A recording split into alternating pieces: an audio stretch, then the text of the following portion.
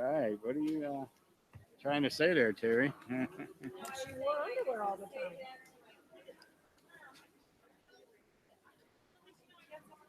It's true, absolutely. There you go.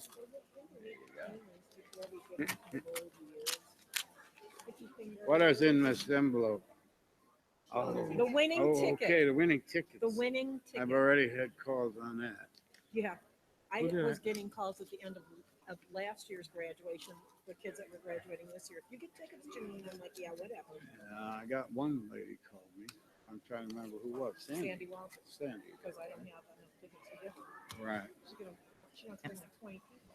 What the hell was that? Well, she's got 5 kids and grandparents and this, that, and the other. She's got. I'm going to ask all board members to please take your seats. Graduating. All of our board members, please take your seats. I got you. I don't even remember who the hell came to mind so long ago. My mother, I guess. I think my mother came. Maybe it was just my mother. My father may have been working. I don't know why I brought this huge thing. I don't need this shit. My jingle when I walk. So I couldn't find my little one. Good evening, everyone.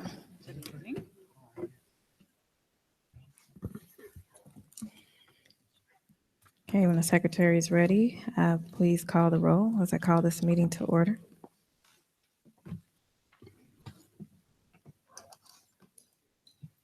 Is that me?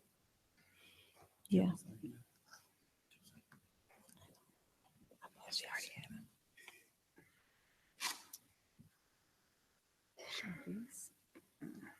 it. She got something.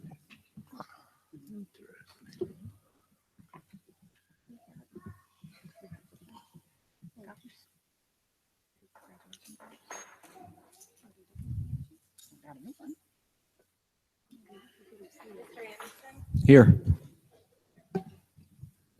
Mrs. Gasparo, Here. Mr. Trey, Here. Mr. Brown, Here. Mrs. Galbraith, Here. Dr. Hall. Here, please stand for the pledge.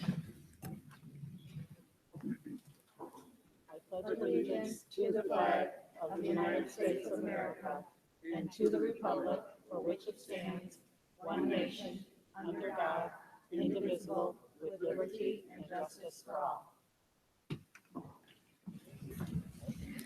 And our mission statement reads, our mission is to ensure that every child is challenged to reach his or her full potential academically, socially, and emotionally as they grow and develop into thoughtful, productive, and contributing members of society.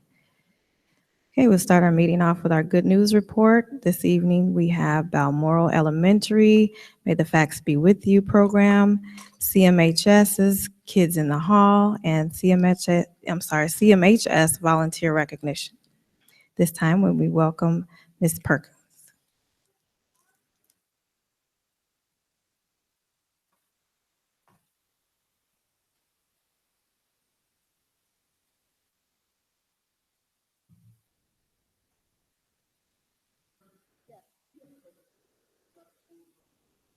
Yes, please. Thank you.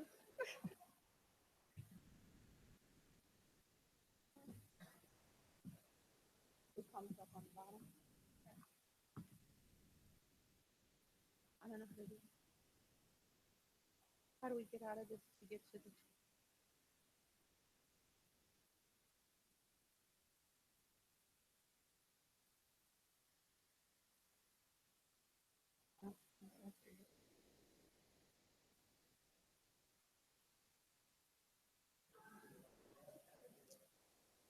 What's that? I know. I'm just trying to say. Is this on? Good evening. Yep, it's on. All right. Good evening, Board of Ed, Central Office staff, Superintendent Cunningham. We want to thank you for this opportunity to showcase Balmoral at the Good News Report. To the Balmoral families and staff, we thank you for coming out this evening.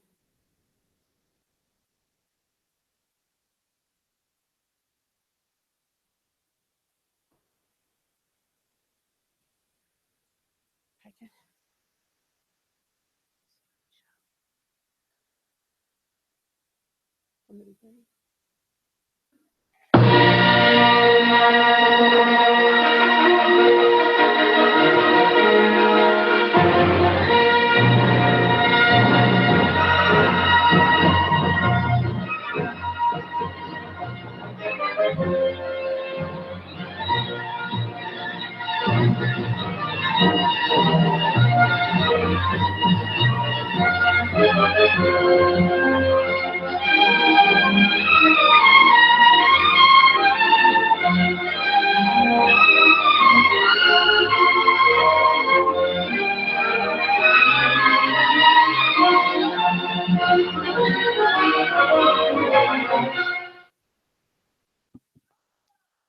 long time ago, in a galaxy not so far away, actually right here in Crete, we were given the charge by the Board of Education and Assistant Superintendent Hirsch to implement the Rocket Math program. And in that program, scholars are expected in grades 1 through 5 to master operations of addition and subtraction and multiplication and division. And with Balmoral, we went through 5 different stages.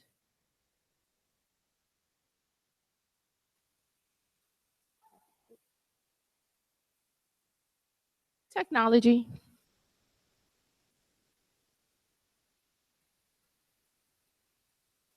So our teachers trained on handling strategies, our scholars practiced, and our families supported, and we even had 5th graders help us grade this work daily. So for the second stage, our scholars practiced in pairs with each other every day. We also had our daily assessments and daily grading. So part of our class value, our core value at Balmoral includes service. So our upper grade scholars were charged with being trained how to help teachers grade Rocket Math. And so 1 or 2 times a week, we had upper grade scholars who would go in and help teachers grade this program to help keep it going. And then for stage 3, we had our acknowledgement and encouragement of our scholars. So as the scholars passed each operation, they got to sign our Wall of Fame. And basically our Wall of Fame is our open windows that look out to our courtyard. And so our scholars got to take the picture, they got to sign with those glass markers. It was kind of a thrill for them. We don't have a single open space left on any of those windows at this point. And at the end of this year, we are projected to have at least 80% of our scholars pass at least 2 operations, so either addition, subtraction, multiplication, or division. And we already have 1st graders on multiplication, which is outstanding.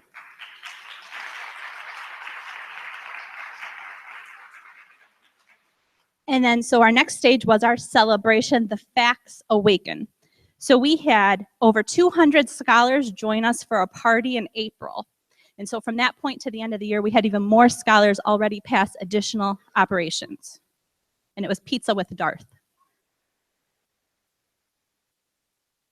And so this program will not end this year. It will continue on. One thing that we will do is that we will review, because we know that we will have some summer slide, especially with scholars having 14 weeks out of school this year. So we want to make sure we capture them and start the program again in the fall. We did implement it until December of last year, so we will definitely implement it in our first month of school. We will set new goals for those scholars. What the program wants is for scholars to be completed by 3rd grade. So by 3rd grade, scholars will be complete, and we will enter 4th and 5th with all of our scholars knowing multiplication and division.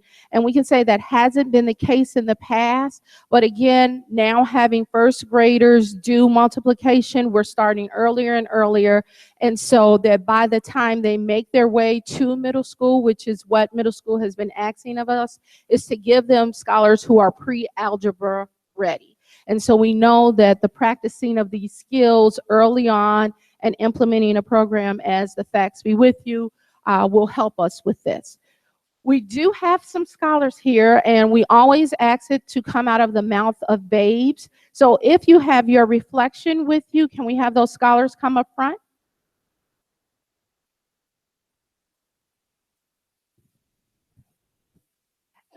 And we asked the scholars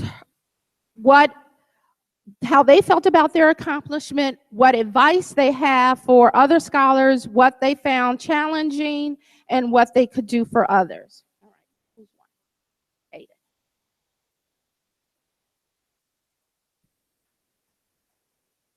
I'm Aiden Bradley, a fifth grade scholar. My advice to scholars who are still working to pass would be to keep focusing. Don't worry about your friends. The best day in life will be when I pass Division 2. Hello, my name is Yuya Chapman. I am a second grade scholar. My advice to scholars is to do their best so they can get on the wall. If you try really hard and practice, you'll make it. I am Alex Trevimir, a first grade scholar. It felt wonderful when I passed. You're number one. I am Casey Chiphammer, a first grade scholar. I would tell scholars to do their best.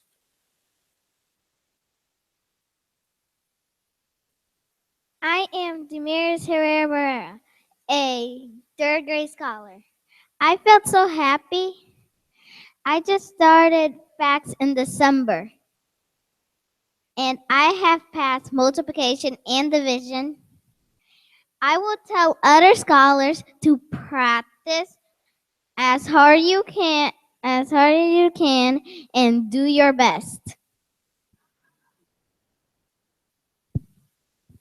I am Michael Lear, fifth grade scholar and student council president. I felt proud even though it took me a long time. I practice math all the time, and practice and hard work will always pay off.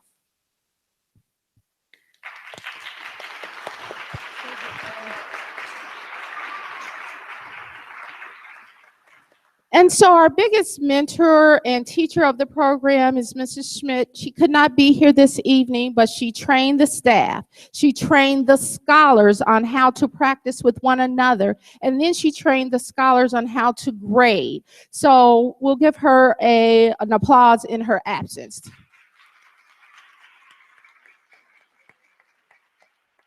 Finally, if you are a scholar of Balmoral and you have not come up front, please stand. Is everyone up here? I'm missing some scholars. I want all of you to take a bow for a job well done.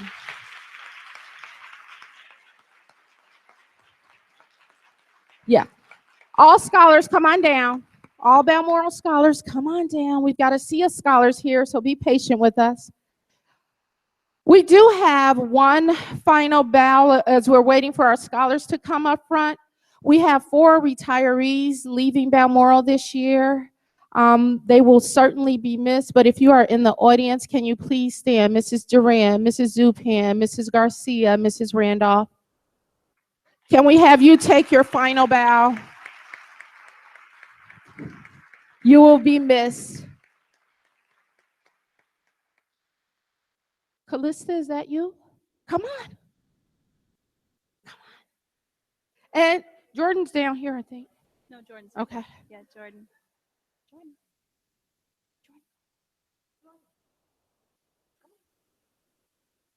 Come on. We got to get a group shot. Come on. We love each other down more. Come on, show it. Come on, scholars. My little scholars, come on down. London, come on down. Skylar. Come on.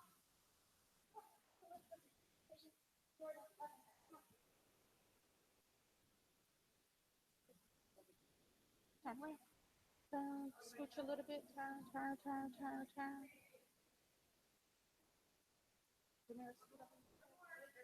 Whoop, whoop. Hi, Charmaine.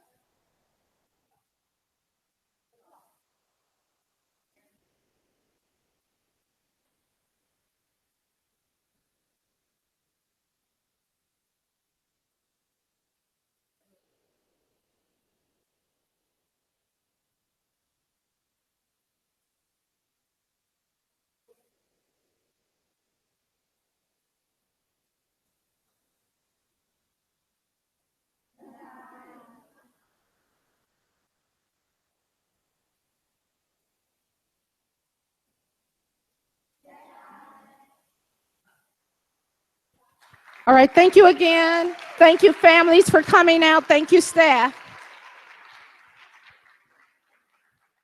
Scholars, we have something for you in the hallway, too.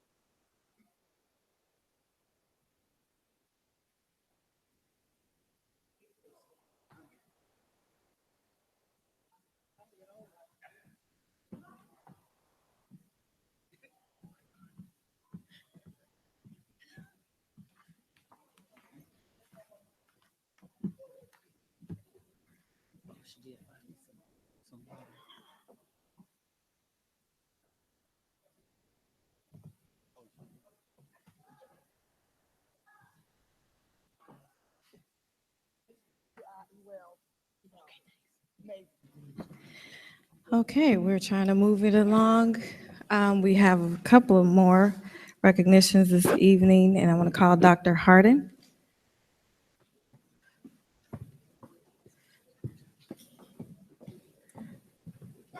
First, let's give Balmoral a round of applause when they leave out. I believe they were half the audience, it looks like. Great job, as always. Dr. Hart. Yes, thank you so much. As you all know, I am the luckiest man in the world because I'm the proud principal of Crete Monee High School. It's amazing to serve this district, especially the students of the district. This evening, I have a couple of presentations I would like to make, a couple of ways to say thank you. So we'll start by calling down some very special students. I call them the kids in the hall, and this will all make sense to you in just a few minutes. Come on down, guys. So we have some students that came to me a while ago and says, Dr. Harden, we have a great school and we really are just tired of some of the negative things that are happening. What can we do? How can we serve? How can we lead? And from that, we've had a lot of discussions, pounds and pounds and pounds of pizza and pop, as we've discussed leadership. And I couldn't necessarily make it happen. And I had a very special volunteer that assisted me. Dr. Hall, can you come down, please? Yes, please. Come on, Dr. Hall. Dr. Hall worked with this group of students every week for the past 7 weeks, meeting with them, talking with them, and doing lots of different things, teaching them about leadership and assisting them to become better. So as Dr. Hall makes her way down, I'm going to have the students introduce themselves, just first and last name really quickly. Hi, I'm Christian Hall. I'm a junior. Hi, I'm Austin Fields. I'm a sophomore. Hi, I'm Deja Roberts, and I'm a freshman. Hi, I'm Lauren Raid, and I'm a sophomore.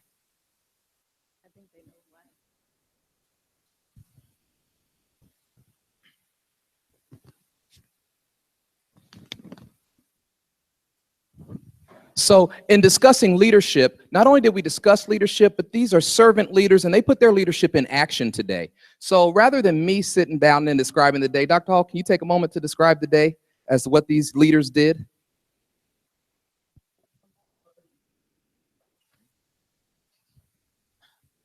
Okay, as Dr. Harden said, for the last 7 weeks, we've come together and not only have we learned about different qualities in leaders and different types of leaders, but we also wanted to give back to the community because we learned that leaders give back. So today we went to MEC and we learned about the different students there and their disabilities and what different struggles they have.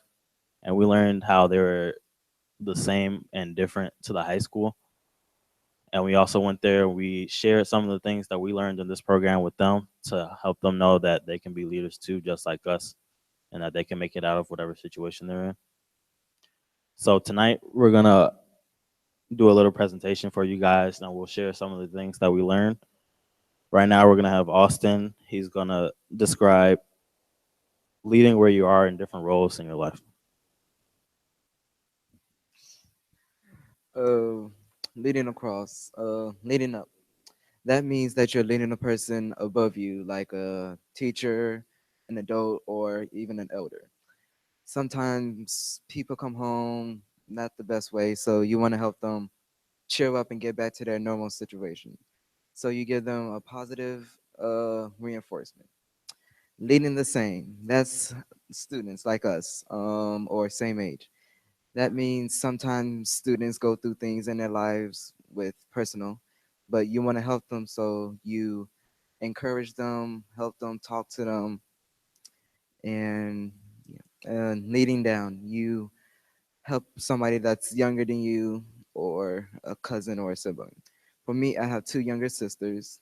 Sometimes they don't do the right stuff, so I lead them to make them do the right stuff. Don't make them do bad choices. All right, thank you, Austin. Now we're gonna have Deja and Lauren, and they're gonna talk about different characteristics that leaders should have. Honesty means like it's the quality or effect of being honest, like truthful. And what it does for us as a student, it means you have to be honest about your homework, your classwork, even about the bad things that happen. Um, it plays a big part in our community, even though we tend to ignore this side. Um, also helps you become have more fun, more choices, and better understanding in the world. I'm going to talk about being well-rounded and flexible. So to be a well-rounded person, you have to be skilled in various areas. You can't just know how to do one thing and not another. And to be flexible, it means that you can't just be stuck to routine. You have to be able to move around when you need to, and be in that area right when somebody needs you, and handle the situations accordingly.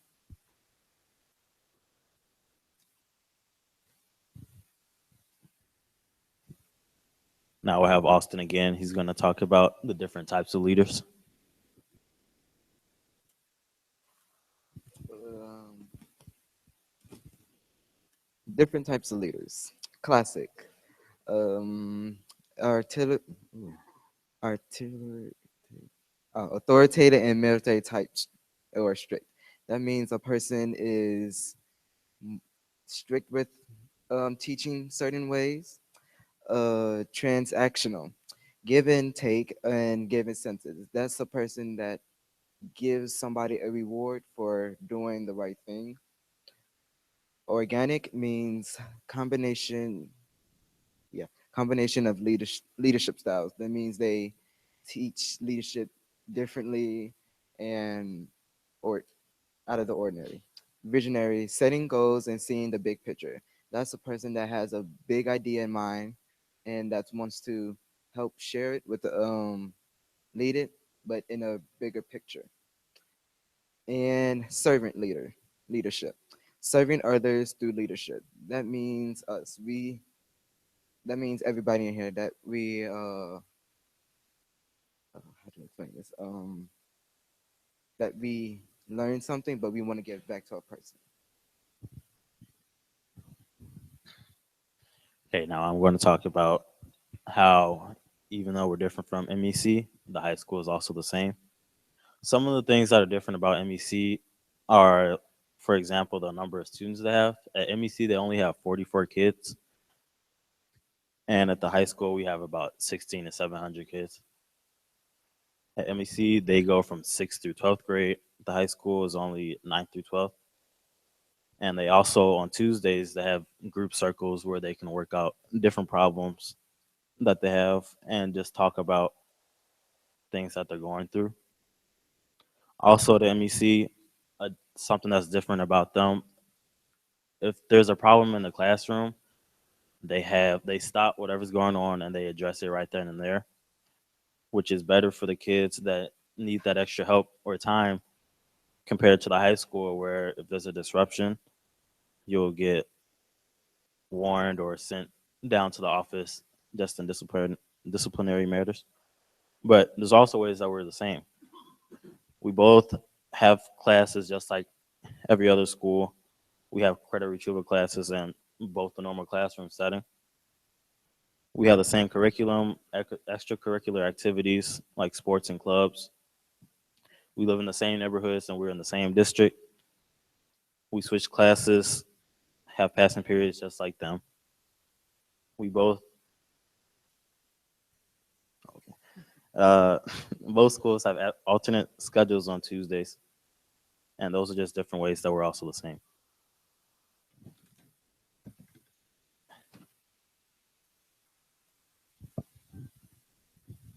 Just as a reminder of the different types of leaders, we all made bookmarks to give to the board members.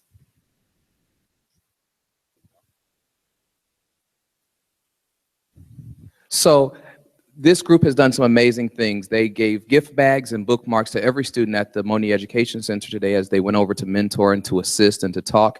They gave bookmarks and a small gift to all of the superintendent and the superintendent's cabinet. And now they're sharing those same bookmarks of leadership styles with the entire Board of Education, just as a reminder. Students, I just want to look you in the face and say, I appreciate you for your leadership and everything that you've done. Deja, I appreciate you. Austin up there, I appreciate you. And we all appreciate you. And you're making a difference. And we're going to keep this thing going. So please, please give it up for the kids in the hall. Thank you guys so much. Thank you, Christian. I appreciate you.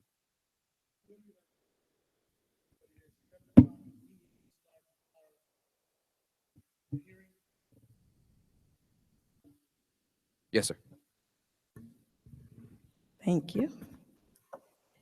Okay, the next agenda item for the Board of Education is a public hearing to receive public comments on the proposal to sell $15.5 million of funding bonds. The reason for the proposed issuance is to pay claims against the district.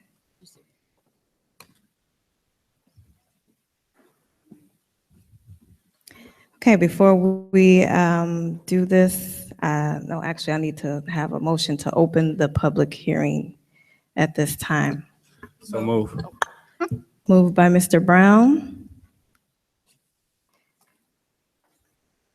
Second.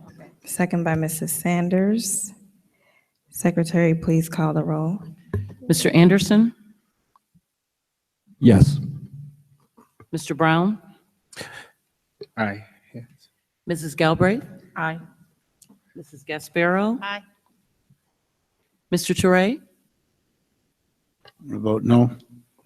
Secretary's aye. Dr. Hall?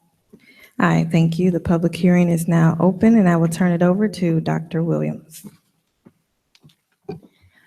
Dr. Hall, if I might ask if each of the board members could bring their laptops back. There is a document that is loaded onto Board Book, but it's not on the version that you're looking at because we loaded it earlier. So if we can have those just back here so that you're looking at the most updated information that the public sees as well. We can have Donald come and do that for us while you're doing the public hearing. If we can just have everybody bring their laptops just back here. You need us to close it? Just bring them back there, okay? Thank you. Just unplug them and bring them back. Thanks. And Donald, if you could come up here and help me, that would be great. To him?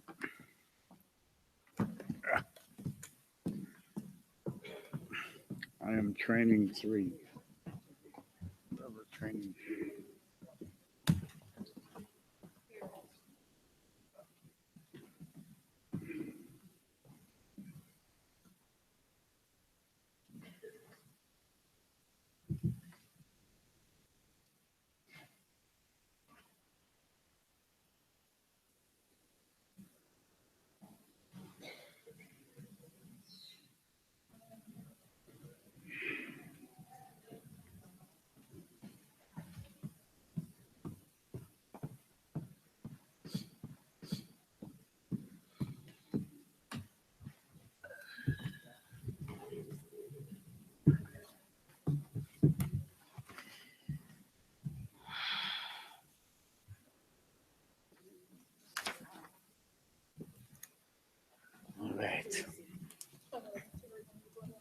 All right, I have no idea what's going on. here we go. Next, I'm close. where do you make this motion?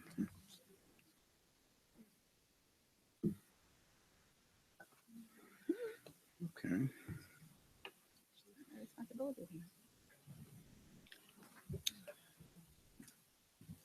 Okay.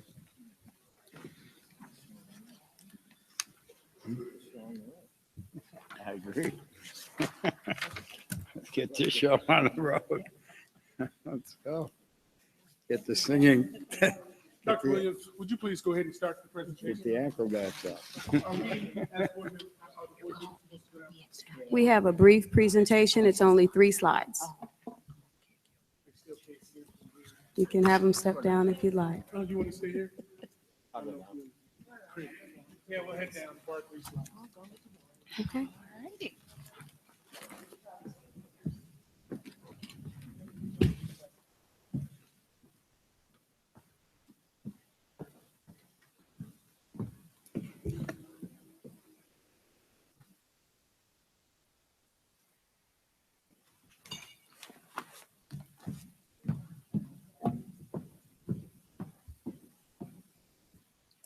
Good evening again. As Dr. Hall stated, the purpose of this hearing is to offer the public an opportunity to present comments relating to the proposed bond issue.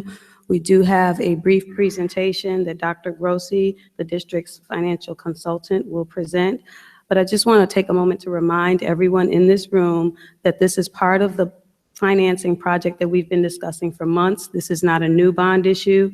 This is the same $15.5 million that we've been discussing at finance meetings and board meetings dating back to, I want to say, November of last year. Dr. Grossi will give a brief overview, and after that, we will take any questions that you have. Dr. Grossi?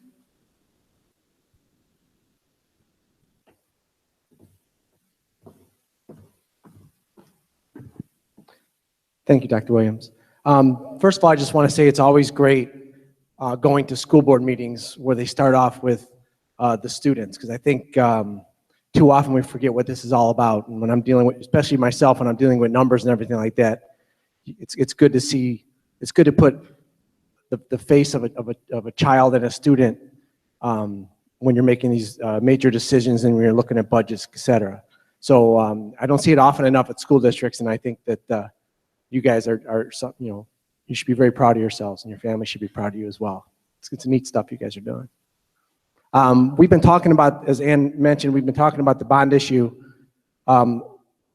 at several different finance committee meetings, several different board meetings. So this is just a really brief summary of what this is about. The first slide references the financial condition of the district as one of the reasons why the district is proceeding to borrow money to pay for the capital projects rather than using fund balances. And we've went over this again at prior meetings, but you could see that the blue bars represent what fund balances are projected to be over the next 5 years, assuming that the district borrows the money and uses the $15.5 million to pay for the renovation of the middle school. Whereas the red bars represent what would be the projected fund balances of the district if the district uses fund balance reserves rather than the bond issue to pay for these capital projects. And part of the justification for the bond issue was to ensure that the district have healthy fund balances or sufficient fund balances for at least the next 5 years. The second chart, as I actually merged the two graphs together, this blue line represents what the debt service is of the district currently. So you could see that, right, and this is the impact on a $150,000 home, estimated impact. So you could see that back in 2014, the average $150,000 homeowner was paying about $900, a little over $900 in taxes for the portion of the debt, portion of their bill related to Crete's debt. And you can see that number currently, again, blue does not include this current bond issue, shows that the debt annual increase will jump to about $1,200, a little over $1,200 by 2024, and then the district would be projected to be down to zero in 2025. The red bar represents what the tax levy will be for bonds after this bond issue and after a slight restructuring of the old debt. And you could see that what the structure of this debt is such that the debt service would be level from its 2014 levels all the way through 2025. And then it would decrease significantly, but would be slightly higher than it had the district not issued the bonds at all. So these are the two impacts. So in summary, first of all, if the district utilizes fund balance reserves rather than these bond proceeds to pay for the middle school addition, the district would be projected to run out of fund balances sometime in the fall of 2019. Second, the district's, and this is an important one, the district's future financial condition is significantly linked to legislative action being considered in Springfield, either positively or negatively. This uncertainty furthers the case for preserving fund balances through the issuance of these bonds. All school districts are being advised, even by the State Board of Education, to be cautious of what's going to happen in Springfield, be cautious of the fact that there's not a budget, and be cautious of the fact that there's legislation that could adversely impact schools, including things such as real estate tax freezes and shifting pension costs. So, so the thought process of many school districts is it's prudent to take action similar to what this district is doing to preserve fund balances until this uncertainty is alleviated. And third, the issuance of these bonds, combined with the restructuring of prior debt, will stabilize annual debt payments that would have otherwise increased through 2024 and will modestly increase debt payments thereafter. So that's basically a summary of what this is all about. This is a continuation of the financing plan that started back in November, with the net impact of the district receiving about $15.5 million in bond proceeds to pay for the capital projects and saving existing fund balances to pay for current operations of the school district. And that's all I have. Thank you.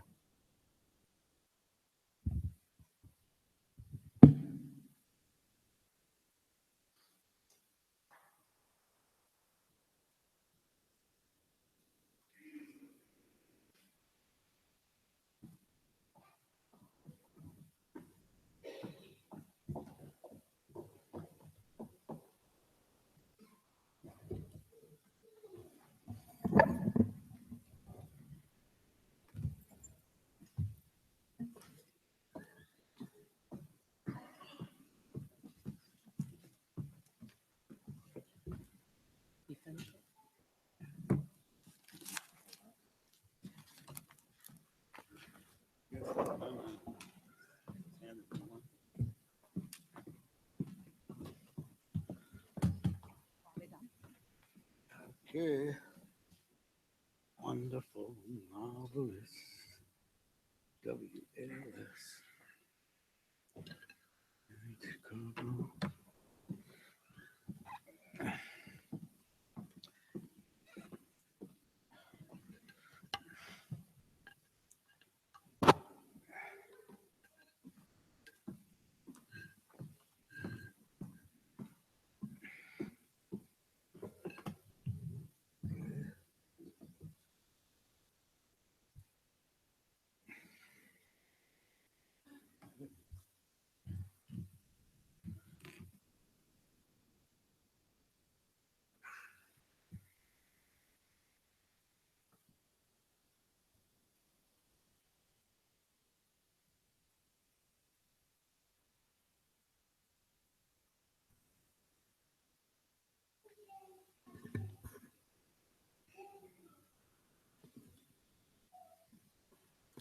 Okay, we're waiting for the board members to return.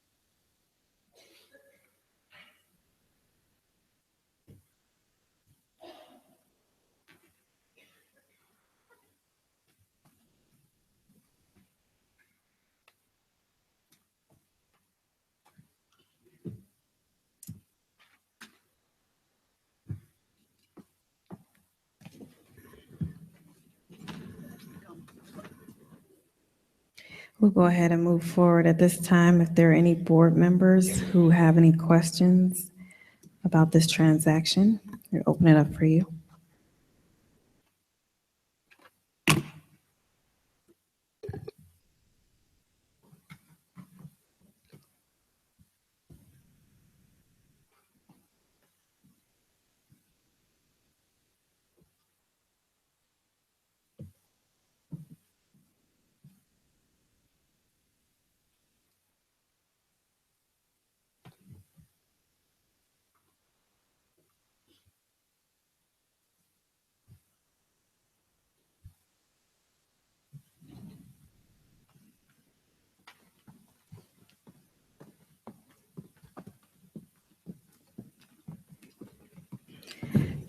Okay, I have polled the board members and no one has any questions, so I'll open it up at this time for the public.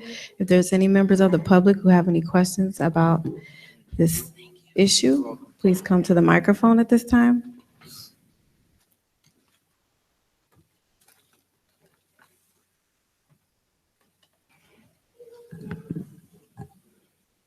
Any comments and question on the sale of the bonds?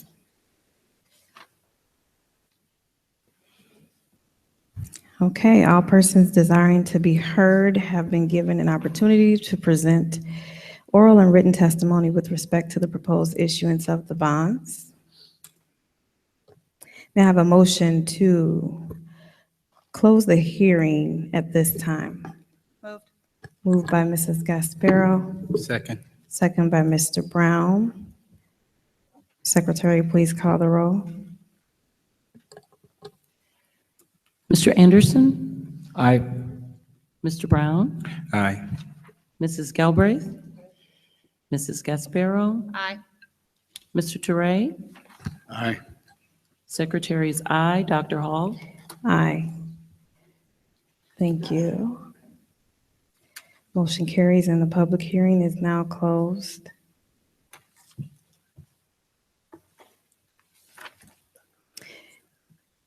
Okay, as promised, we will go back to our good news for Dr. Harden to wrap it up.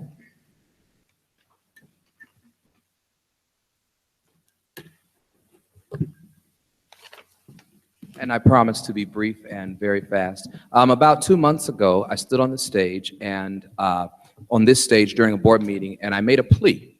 And that plea was rather than people saying negative things about this school or any other school, I said, why don't you come be involved? There's so many things that can happen, so many things that you can do, so many opportunities to lead and volunteer. And I had a few people step up, and I want to acknowledge those people, those that are here in the crowd today or on the stage. And I just want to say from me, on behalf of this school, I want to say thank you. So first, I'm going to say to Dr. Hall, I really appreciate it. This is just from the principal to you, a community member. We asked and you provided. Thank you for what you've done with the kids in the hall.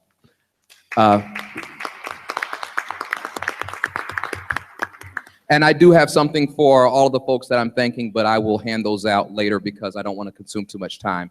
Mrs. Sanders, I just wanted to say thank you on behalf of the school. I just asked for help, and you were there to assist. What you did with Young Women's Empowerment was absolutely amazing.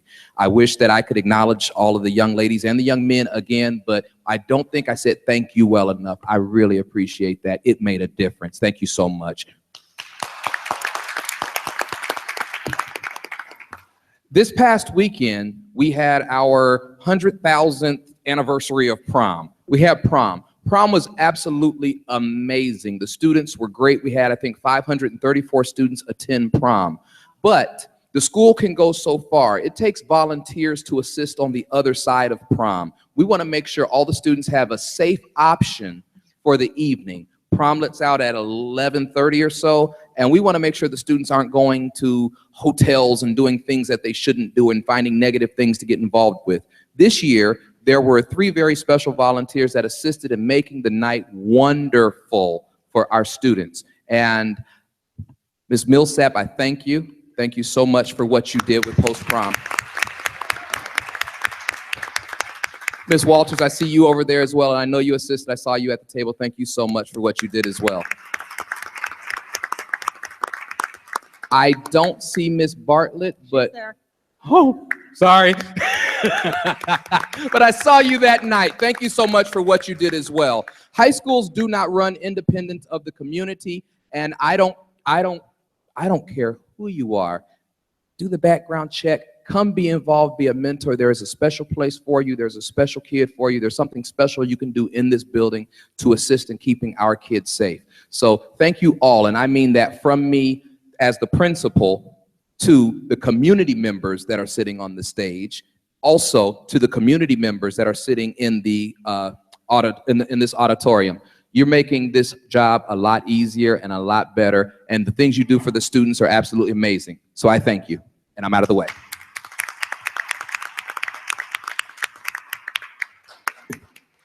Thank you, Dr. Harden. I know we normally give the board members an opportunity to comment on our good news, so I want to do that at this time if any board members would like to make any comments. Start. Congratulations to all the scholars at Balmoral. I know that's a huge accomplishment when they finally learn their addition and subtraction for the little ones, and then as they get older, their multiplication and division. So great job. And to the high school students, kudos to you for wanting to do something to make a positive change for your school. That's the first step in leadership, and that's just fabulous. Thank you very much. Go in line. We're going in line? Okay. Yes, again, kudos to you guys. Just tremendous. As Dr. Harden said, I totally agree. You cannot do the work of encouraging and empowering young people unless you get in the trenches. So to all the parents who support all of the students throughout the school district, but Balmoral, I'm telling you, going over to your school is just a real treat. We were there, a couple of weeks ago when you guys were cheering on Laquan, and it was just world class. And I was telling Jennifer, and I also mentioned it to Principal Perkins, that when you speak positivity into young people, like the fact that she calls them scholars, once you believe a thing, you can truly achieve it. So I'm just honored to have been in your building on several occasions, both of you guys, Ms. Van Kijken, and I said it right. But just the things that you guys are doing there. I said to Jennifer, I student taught at Mohawk one year, and I have 5th graders, and they could not do multiplication. So it is a tremendous task to have heard your young people accomplished in their multiplication and division. So great job, and kudos to you guys. Young leaders, it starts with you. That foundation starts right now in your high school. I've told the story several times before. I know a young lady from Rich Central. Is it Central, Dr. Hall? She was east of a young student who was a board member at the very same age as you guys. The state law allows it. And so you may aspire to do this volunteer work one day, but whatever you do, continue being a great leader. And we commend you for the excellent effort and examples that you guys have shown. Thanks. Yeah, I do want to thank each and every one of you who participated in all of these endeavors. And in order to become a leader, you have to first become a servant. And that's what I saw here. So thank my colleagues and thank all of the community that represented all of these endeavors as well. So keep up the good work. It's good to hear good news. We have our level of bad press. So to hear the good news is very refreshing. So thank you. Keep it up.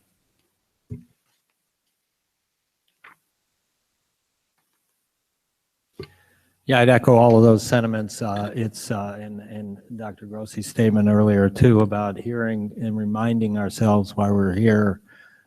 These were both good reminders. And Ms. Perkins, Dr. Harden, all the students. I see a lot of caring and a lot of passion about our schools here, and a commitment to make things better. And I appreciate it. Thank you.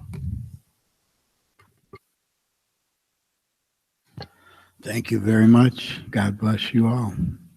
It was a wonderful presentation, and I appreciate it very much. There's nothing will take the place of a good education. Nothing. It opens, it's the key that opens every door for your future. So go for it. Go for it with, I'll use a word from the past, gusto. Some of you may remember, most of you probably don't, but go for it with gusto. And I look forward to you guys being the future leaders of America. Thank you very much. I also want to thank you all. Balmoral, I saw the spirit in those kids when I was there for Laquan Day, and what they're learning is amazing, walking through that school and seeing how hard they're working. Thank you very much, because Mike's right. Education is the key. And to our student leaders, keep up the good work and encourage others to follow in your footsteps, because we need every one of you. And to our parent volunteers, you're the best. Without you, where would we be? We can't do it alone. So from the bottom of my heart, thank you to all of you who get in there in the trenches every day, helping out with our scholars, our kids, our special programs. It really, really is noticed by myself, and I think all of the board each and every day. Thank you.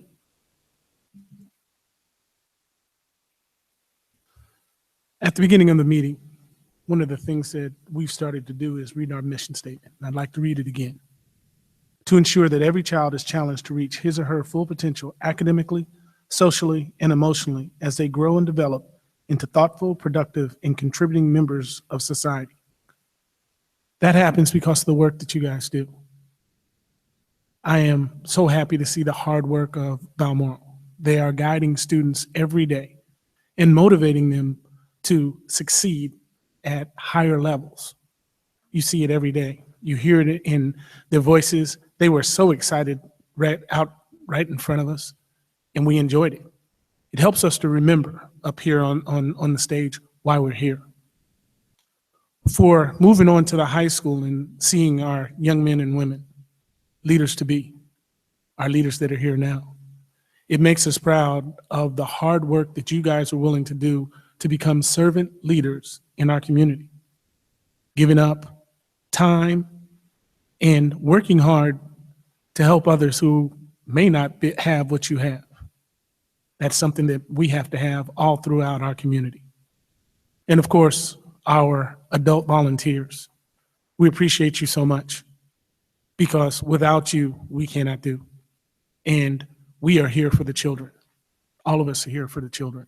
And we appreciate you being here right next to us, making sure that they're successful. Thank you. As our superintendent stated in our mission statement, there's a lot of things that we must commit to when we sit in these seats, and the biggest of those are the academic success of our students. So it's always exciting to see what our buildings are doing. And I was just telling him the other day, I'm like, I want to see more kids at the board meetings, because that gives us an opportunity.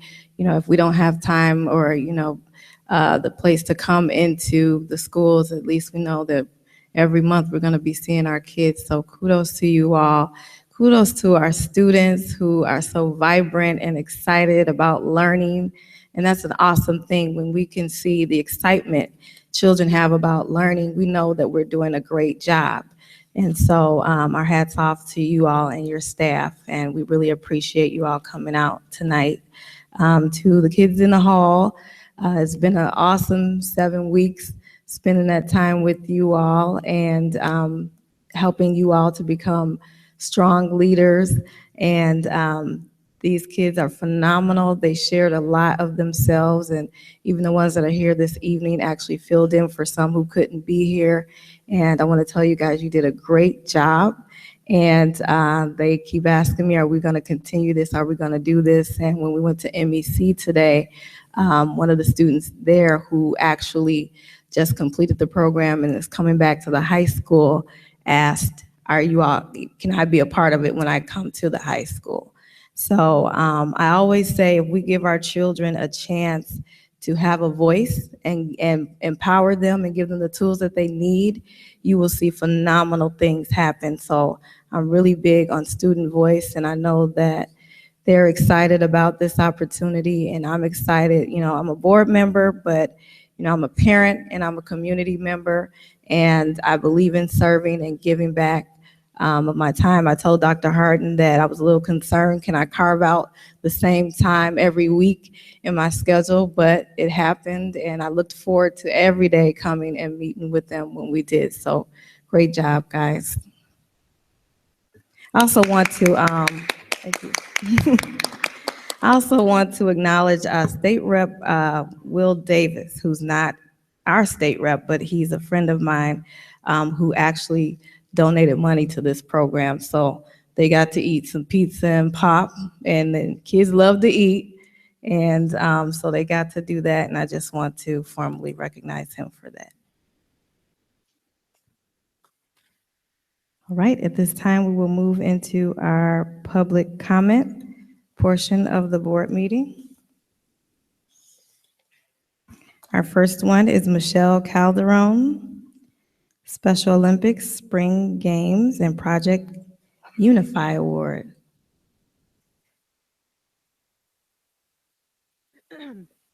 Good evening, members of the board. I'm here tonight to kind of update you on our Special Olympics program and our Young Athletes program and our Spring Games that took place on May 7th.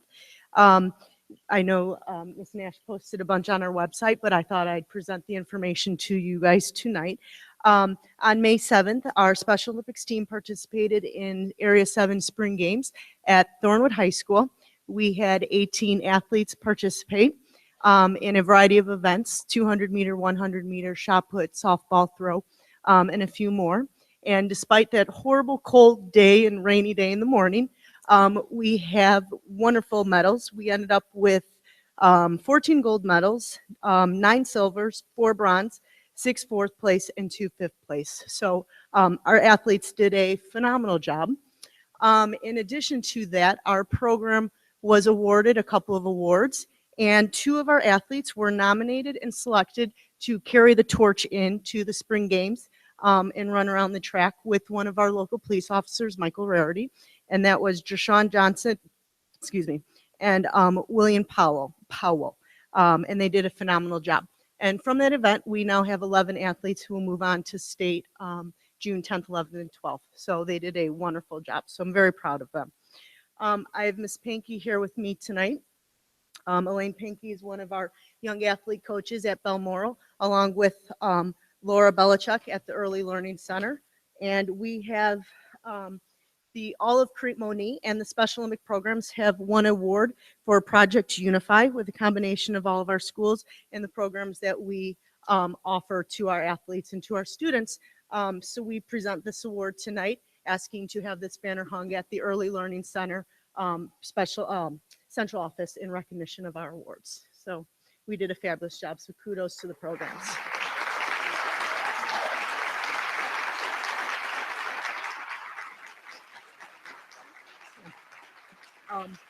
I will pass the banner on to Kelly Chesta, the principal at the Early Learning Center, have her put in a work order to have the banner hung at the central office, if that's okay.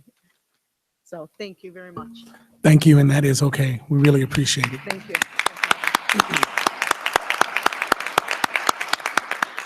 And I just want to say Michelle is awesome with the kids. I mean, she really inspires them. So she is just fabulous. It's really remarkable to see her in action. So if you ever get a chance to come out and see her, she's going to state next month with the kids down at ISU. If anyone has a Saturday afternoon, go spend a day. she's just incredible with them. Yes. And to add to that, our Young Athletes program is kicking off this Thursday at either Heritage Park or the Early Learning Center gym, depending on the weather, where they get to show off their talent, both our Balmoral students and our Early Learning Center students, with Miss Pinky and Laura Belichick at the Early Learning Center. So thank you. I appreciate it. Thank you. Wonderful, wonderful news. Next, we have Carol Millsat, clarifying the role of the board president. Does the board president have more power over other board members?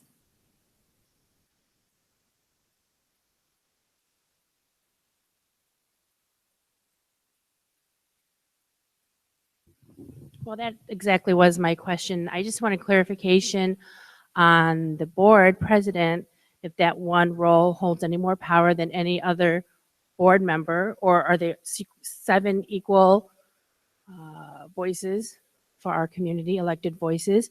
So I just wanted some clarification on that, and I look forward to your response via email, and I like to compare it to what the regional superintendent has responded to me. And one last comment, I just wanted to say, let's get this fair contract going for these deserving people that are in the audience and elsewhere. Thank you. Thank you.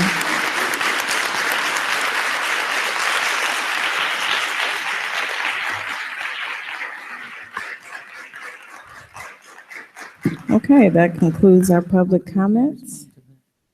And next we'll have True, does the board president have any more power?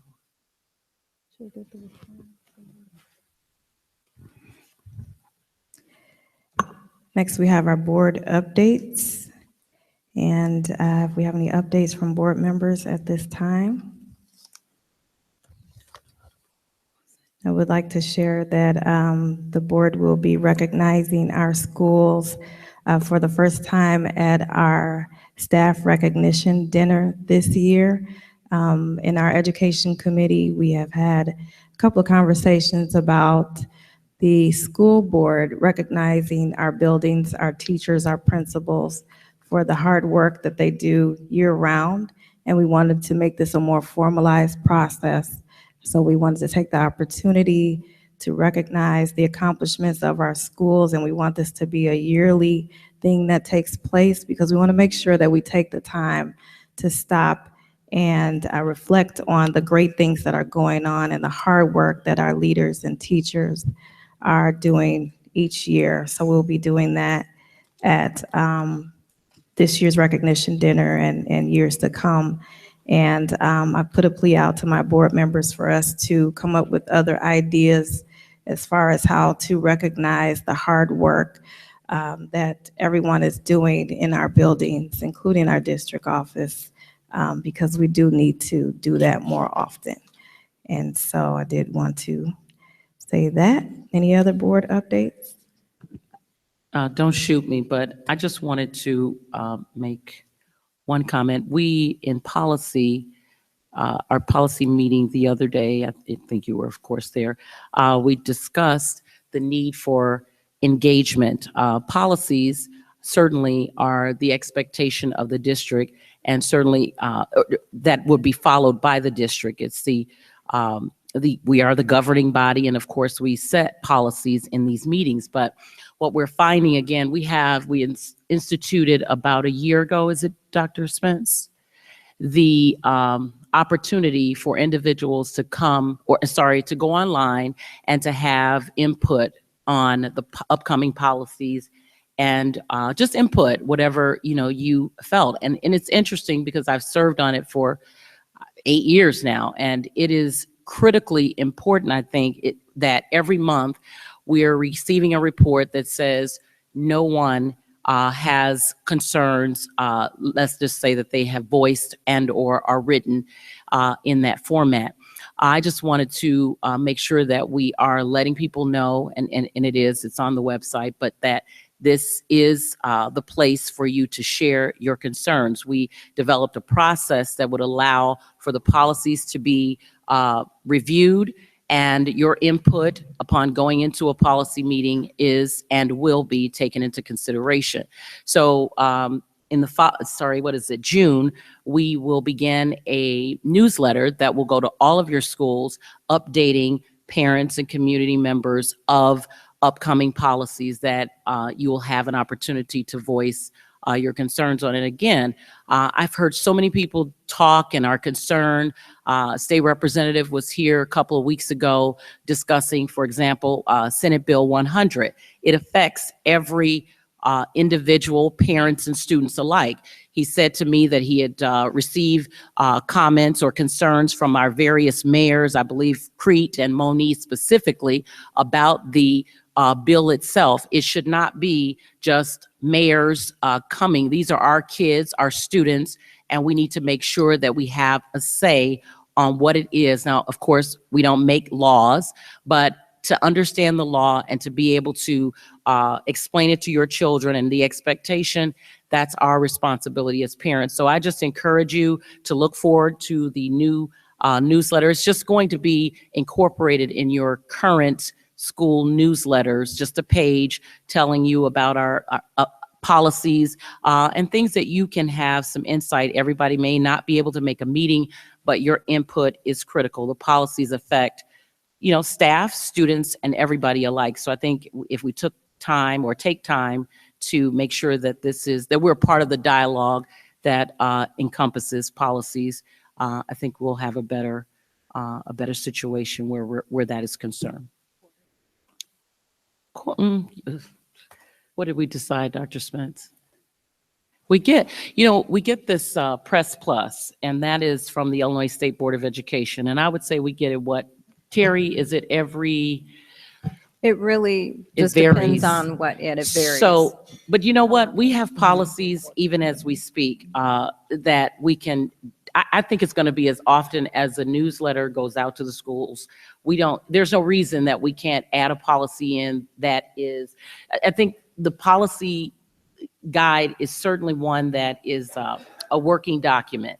And many people don't understand policies. I think even when we talk about fighting and all of that, a lot of parents and students, and for that matter, we've learned in some of these meetings, teachers have different ideas, but all of it, and no one's sitting down to read the actual policy binder, but it is what we're guided by, and we need to be managing those expectations. So I think monthly or as often as the Right. schools distribute a newsletter is as often as we're going to At issue. minimum quarterly, but it could be monthly. Yeah.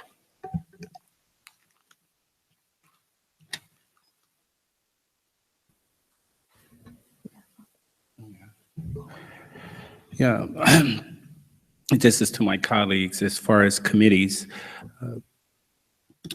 With the Finance Committee, I'm seeing quite a few things that is being asked to be voted on regarding finance, but the eyes of the Finance Committee have not seen such requirements. So I do ask that when it comes to finance, I know there's some double dipping, so to speak, with different other committee entities. I do ask our committee chairs to really review the documents when it's regarding finance, that the Finance Committee actually have an opportunity to review such financial requests.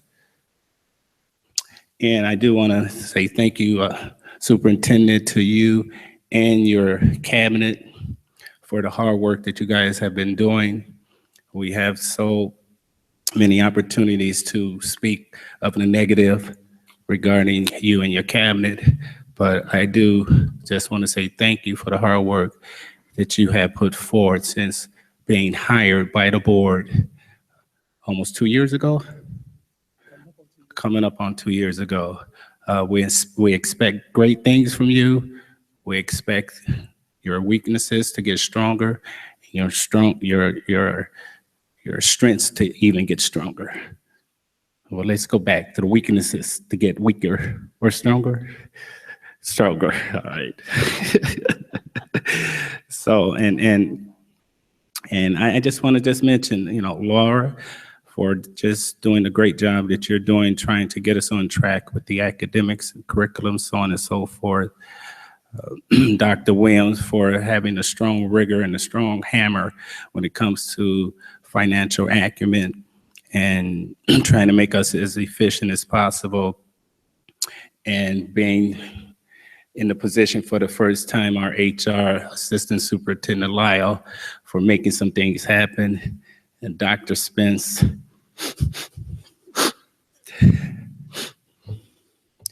We're gonna miss you. Excellent job that you have done. And Terry, we couldn't do things without you. You are the meat to this whole body. Keep doing what you're doing. This wasn't a formal recognition, but I just felt compelled to acknowledge you guys. So keep doing what you're doing on those positive things, okay? Thank you. Thank you, sir. I'd also like to mention, we have been, me along with the superintendent's office, attempting to get our board members together to try something new with our committees.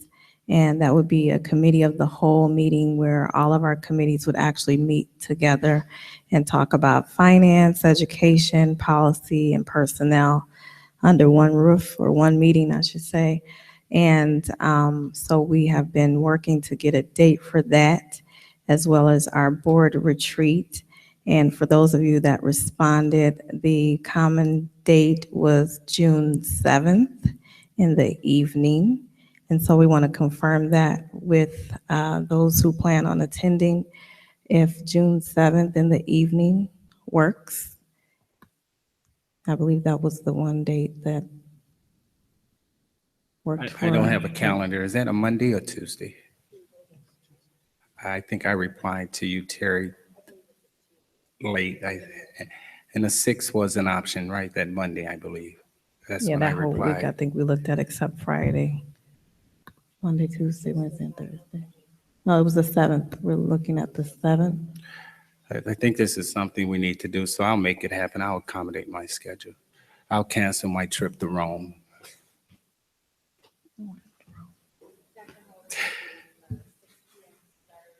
Well, this is what I'm proposing. So we want to try the committee of the whole and basically try it out, and looking at, some brief updates.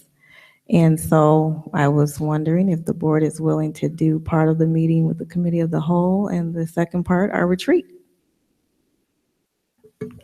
Go ahead and try to knock that out.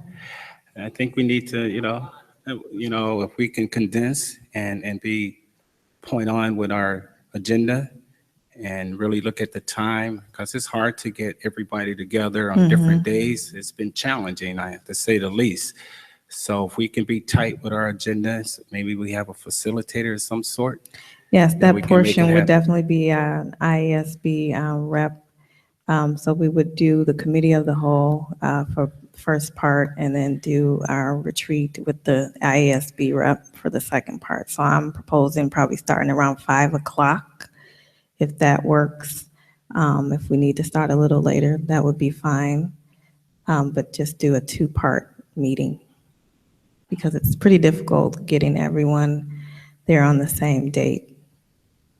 Want to make sure that we're able to get all of the material in that we need, because our committee meetings tend to go on for a little bit.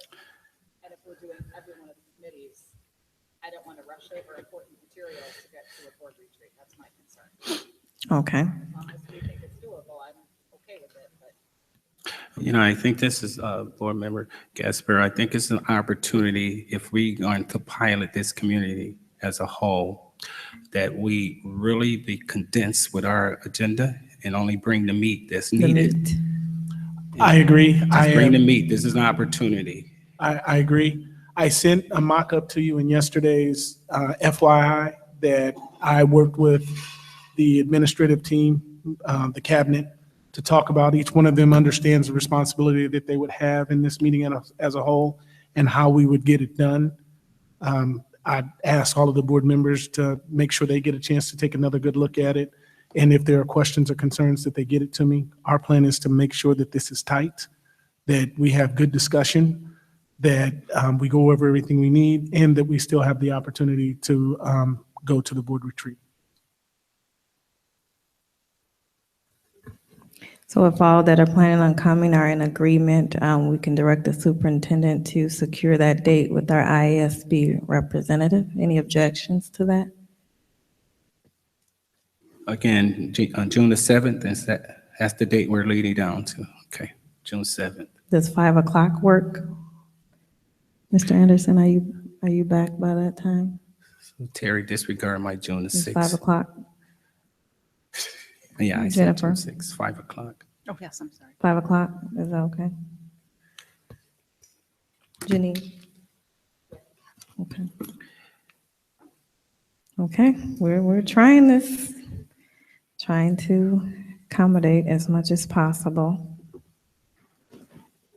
Lastly, I do want to talk to the board briefly and share some concerns that I've received as far as us requesting information from administrators.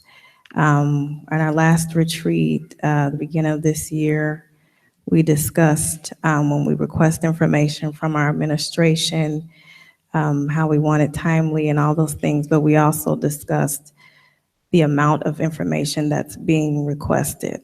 And I believe recently, information has been requested that's not necessarily in regards to a board decision or a board vote. And I don't know if Mr. Cunningham wants to speak directly to it, but he shared some concern with me that his staff has shared with him regarding requests that are requiring a lot of time and effort. And we want to hold our administrators accountable, but at the same time, we want to make sure that they have the time to do their jobs and do it well. And we don't want them to feel overwhelmed to the point where now we need to bring it to the board president. So I don't know, Mr. Cunningham, if you want to. I'll address it real quickly. I just made a quick statement to address to the board. My administrative team and I are here to run the daily work of the district. We'll do all we can to inform you and get you the requested information. But individual requests of information that go above the level of FOIA will be brought to the Board of Education. As a board, you can request that the district office do research, develop programs, and investigate concerns. But as individual board members, you only have the rights to information at the FOIA level. If you make a request that is above the FOIA level, my administrators are instructed to send it to me, and I will ensure that the request is discussed in the new business portion, and the pleasure of the board will determine the direction. Please understand, we will do all we can to serve you, and your requests are very important to us. But we must have guidelines to request for information. Thank you so much for your understanding. You know, Dr. Hall and Superintendent Cunningham, you know, I have been guilty, especially in my first few years and learning the position as a board member, and still learning. There's still a lot of things I need to learn, and I'm in the position and want to learn. So I have been guilty in requesting information from the administrators, and sometimes I'm in a silo and only think it's just me and not considering the board members in totality. So I apologize for coming at you and probably your predecessor asking for information that was not considered reasonable. So I'm going to make every effort I could to allow you to do your job, but yet try to obtain the necessary answer that I need. It's a balancing act. It is, and we are dedicated to getting you guys the information. The point is that if it's above the FOIA level, we just want to bring it to the board. And if the board has, once that information out and in your hands, we'll make sure we get it to you as timely, as quickly as possible. I would just like to address one thing on this. I do send requests, but they're normally follow-up requests because there's been a broad statement made, and you'll follow up with it, and we never hear a follow-up. And then we start getting emails and phone calls from teachers, community, whatever, saying, is this going to be fixed? Is this problem being addressed? And we haven't gotten an update. So I think part of the problem here is that there's an issue that begins and there's no end to us, and we don't know what's going on, and people are telling us it's not fixed, I can't do my job, my child can't do this, whatever, and we're not getting updates to some of these major things that are happening. I'll say, well, Mr. Cunningham can answer that, but I wasn't referring to updates. I'm referring to wanting to request documents that don't exist or lists or whatever that don't exist, and it's an astronomical amount of work involved. So as far as updates, that's not what I was referring to, but I would like to say, as far as the administration, I know that, efforts are being made to keep us in the loop. We receive a weekly FYI, and I think I've shared this before. We are getting a lot more information than what we were getting with previous administration. Not saying that, we'll pat anyone on the back for that, but it does deserve recognition, and we are being kept informed in ways that we weren't before. So I believe that our administration does a decent job with keeping us informed and getting information to us. It's just the ones that, the requests that go above and beyond, and, people having to do major research and figure out this, and that, and it has nothing to do with a board vote or a board decision that needs to be made. And I don't like it when we have employees who are feeling overwhelmed and stressed out because they have to continuously meet the request of one board member or two or whatever. And we agreed, if that's the case, this needs to come to the board, and the board decides if we want to go that far with something. I'm just asking the board members to keep this in mind. We don't want to overstress our employees, and we don't want anyone to feel like, they're boggled down with what the board is requesting. And that's what I'm referring to, or a board member. Mr. Cunningham, I would like you to please respectfully request that you send me a chapter and verse on what you just said from our attorneys, that information can't be above the FOIA level. Whatever statute in Illinois code, school code, covers that, or our policy or whatever. I would like to see it in writing to understand it better and see where you're coming from with this statement that you just made to me. So please, if you would, provide that for me in writing. If we can provide it for the whole board, if that's their pleasure. I would like to see where that's coming from and what basis in the law that it says we can't ask for A, B, C, or D, and it has to be at the FOIA level or below. Can you have that for me, please? If that is the pleasure of the board, I'd be glad to make sure I take care of that. It's my pleasure. I'm a board member here, and I would like to have that information so that I can see it. That's all. You made a statement. You said we can't do this. Just show me in writing where it says in the law we can't do this. I will be more than happy to abide by the law. Again, that is work that is above the FOIA-able level because we don't keep that data. But if the board would like me to do that, I'm happy to do it. Was I not clear? I just wanted in writing that says I can't ask for whatever above the FOIA level, where it says that in school code, that as an elected official and a school board member, that I can't ask an administrator for something above the FOIA level. If you could just show me that in school code or a letter from our attorney that quotes school code that says we cannot do this, or none of us can do this, I'll be more than happy to abide by that law. But I just find this pretty astonishing. So I would like to see that in writing, and then I will be more than happy to abide by the law. I think the clarity with this, Mr. Teray, and I don't know if that exists, but, Mr. Cunningham, you can deal with that. Basically, the law states that board members have to be provided with information that will help them to do their duties and to vote and basically to perform their duties as board members. That's what the law says.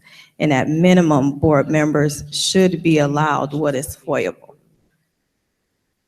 Now, if there's a specific statute or, whatever, Mr. Cunningham, if you were referring to one, I'm not sure if you were, but you can address it. I would just only add, Mr. Teray, for reference at least, in the years that I've served, again, I was told by the predecessor, Mr. Cunningham's predecessor, rather, again, there were several occasions where I asked for information and was told, again, the same. I think this term, the pleasure of the board, is disconcerting to some, but it's a common practice or common statement, evidently, and that has been given to me on many occasions. And on many occasions, I have FOIA'd information that I wanted to receive with no problem in doing it, whether you wanted to give the information or not, because when you talk about from an individual level, some board members, and I do recall several occasions, people didn't want to hear, other board members didn't want to receive the information that I was seeking.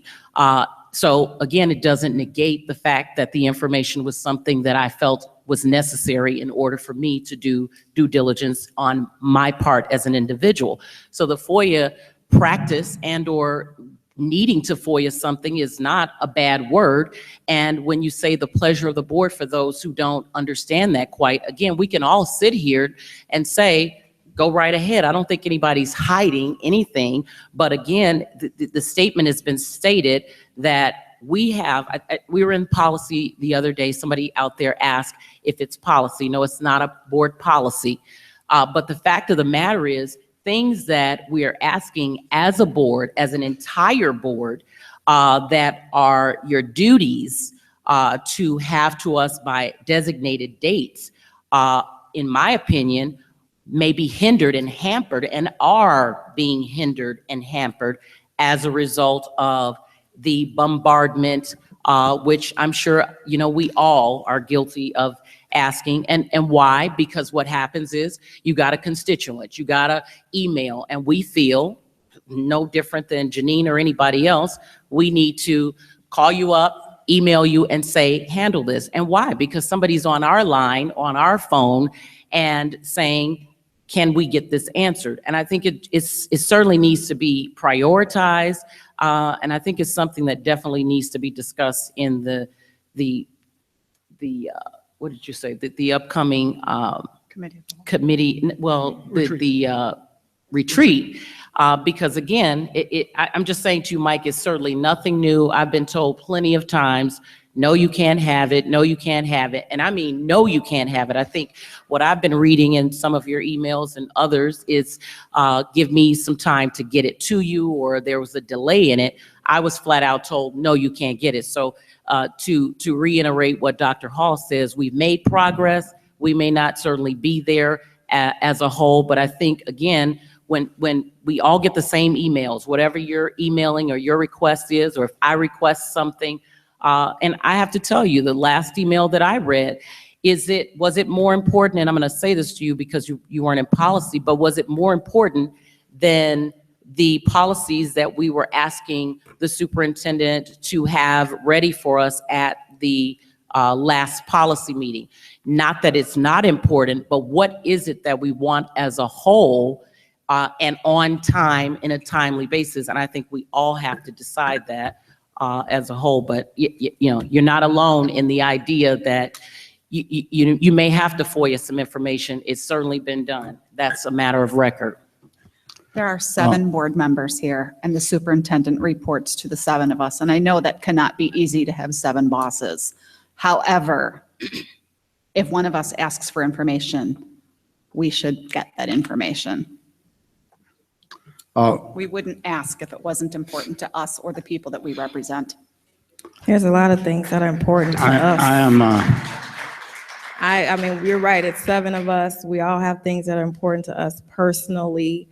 Our job is to do our job as a board member and represent this district. So again, if we're making these astronomical requests that have nothing to do with a board vote or a board decision, it's not about what I personally want. It's about what we have employed these people to give us. That's the bottom line. The bottom line for me is, and let me make this as clear as I can, if you're going to quote the law, either you, Dr. Hall, or Mr. Cunningham, and you're going to say the law says this or that, show me the law.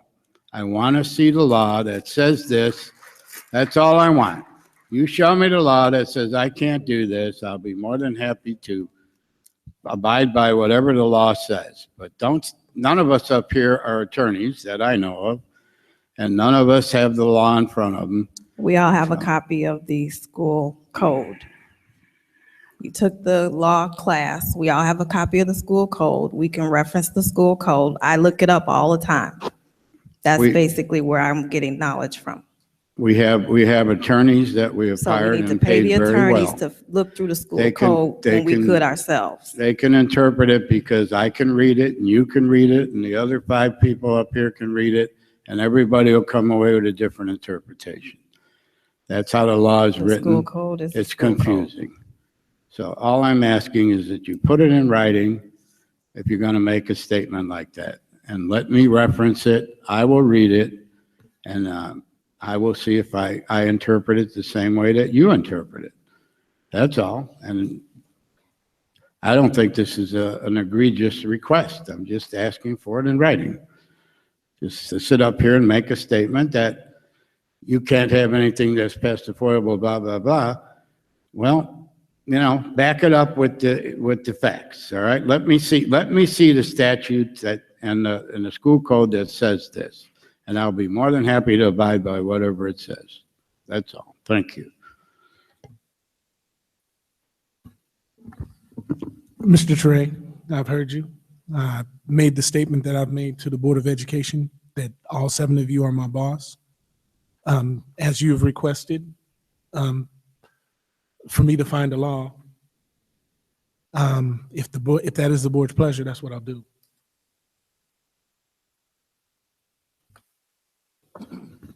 Can we get board member feedback? Anything he needs to have in writing that explains or clarifies, I don't have a problem with that.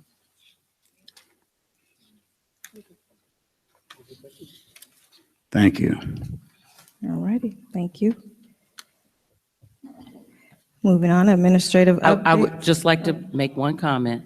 Go ahead. Once, and I think it's very important because I think we have a committee of the people that have an interest in this. Once this is given, I would like for it, whether it be you, Mr. Teray, or you guys, put this information out because it's always deemed that we're, you know, again, I think it's one thing about FOIAs and the discussion in general. The information doesn't seem to get back. Even this question concerning whether, we've said it several times, there's 7 board members. You have 7, not individual bosses, but 7 bosses. Absolutely. No one person, including the board president, Absolutely. including this so-called leadership, secretaries, be it vice presidents, none of us have any more authority than the next person. That's just, it isn't anywhere.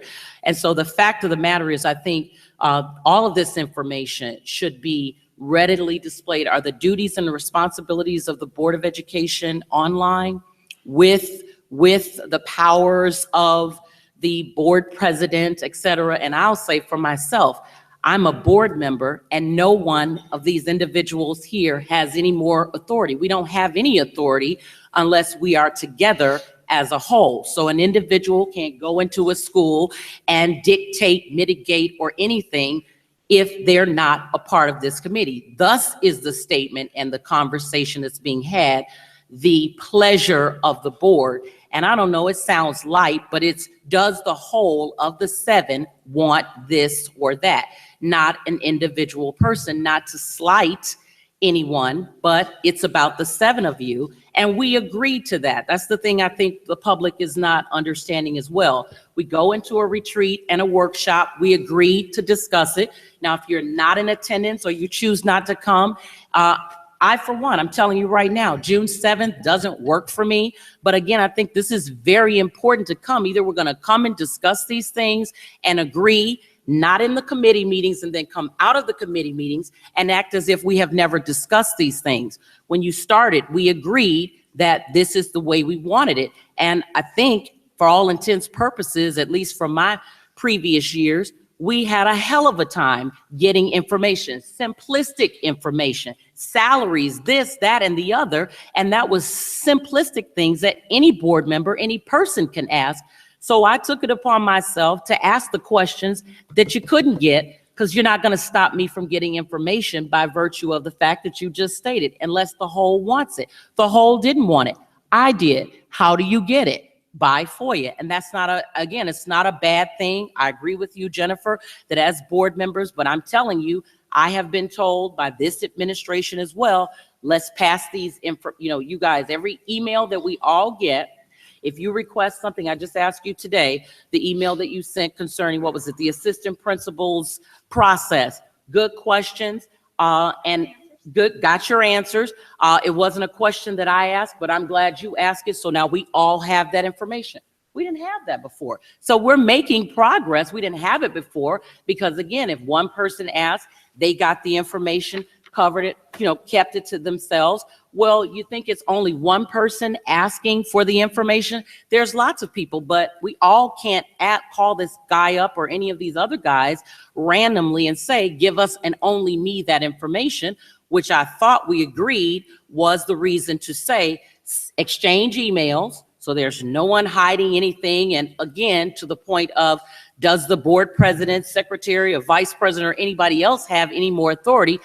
All the answers need to be disseminated to all the people because we all have to make a wise decision at this desk on tonight. So I hope we can discuss this and again, educate the audience as well about what it is, this process, because it clearly continues to be, there's some hiding, there's some reason to exclude. Mr. Toure, I didn't hear anybody screaming when I was asking for pertinent information, but it's neither here nor there. The fact of the matter is, no one wants to exclude any board member from any information, because the fact of the matter is, when you abstain or you say no, we haven't gotten your voice, and it's because maybe you don't have adequate information or the information that you need. But I think when you do finish, this is all I was saying, make sure that it's not just a discussion that's brought back to us. Put it up here on the board, how it was resolved, not just don't send it to us just in an FY. Get it out to the public so that everyone knows, and perhaps we won't have this feedback. Thank you. Okay, administrative updates, student affairs, Dr. Spence, FOIA update. Thank you. The following Freedom of Information requests have been received, and I have reported the results and status of those requests. The first one comes to us from Mark Johnson. The request was received on April 20th. The request is for the 2009 through 2013 collective bargaining agreement between Crete Monee School District and the Crete Monee Education Association, the 2015 current collective bargaining agreement between Crete Monee School District and the Crete Monee Education Association, and the 2014 through current collective bargaining agreement between Crete Monee School District and the Association of Crete Monee Employees, ACME. An electronic response was sent on April 27th, and the response included the requested documents. The next one comes to us from North American Procurement Council. The request was received on April 14th. The request was for the bid tabulation for the wireless upgrade project with a bid date of April 13th. An electronic response was sent on April 28th. Number 3 is from the North American Procurement Council. The request was received on April 14th. The request was for the bid tabulation for the fiber optic run project with a bid date of April 13th. An electronic response was sent on April 28th. Our last request is from Roger Weber of Smart Local 265. The request was received on May 2nd. The request was for information for summer construction and/or maintenance work planned for any building owned or leased by the school district, including HVAC, architectural metals used for weatherproofing, and/or ornamental purposes, gutters and/or downspouts, new installation or replacement lockers, new installation or replacement partitions, kitchen renovations, and current HVAC maintenance. An electronic response was sent on May 9th. The response included the requested documents. This concludes the FOIA report. This information will be posted on the district website. Dr. Smith, I have a question. When someone FOIA some information, and if it's readily available on the website or public entity, do you still provide that information, or do you lead them down where they could obtain that I information? provide a response, and in the response, it usually directs them to the website. Okay, got it. Any further questions on the student affairs update? What was the timing? I know we discussed timing on when it would be listed on the website. I generally give myself 2 days, depending on how late this goes. I have it up by Friday. Okay. This evening's request will be up by tomorrow. Thank you. Okay, any additional questions? Thank you, Dr. Spence.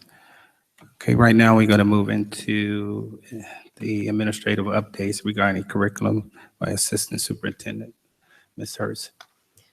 Tonight's topic is junior ROTC, and I just want to give a little background here. We started our journey in 2007 when we completed an application for a naval junior ROTC program, and at that time we were placed on the wait list, and we still remain on that wait list. But in June of 2013, the district started some very significant efforts to obtain a program. We did some site visits, we conducted surveys with students and parents. The board passed a resolution. We also contacted our representatives, state and local and federal, sent letters, filled out more applications for various branches of the service. And our final effort was to meet with Representative Robin Kelly in June of 2014. At that time, nothing really became of anything. Then this April, the board attended the National Board Conference, and Mrs. Galbraith attended a junior ROTC session and spoke with a military educational services specialist who gave her some information about several programs that would benefit our students. And then last week on May 12th, Mr. Cunningham and I met with Mrs. Galbraith and Mr. Toure to discuss the new information and revisit the possibility of obtaining a junior ROTC program. Information and a timeline about our past efforts are included in your packet, and the purpose tonight is to just have a discussion about obtaining a junior ROTC program.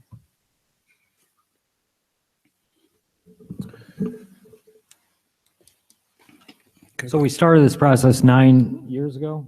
Yes. Why does it take so long? And I'm not casting blame on just, I'm sure there's bureaucracy. From reading through the material, it sounds like, the feds are, I mean, they haven't. We're We're still on the waiting list, We're still on the basically? waiting list. We're on 3 waiting lists. It's a lot of it is tied up with federal funding, and they're not issuing programs. I have reached out. Yesterday I reached out to all 4 branches of the service to get an update on our applications and to find out if they are in fact approving programs. There's a secondary program called a National Defense Cadet Corps, which is a program where the military gives us the curriculum, but we have to totally fund the remaining part of the program. I've reached out to them to find out if they are actually authorizing those programs as well. And I did receive a response today from the Navy who said that at this time, those programs for them are full. I'm still waiting to hear back from the other branches of the service regarding both types of programs. During this time also, first semester, I met with the Bloom superintendent about adding a few of our high school students to their program. He presented it to them second semester. They looked over it with their lawyers. Got a call from him today, and between the board and the lawyers, they are not willing to accept additional students from our district because the lawyers have concerns about actually us crossing districts and being in their school district under this program. So we will not be able to work with Bloom this first semester coming up. Is that a liability issue? That's what the superintendent told me. He had liability concerns. We need an insurance policy or something, or what? No, they weren't. I mean, we have insurance, we have the other items, but they were not willing to reach out to touch us for to allow us to move in that direction. They were not comfortable with it. That's the leadership at Bloom? That was Bloom superintendent who I talked to. Yes, What's that person's name so I can give him a Dr. call? Navarre. Huh? Dr. Navarre. Dr. what? I don't know. how to spell his- Navarre. Navarre. I'm sorry, Navarre. Mallory? Navarre. I don't know how to spell it. Navarre is it Navarie?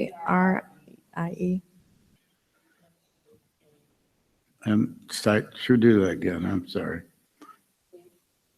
Who's got the spelling? M is in Mike. No, N is in Nakia. Oh, N is in Nakia. Okay. A-V as in Victor. A-V. A-R-I-E. A-R. All right. I-E. Navarre. I'm sorry. I thought it was already. 2 R's. Oh, I'm well off. Okay, would you please? I'd like to just give her a Navarre. call and have a discussion about our children. That's all. Thank you. Okay, I have 2 questions. In our meeting, I thought we discussed bringing a resolution this evening. And the second part of my question is, I also got the information from the education specialist regarding programs they were offering with the name and phone number of the person in the Chicago area to contact. So where do we stand on both of those issues, please? As far as the educational specialist, I have a call into her and we're playing phone tag right now. As far as the resolution, after Mr. Cunningham told me that tonight's would be a discussion, it would be for information and not for action. I do have the resolution. I mean, it's available. We've done it before. It's just a matter of making it an action item on the board agenda. What is a resolution for what? To approve, the previous resolution we did was to approve approve the board's interest in obtaining a JROTC program provided that there was funding. What we discussed at our meeting on Thursday was to come back with a resolution that said that the board was interested in obtaining a JROTC program that the district would fund provided programs were available. So the difference being that the board would say, we will fully fund a program if the National Cadet program is available, versus the last resolution, which we indicated would be if the program was there and we would receive funding for a JROTC. I think we did that resolution. Wasn't that requested by one of our lawmakers in order for him, I think it was Mr. DeLuca? So that In was order in, for him that was in 20, to yeah, 2013, speak on September our behalf. 2013. So we basically did that because that's what he requested before he would, Take the you letters. know, take it on and look into it. I'm concerned about, I'm not understanding a resolution to fund something. Why do we need a resolution to say that we'll fund a program? And then, I'm not in understanding addition to that, so how could you bring it, what committee brought it to be forwarded to the entire board? I'm confused. There was no committee, No I don't committee. think. What was it? There was no committee. It was a meeting, 2 board members asked us to meet and we had a discussion. Okay, so Was a meeting to update the resolution we already have. to Okay, update the so resolution. that was 2 Update the board one that's members. already passed, that we made this resolution and we just had the wording in there that if we could get funding from the feds, which, 2007 to 2016, it's pretty apparent they're not going to give us any money. I'll die of old age and the rest of you all be retired by the time we get money from them. So, it's we simply asked to change the wording to say that we want a program and we're willing to fund the program to get it started. The initial cost is the biggie. After that, it's like having another gym teacher and having the cost of that. just to get it going, if we're going to wait for one of our elected representatives to give us some money, I don't think it's ever going to happen. That was simply what the meeting was about, to change the wording in the resolution to say we're willing to self-fund it if we can get a program. But, we're getting absolutely nowhere on getting a program. And I mentioned at the meeting that political pressure is important. If we can all agree that we want the program and we're willing to pay for the program, then I will start with some political pressure. And I hope to solicit the community to write our elected representatives and tell them, we got billions to send to Afghanistan, Iraq, every country, every third world country in the world. We can't get them to release a couple of instructors to come down here and teach our own children, and we're going to pay for it. I mean, all they got to do is the 3 Hail Marys and the 3 Our Fathers and bless this thing. That's all we need from them. I don't, that's what I'm getting, where I'm coming from. Getting some political pressure out there from the community to say, this is a good thing to teach self-discipline to our young men and women, that we can teach them how to be polite and how to be places on time, all the things we discussed about junior ROTC before, but we need to get some political pressure for it. But I didn't want to start doing this and then come across, well, we're not going to pay for it. We can't afford the 140 grand that it costs to start it up, because we were trying to get like 50 or 60 grand from the feds, and we were going to put in 50, if memory serves me right, and then the feds would finance the rest.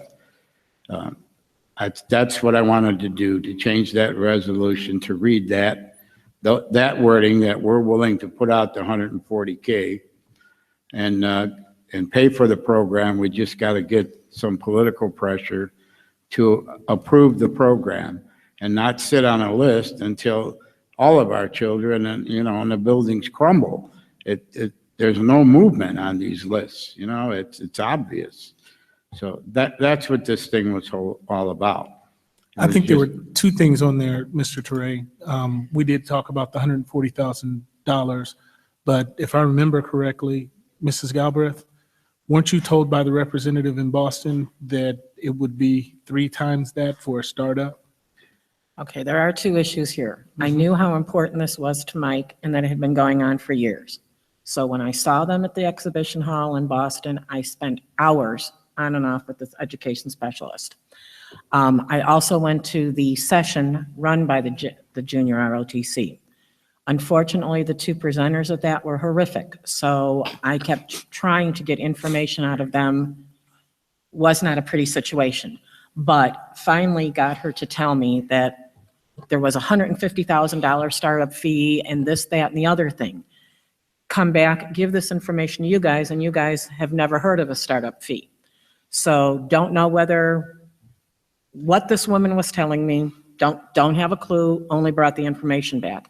The other part of that was they also had the Army there, and I met that young man who was more knowledgeable than most professors I've ever met in his trade. And he spent another hour and a half or 2 hours with me explaining all the education that would be provided, whether we had an ROTC, a junior ROTC or not, for free. Well, that was my key. Free was the ultimate word to me. And it's to help with testing, it's to help in all types of things. So my thought here was, okay, junior ROTC didn't do a thing for me, but we're going to go back and talk about it. But I've got this pile of information that can do nothing but good for us. So my intent at that meeting was to not only get that out to us and get it started, to see where we were at with Bloom, to see what we needed to do to get our own ROTC program if one was available. So it was a multitude of things that I thought I was going into the meeting. Right now, I think if we haven't jumped on the education, we need to jump on the education because it's for free and it's excellent. And in the meantime, we need to consider how we're going to go about pursuing JROTC if we're going to pursue it. I think there's, Okay, and there's, then, well, I'm sorry, I was going to pass it over to you because there's other information that you received about the fully funded program that I well, want to I, make I sure there. did talk, I had two things. One, I did reach out to the high school because I knew we had, one of the things we had talked about was the ASVAB, was one of those resources, the free resources. So I did talk to Ms. Hannigan and Dr. Harden about that, and our guidance office does utilize that service. But they're not utilizing it with all students. They're utilizing it with those students who express interest in the military because they will test prep them, provide interest surveys, some of the things that you talked about. So that was one of the things that's here, but could it be used more widely based on the information you provided? I think that's probably a pretty accurate statement.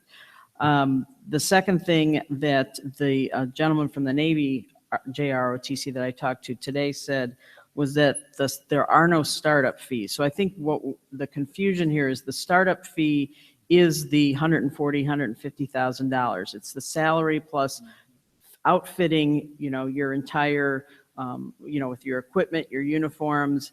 And then she said for some districts it's higher because they don't have the facilities. So now they're looking at a facility issue. We have, in every application we've turned in, we've had to provide specifics as to our facilities and office space and practice field, those types of things, and we're well equipped for that. So that is not an issue for us. And the third piece of information that he gave me, he said, which we didn't do before because we were pursuing the JROTC program, is there's a separate application for this National Defense Cadet Corps. So we would need to I would need to go back, and with Dr. Harden, we would need to complete those applications for that specific program.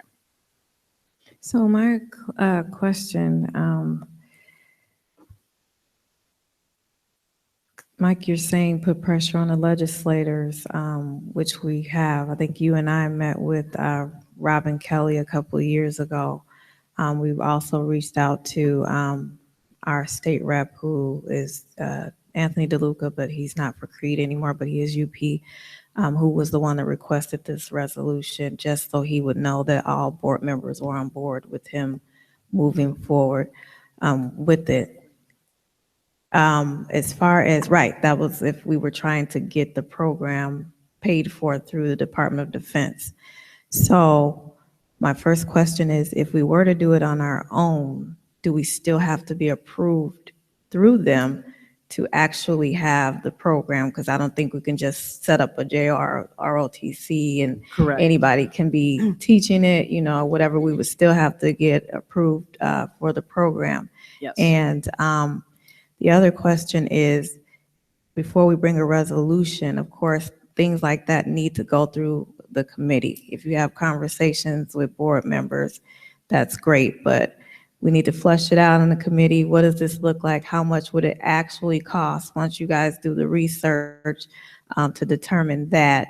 How would it impact our curriculum? That would be education, committee. I'm all for the program.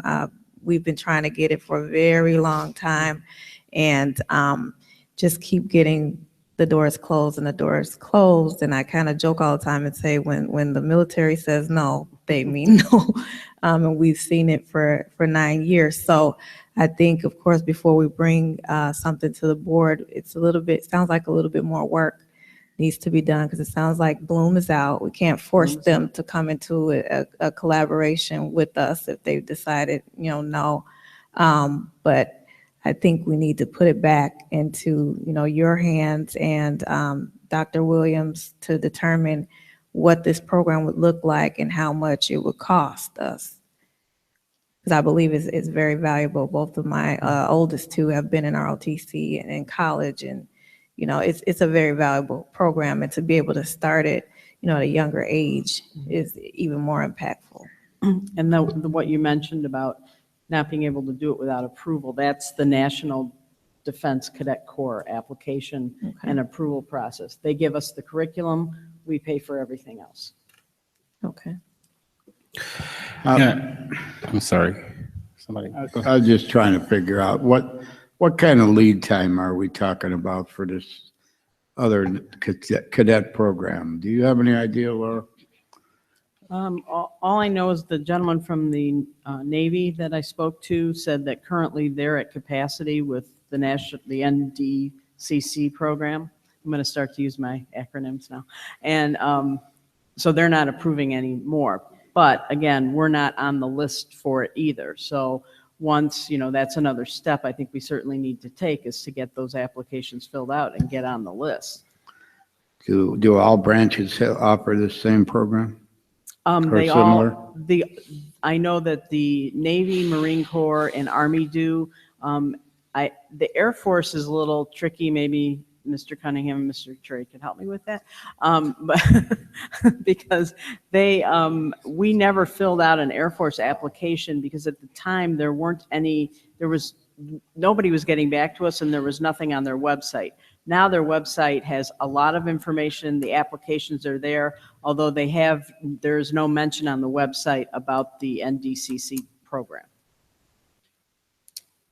Well, Dr. Harden has a saying, employed, enlisted, and enrolled. And I think that we need to put our money where our mouth is and make sure that we work to get this taken care of. Because we understand not everybody's going to go to college. And I think that if we can get these kids in something before they lose interest in education, then we need to do that. And I think I remember way back in 2013, one of the things that I think we need to do a better job of at the high school level is, I heard you say, Laura, that we're giving, information to students that express an interest. So part of, there's not everybody's going to express an interest. And I think with a lot of programs, we have a lot of programs that are available at the high school. What's the thing? 3,000, what's it called again?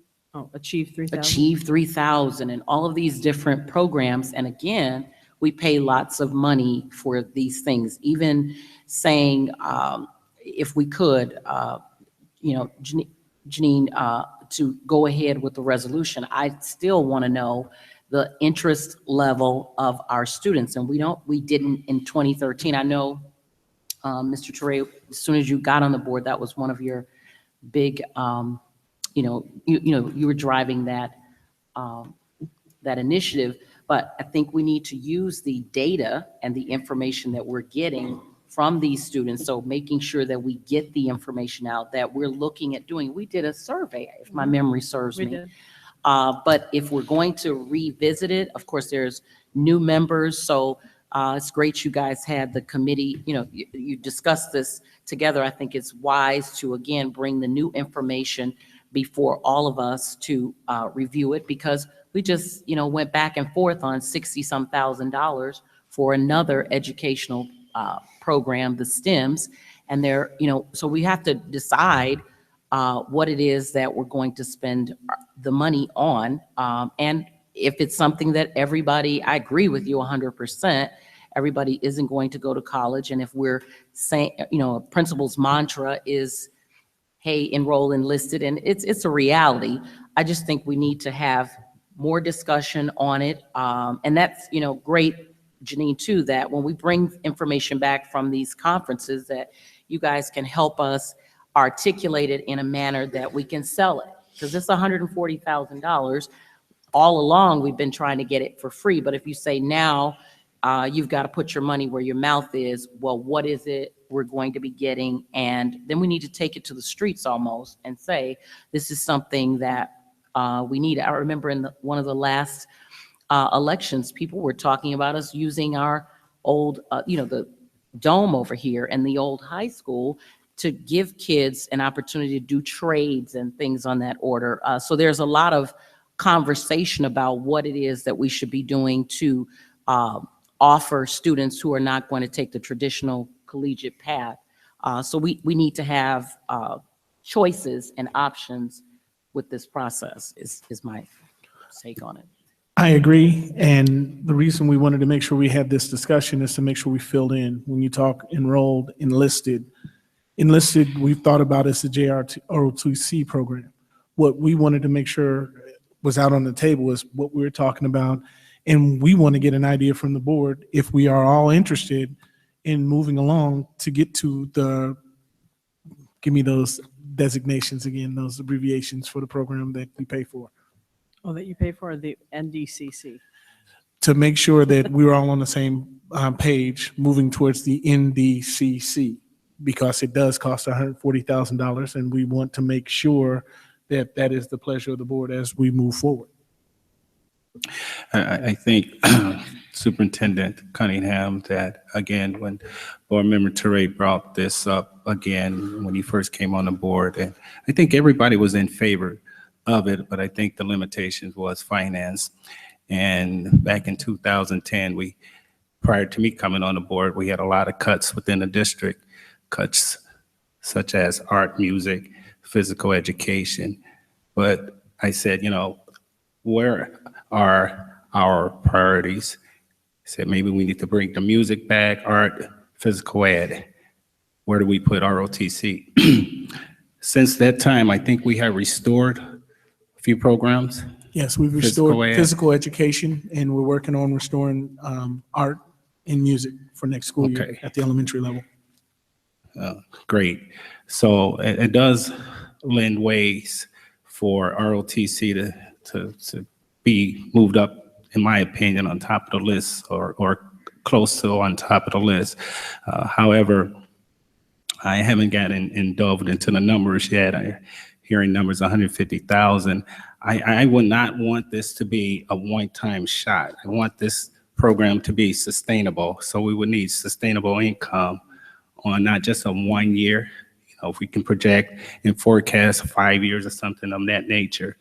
And we, as many of us know, all of us know, we do have our financial challenges and operating under a deficit budget, and things will get probably worse before they get better with some other upcoming challenges that we have that will entail possible other expenses and expenditures. So Dr. Williams, I definitely want you to be engaged with this process. See just what the windows of opportunities for funding is. Again, we need sustainable income to make this happen. And I think it's dear to so many board members' heart, and I'm in support of this process. Anything that's going to add value to our students, especially discipline, I'm in it 100%. Okay, thank you. Okay, moving forward to the consent agenda approval. May I have a motion to approve the consent agenda? Okay, just can we make sure, I'm sorry, but where is this landing? So is it going back to a committee? Where is it?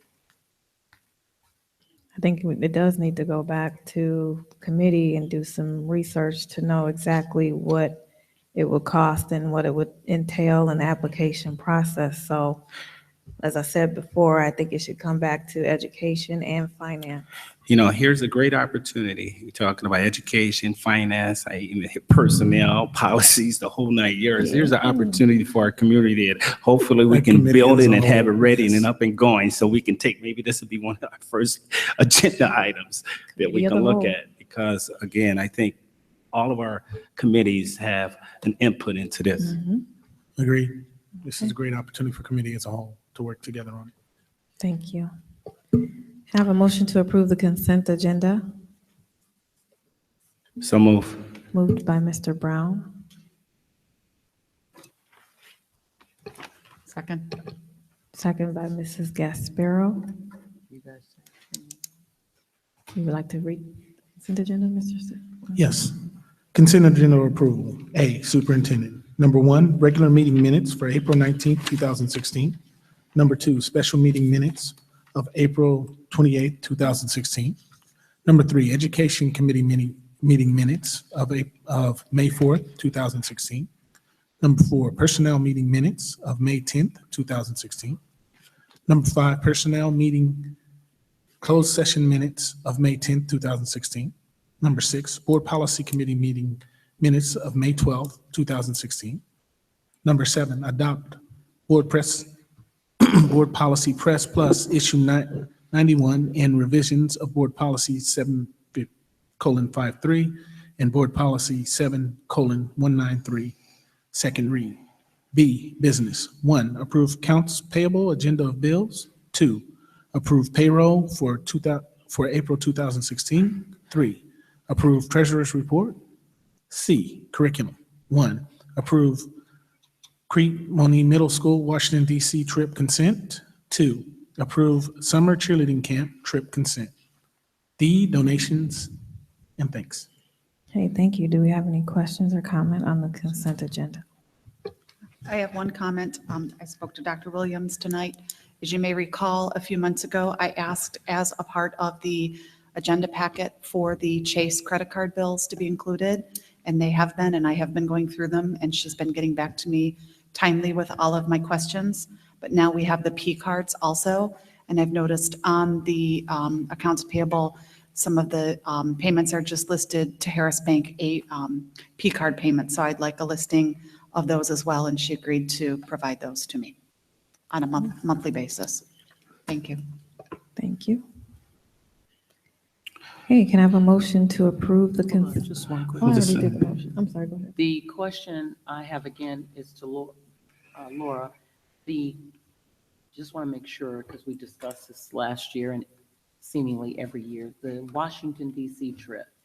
So are we, or did we ever go back to having the discussion? We've had several parental inquiries about the cost, the number of students that are included. We have a state capital. Have we not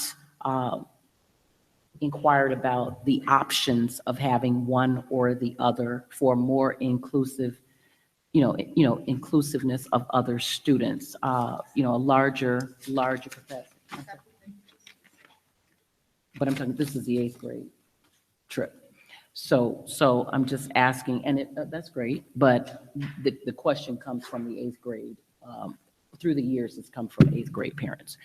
So I'm just asking, and we ask this question yearly, if that has been taken into consideration, and if not, why, or what's the update? I just need a little clarification. Options for? Okay, again, the question is for the 8th grade Washington DC trip. There's a small quantity of students that attend this. And again, we heard, I don't know, one year we haven't heard that, again, the expense is something astronomical. We went through the discussion of how many chaperones who couldn't go. I mean, we've gone through all this. I'm just asking now, are we still looking into ways, if it's an educational trip, ways that more students can be fulfilled in this experience, even as Jennifer said, if they do it at the 7th grade level, certainly, again, even if the 8th grade, or what are we doing to enhance the opportunities for more students? We went through the, what do you call it, how we could save money, different vendors. I'm just wondering where we are with that. They've looked at 3 or 4 vendors for this program, and the one that they've selected has provided the trip in the past. It's the most economical. I mean, the only way to cut the cost of the trip down is to eliminate stops or to not fly and take a bus. I mean, those are probably the 2 ways. But some of the things that the middle school has done is, one is they are having, in fact, if it's approved tonight, they will be having their parent meeting next week, because the lead time for parents on budgeting is critical. So because in the past now, when they didn't have the meeting in the spring, they used to have it in the fall, the numbers of students who could actually afford to do this was lower than it is now. So they've actually doubled or tripled the number of students that are going. The second thing is that this company provides a lot of fundraising opportunities for students so that other companies are not providing. So there is a lot of financial support for students whose families are interested in having them attend. And that's So one our of the numbers have reasons. improved. Right. So that's one of the reasons that they have selected this company, is because they offer that. They offer fundraising and scholarships. Okay. Okay. That was my question. Okay, thank you. I believe it's the 26th. As soon as I tell them that it's approved, then they will Pencil in a date. They have they have the date. They'll be talking with kids, I think the students this weekend. They'll set it up for the 26th with parents. Okay, when you're ready, Secretary, please call the roll. Mr. Toure? Aye. Mrs. Gasparo? Aye. Mrs. Galbraith? Aye. Mr. Brown? Aye. Mr. Anderson? Aye. Secretary's aye. Dr. Hall? Aye, thank you.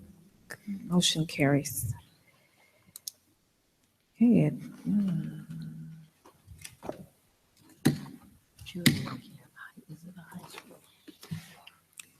At this time, I would like to acknowledge our donations we have received. Our first is thank you to State Representative William Davis from Crete Monee High School for his $100 donation to the Student Leadership Initiative. Next, I'm sorry, that's from Dr. Harden. Next is from Principal Caroline Daly to Ms. Barbara Dutton for a generous donation of 2 student tenor trombones with mouthpieces and cases to their band. Next, Principal Erin Lane from Crete Elementary would like to thank McDonald's for everything they've done for their school and a special lunch they provided for the boys' basketball team. And they're thanking them for the door-to-door delivery as well. Next, we have Director Kelly Chesta from the Early Learning Center, who would like to thank Miss Nanista for donating books. Next, we have Principal Brian Main from CSK, who would like to thank Tim, no last name provided, with Alpine Valley Water. Tim, for the generous donation of water, cups, and coolers for their annual Family 5K race and walk. He would also like to thank Mr. Carl Ryan for his assistance with the annual 5K race and walk.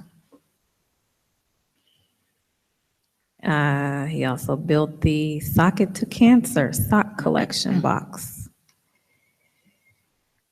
Principal Main would also like to thank Mayor Vivian Covington and the Board of Trustees of the Village of University Park for their donation of services to the 5K race and walk. The Police and Fire Departments and Public Works Department, as well as Mrs. Neva Jenkins for their help in the walk and race. He's also thanking Miss Melissa Banks and Associates from Old Plank Trail Community Bank for the snow cones and popcorn that they provided for a field day and the park test celebration. He's also thanking Mr. Ryan Norris, store manager at Walt's Food Center, for their donation of plastic bags to the 5K race and walk. And that concludes all of our thank yous. And I just want to thank our community. We know our community cares about our kids, and I believe if we ask, they will deliver. So on behalf of the Board of Education, we just want to thank all of the communities that have donated this year. I'm sorry, all of the businesses and organizations that have donated.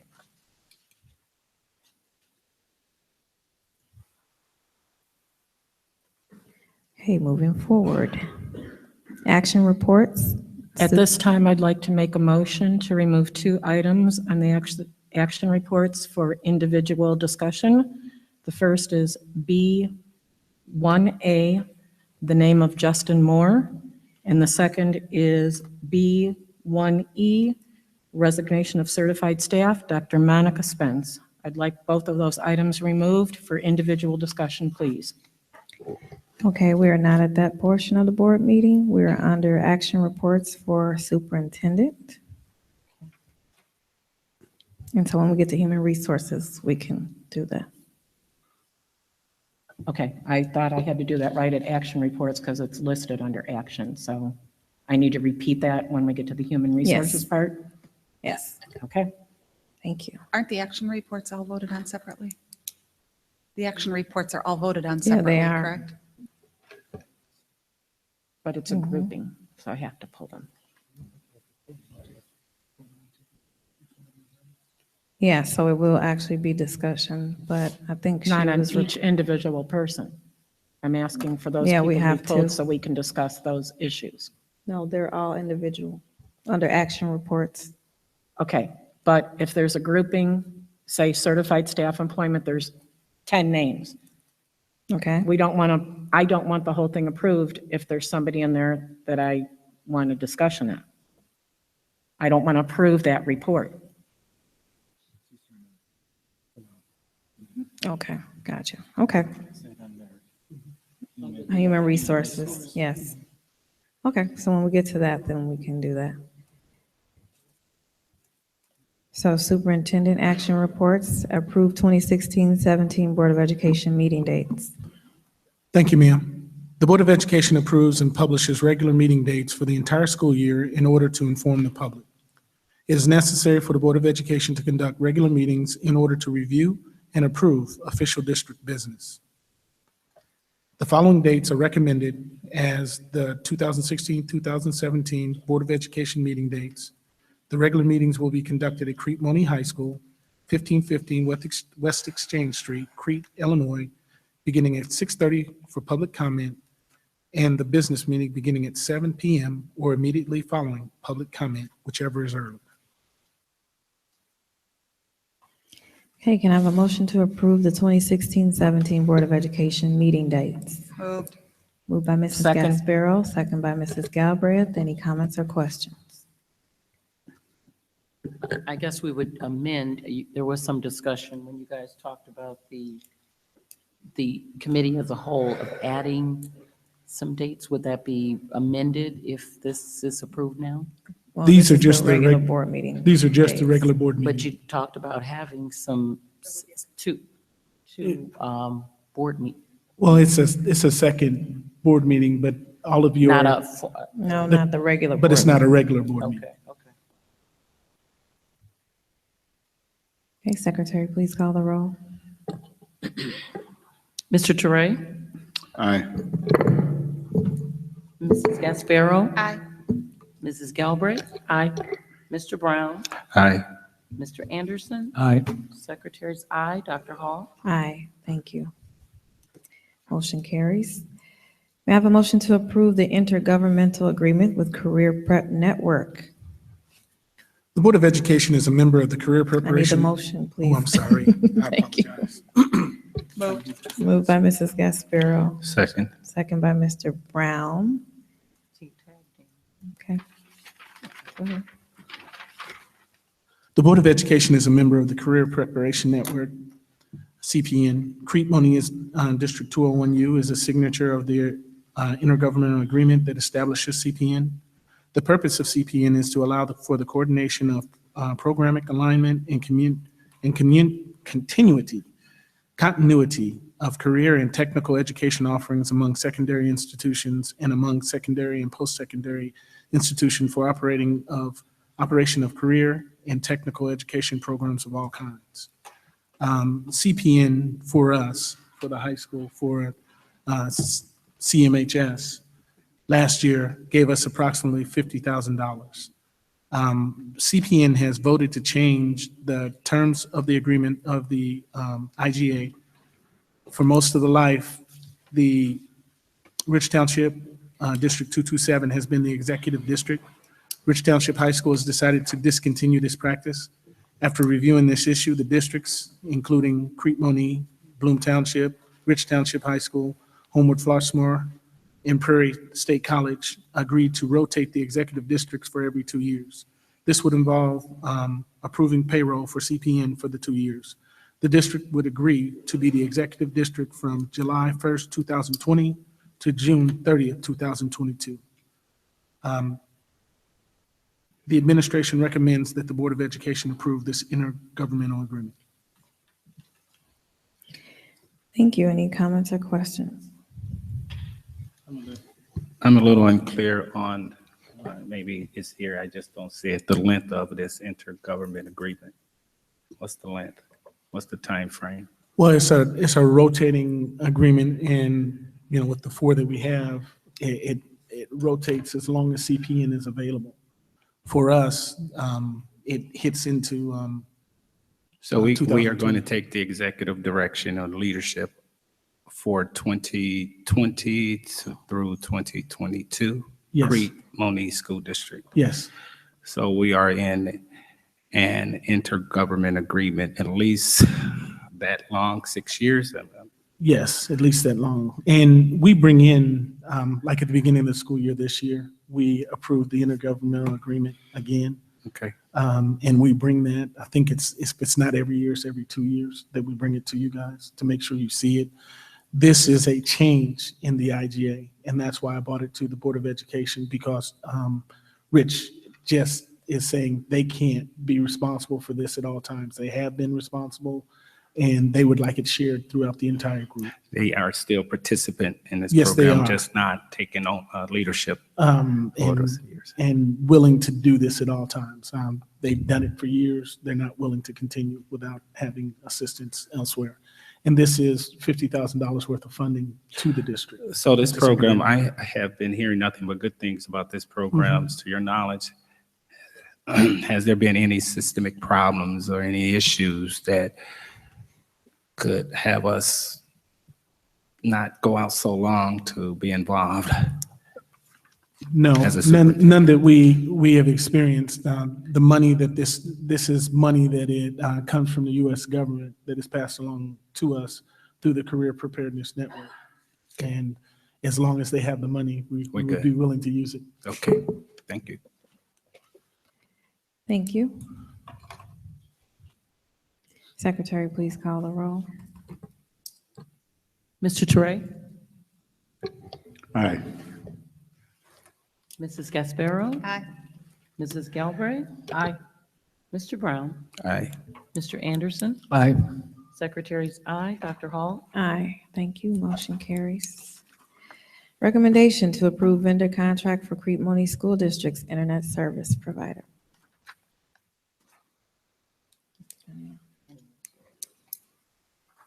Thank you.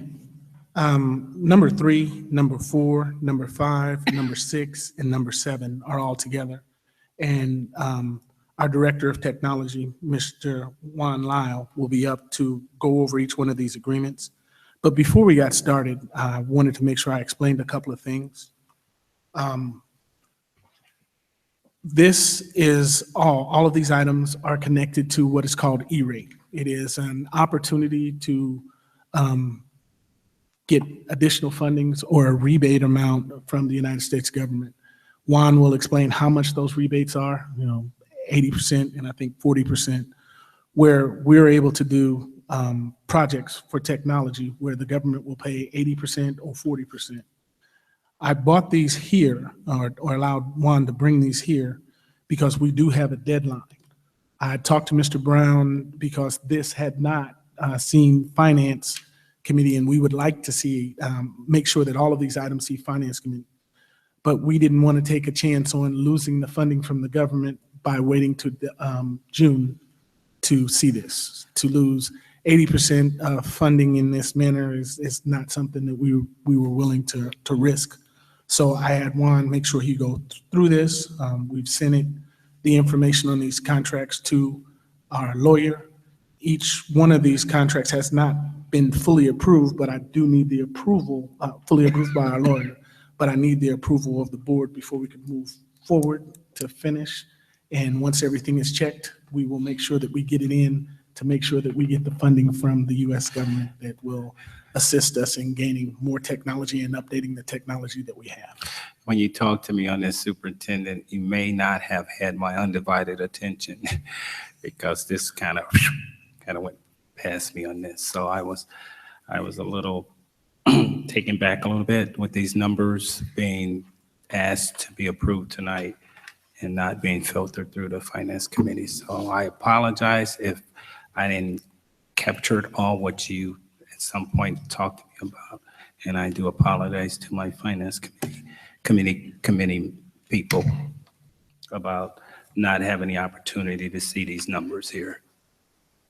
You have the floor, Juan. Thank you. So as Superintendent Cunningham mentioned, we are participating in what is called the E-rate funding program. And how it's basically parsed is through two separate categories. Category one being all of the internet components and the devices that are entailed with those internet components. And we receive under the category one, which is leveraged on your free and reduced lunch for the district, an 80% discount on that category one.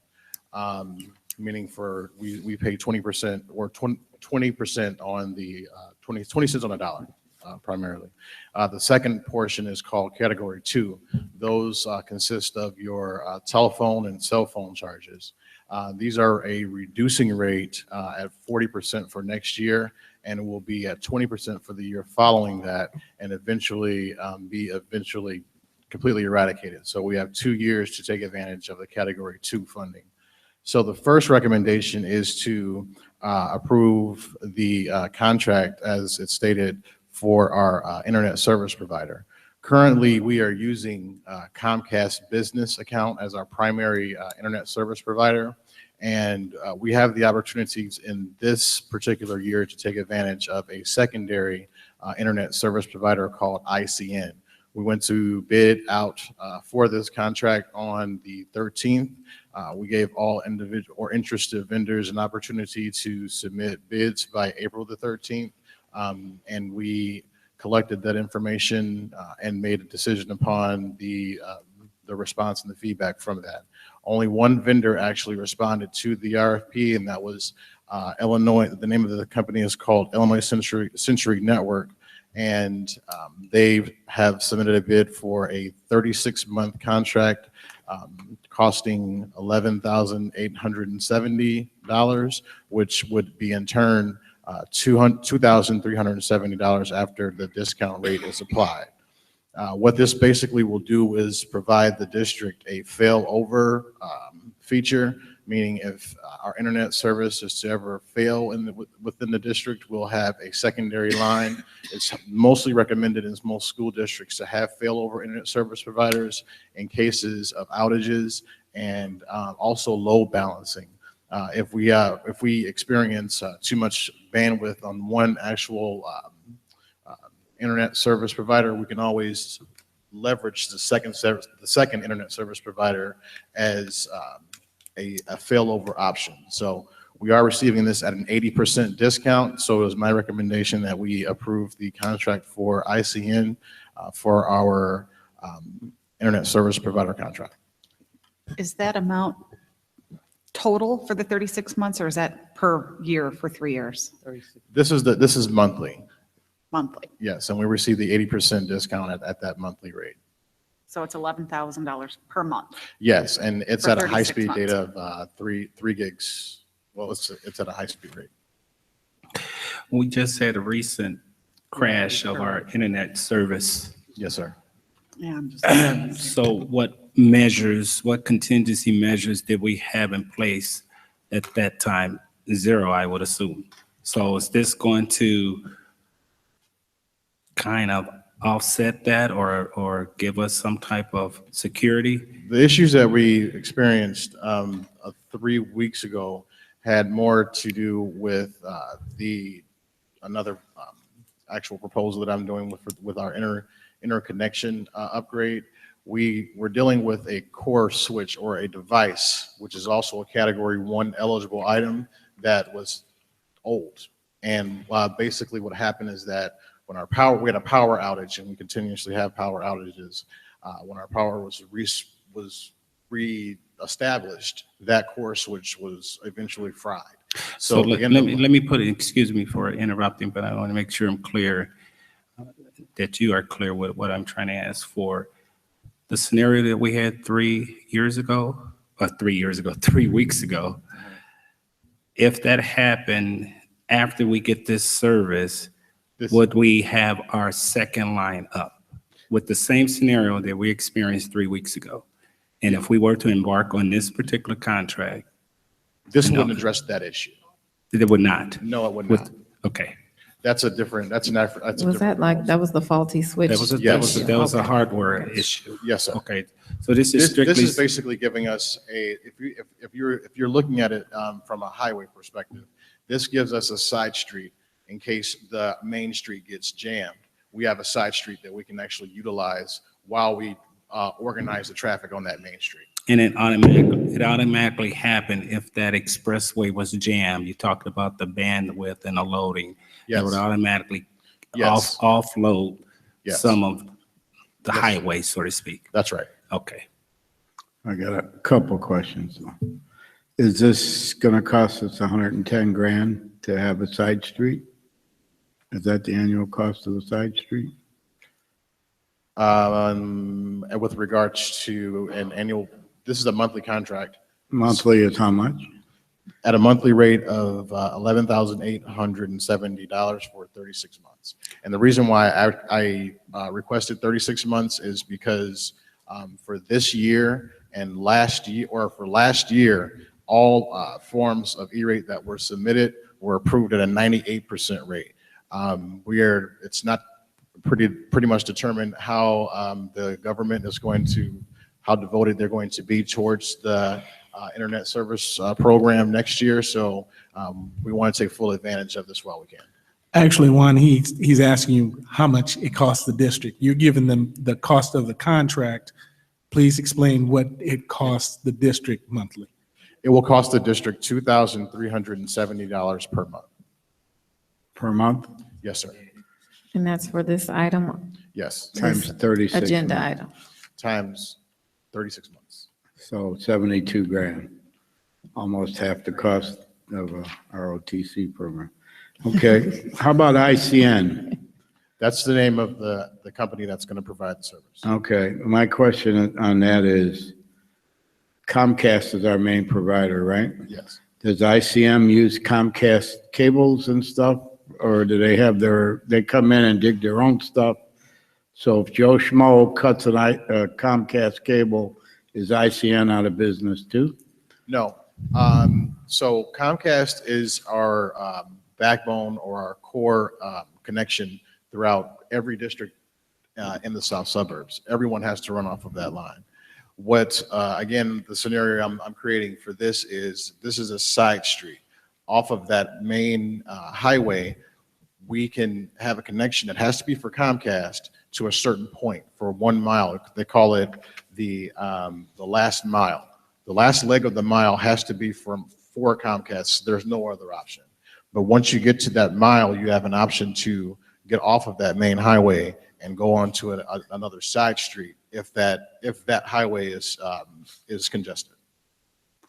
So I'm just trying to figure out, like, you hear about all these, I'll provide you gas, but it's all coming through NICOR, it's a different, all the gas lines are NICOR's gas lines, and same thing with electric, it's all Edison's, right, Mo? Edison stuff out there, but they're selling it to you cheaper or something. Yeah. I'm just trying to figure out, are we, there's a Comcast problem. Did we buy something that isn't going to work for us? It's not a deregulation of Comcast's service. That Comcast is they have to provide, we have no option but to use them for that last leg of the mile. So for the main backbone service, it has to go through them. There's no other options for that, unless we go completely on a 3G network or a 4G LTE for the district, which is substantially more expensive. So we have to use that last mile for Comcast, but after we get to that point, we segment off into this ICN program, which gives us a second option for our connections. All right, and I'm not sure I understand it, but I'll take your word for it. Title I, you mentioned Title I at 80%. No, this is E-rate.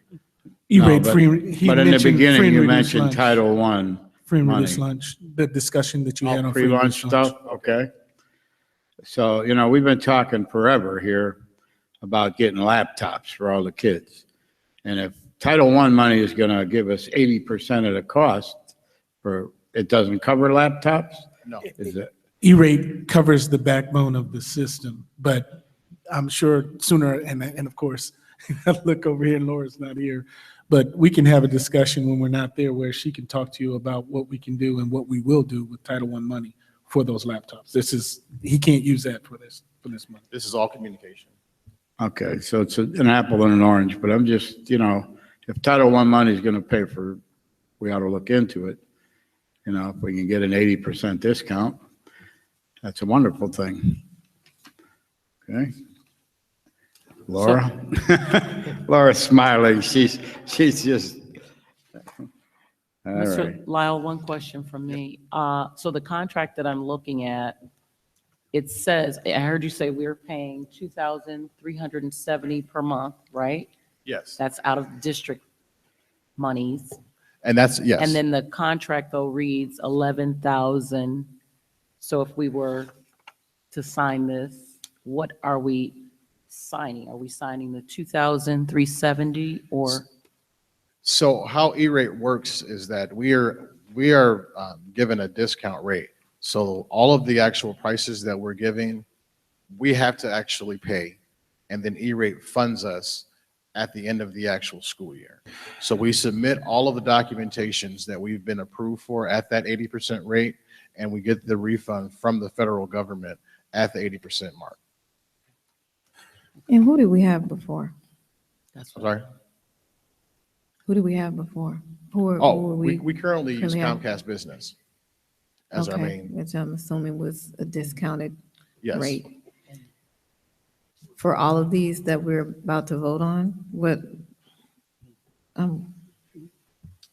We use Comcast for the main backbone of the system now, and what he's giving you is a off route, and we don't have currently a backup. We don't have one. We just have Comcast right now. and E-rate, though, we currently have E-rate. Yes, we do. Yes. Okay, and so for all of these that you're presenting in a row, and the prices, are these changing from what we have now? Because we don't have any of that information here. Yes. So for Increasing, the decreasing, staying the same? decreasing, for the ICN, this being a secondary failover system, we are currently paying for our main service through Comcast at a mark of $23,000 a month at an 80% rate. We have them. We signed a 60-month contract with them in July of 2014. So what are we paying for Comcast? You say 3,000 at 80%? We are paying 3,000. Is that with the discount?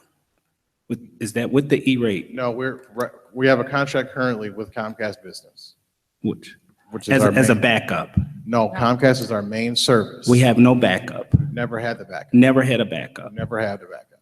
We just have Comcast as our main service provider, and we're paying them at a rate of $23,350 at 80% discount. Has there ever been a situation where we have needed the backup? There is always a situation, or there is a circumstance. I know that's the hypothetical. I mean, you can, you know, you drive around in a Chevy or you drive around in a Cadillac. So I'm just asking. Well, I'll say it like this. If there ever became a need, as we continue to do the network upgrade, where, for instance, we are bogged down by a number of devices being online at one time, because the increasing need for network resources are going to be present. So if there ever becomes a need for us to have these actual resources and not be available, then we're in a situation where we just don't have it. It's the theory that it's better to have it and possibly never need it than to need it at a certain point in time and never have it. As we move forward with doing Common Core testing and things that will require actual network access, these are certain things that will give us more stability within our network to make sure that we can perform those different initiatives. How did we do with all of the students taking the park testing over the past month or so? Was there problems with that? Well, with bandwidth? It's good to say that there has not been, because we are using a different type of a network infrastructure called virtual machines. So we virtualize, it's a different technology that we use. We virtualize all of our testing for most of our kids. And this year we didn't have that many issues other than when we had power outages. And as to speak to that point, one of the other action items here is to increase our actual UPS or backup power, so that if we do experience power outages, which we have, our network will actually be safe for a certain amount of hours, so that we can continue the actual daily operations while those get corrected.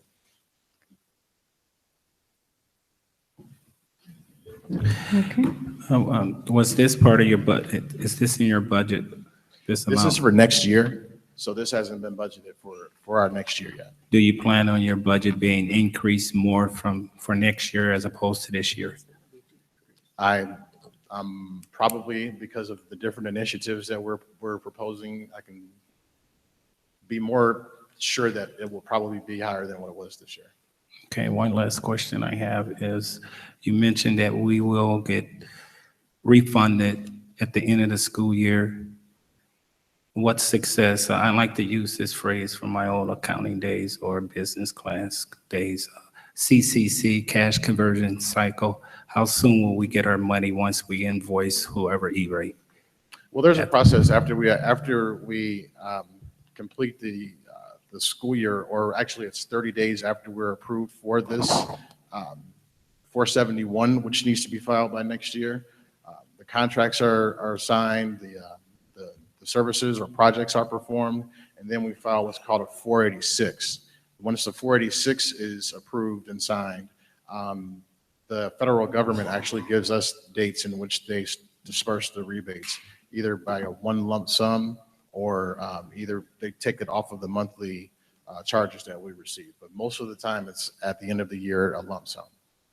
Okay, and Superintendent, before, if we do not go down the path as a community, as a whole, that it's imperative that, we spend a lot of time discussing this out in our regular board meeting, this topic, where we could have hashed it out in the committee.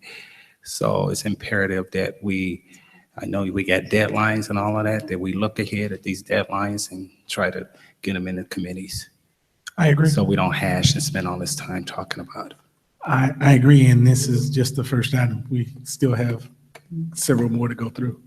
I have a question about all the items and kind of lumping them, because it's saying that all of these are connected to our E-rate eligibility. All of the items you brought for approval this evening? Yes, they're all E-rate eligible, either under category 1 or category 2. Okay, I didn't know that the cell phone. Yes. Okay. And that's, yes. Contracting. But it needs to be understood, the cell phone is a category 2. The 40% rebate. I'm Yes. sorry, where am I? That's right. Yes. It's at a Okay. 40% rebate, to be reduced by 20% the year after that, and to be alleviated the following year. And we already get a discount, correct, because of, a mass amount of numbers, as well as us being a school. Right. We're all at, this year we were at 60%. School district. Next year it'll be 40%, and the year after that it'll be 20, and then that's it. Okay, and But I think the numbers that you're talking about is us getting the best bang for our buck. the with each one of original those contracts. contract amount. So the original contract that we have right now is for Verizon Wireless, and You're proposing Sprint. we're proposing T-Mobile. I Yes. saw Sprint in here. Oh, yes, I did, yes. Yeah, T-Mobile. we set out to bid for them, but Yes, we're Sprint. currently paying around $2,300 a month for our Verizon service. I've been able to reduce that price by 57%, or $1,315 with our cell phone charges, to come to a total with equipment to $984.24 a month. No, I was asking overall questions because it's E-rate. And I was just trying to, so it's T-Mobile for that and Sprint. I see Sprint, Yes, they all submitted bids but you're proposing for T-Mobile. Yes. Gotcha. Okay. I So we guess- are on the agenda, the first one, actually. Let's see. Internet service provider. So we've already put the motion on.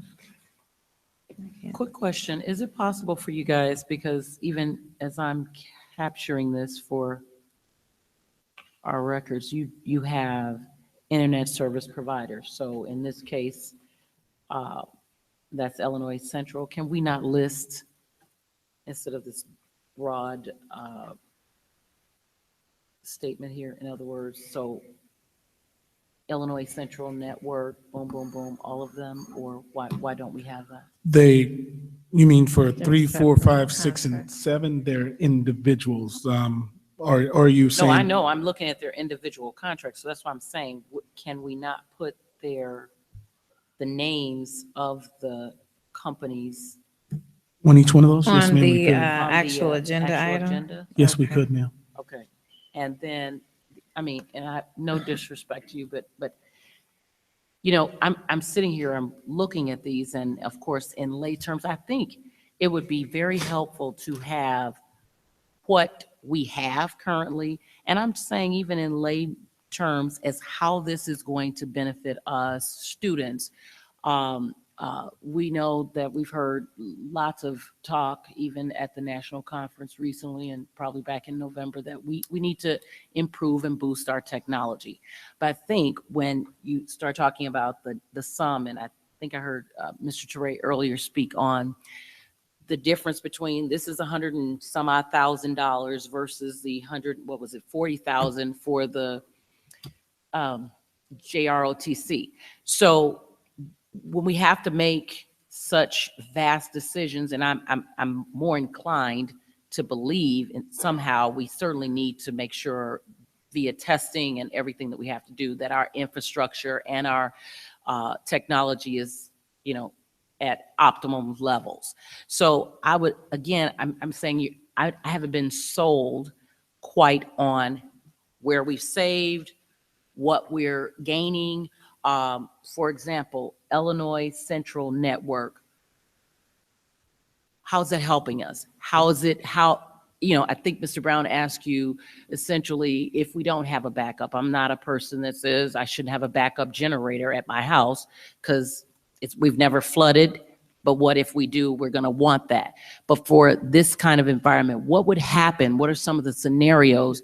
And I guess I'm just asking you that because we have to, you know, what Mr. Teray was saying, juggle, is this what we spend the money on, or is that, and is this more of a what if, or something we could do without? And we have we have 5 items.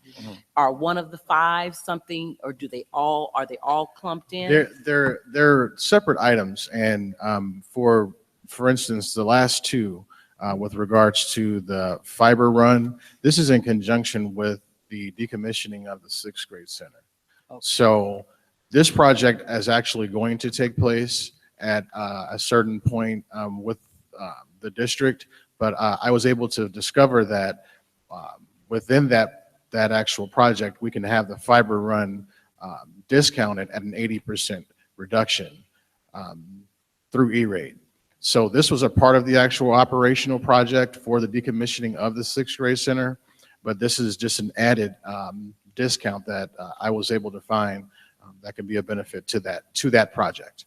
Okay, when you say decommission, again, that's if the building is no longer, we need to take it offline. Is that what you're saying? Yeah, Decommission? and we've been having these 6th grade center meetings with the business department in regards to how we're transmitting or transporting all of our technology out of that building, Right. and how we're moving the technology to the central office, as well as taking the connections and turning the connections off.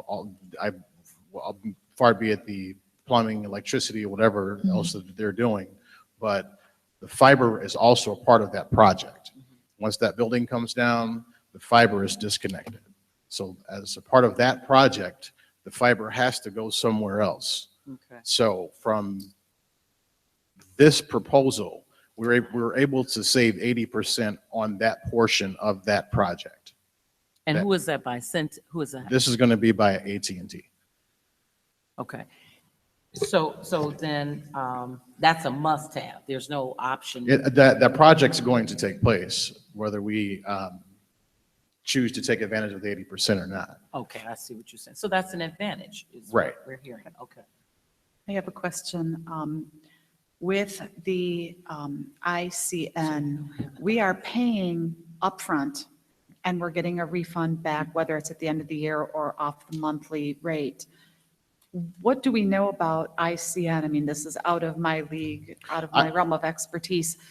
What's the chances that there's going to be an issue where we don't get that refund? Is this an established company? ICN actually established themselves when E-rate started to come to fruition several years ago. They're a part of the Illinois Century Network. They're very big in Central Illinois. Let me stop you real quick. It's the U.S. government that is refunding our money. It's not ICN. Well, one of the things that in school districts that we've been able to count on is our federal money as compared to our state money. A whole lot better. And again, as a nation, they were approved at 98%. So basically, if you fill the paperwork out, you submitted it on time, you got the funding. And there's no reason to think that that's not going to happen this year. Again, however, with the changing of the government structure for maybe the years going forward, I don't know. So I wanted to take full advantage of that while we could. I concur. I would have liked to have seen this in a finance committee meeting. Yeah, a lot of information. And we're kind of in a situation with this date because we definitely want to get the rebates. They are, huge amounts of money coming back. And I saw the timeline as far as when we started this. Looks like back in March. And yes, we just received the contracts. And that's the case for all of these because these are separate. Yeah, well, I just received all the contracts within the last several days. And this was put out in March, correct? Right. Okay, so my question is, I know now we're looking at this date, it needs to be approved. Was this brought to the Finance Committee back then? It was not. It was not. No, ma'am. What's the process, Superintendent? The process is this should be brought to the Finance Committee and actually brought to business before we move forward. Is there a reason why this wasn't brought? That was an oversight on my behalf because I actually submitted the RFP.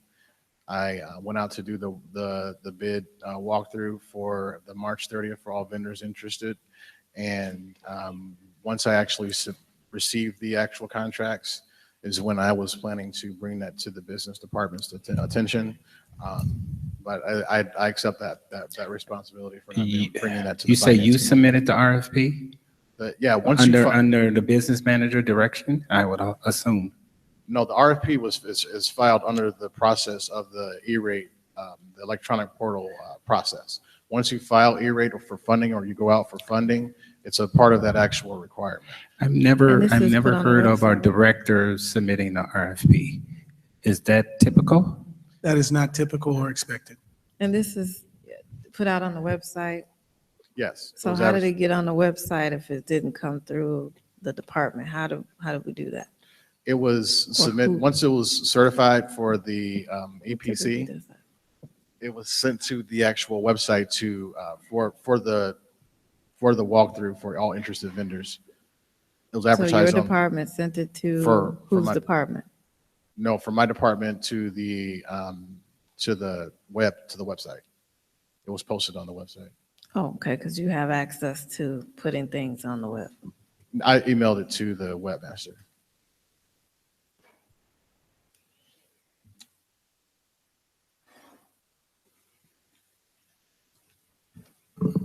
Superintendent, I'm having some severe reservations on moving forward. This is me as a board member moving forward with approving some of these action items relating to technology and things of this nature, unless it's imminent that we do it, that it's going to cause irreversible harm if we do not. That we gather ourselves and revisit this in the appropriate setting. I'd love to be able to do that, and I would have skipped over this entirely to come to you, but we take the chance on losing our E-rate submission. That is why this is here. And we apply for the E-rate on a yearly basis again. Yes. Can Yes. this be revisited next year? This will be, the process for next year will yeah, be it's totally 36 months. different. As we move forward on E-rate, they will all come through business. But you have 36-month contracts, so I don't think we can revisit it next year. Even if, because the 26th is 9 days from now, by the time we leave out of here, 8 days. And that would mean starting the process over, which clearly it takes a longer time to do that. The first to say that, we need to definitely follow procedures with how we do this, because this is the thing. It helps us as a board member and as a board to have these conversations. We've been saying it even tonight, bringing things through our committees, because we need to have these conversations. I think we are now into almost 30 minutes on the first item that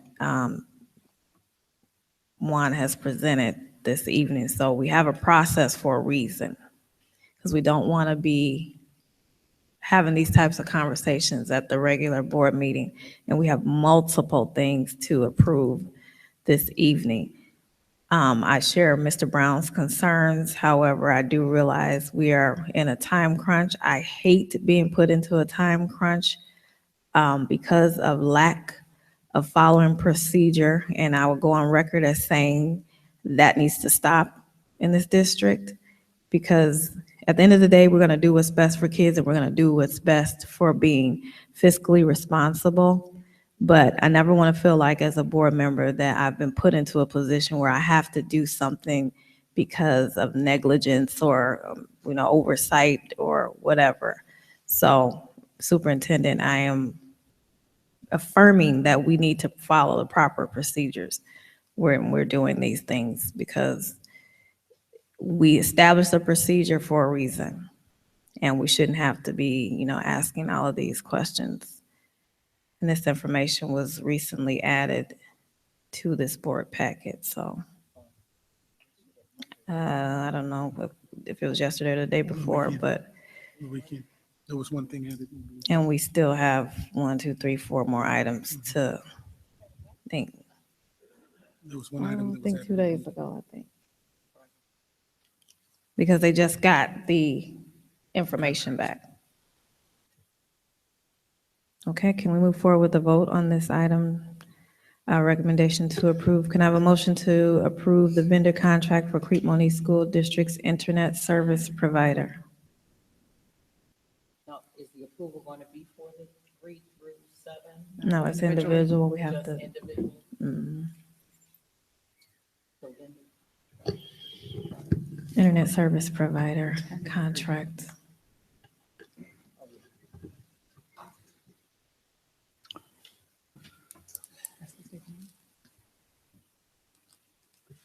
No, we didn't make the motion. I need a motion to move forward. Do we need to mention the name in the motion? Do we need to mention the name in the motion?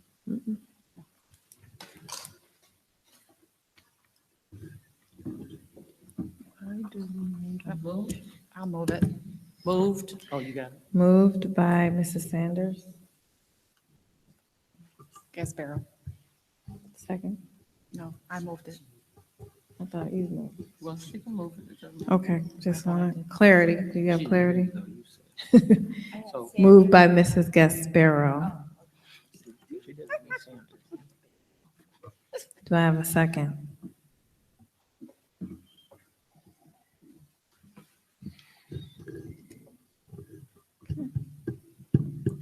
Okay, second.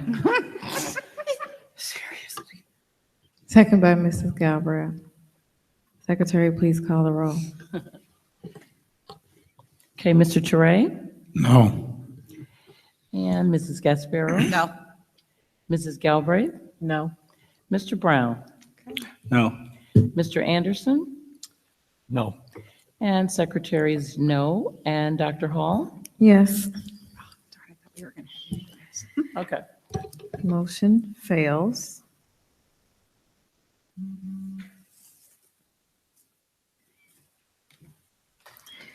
Okay, recommendation to approve vendor contract for Crete Monee School District's wireless vendor selection. So we are currently using Verizon's wireless contract. I selected T-Mobile, and you will not actually find a master service contract because they do not offer one. They are considered what you call the uncarrier. So there is no actual contract for T-Mobile service. If we so choose to not go with the vendor and are not pleased with their service, we can explore other options at any time.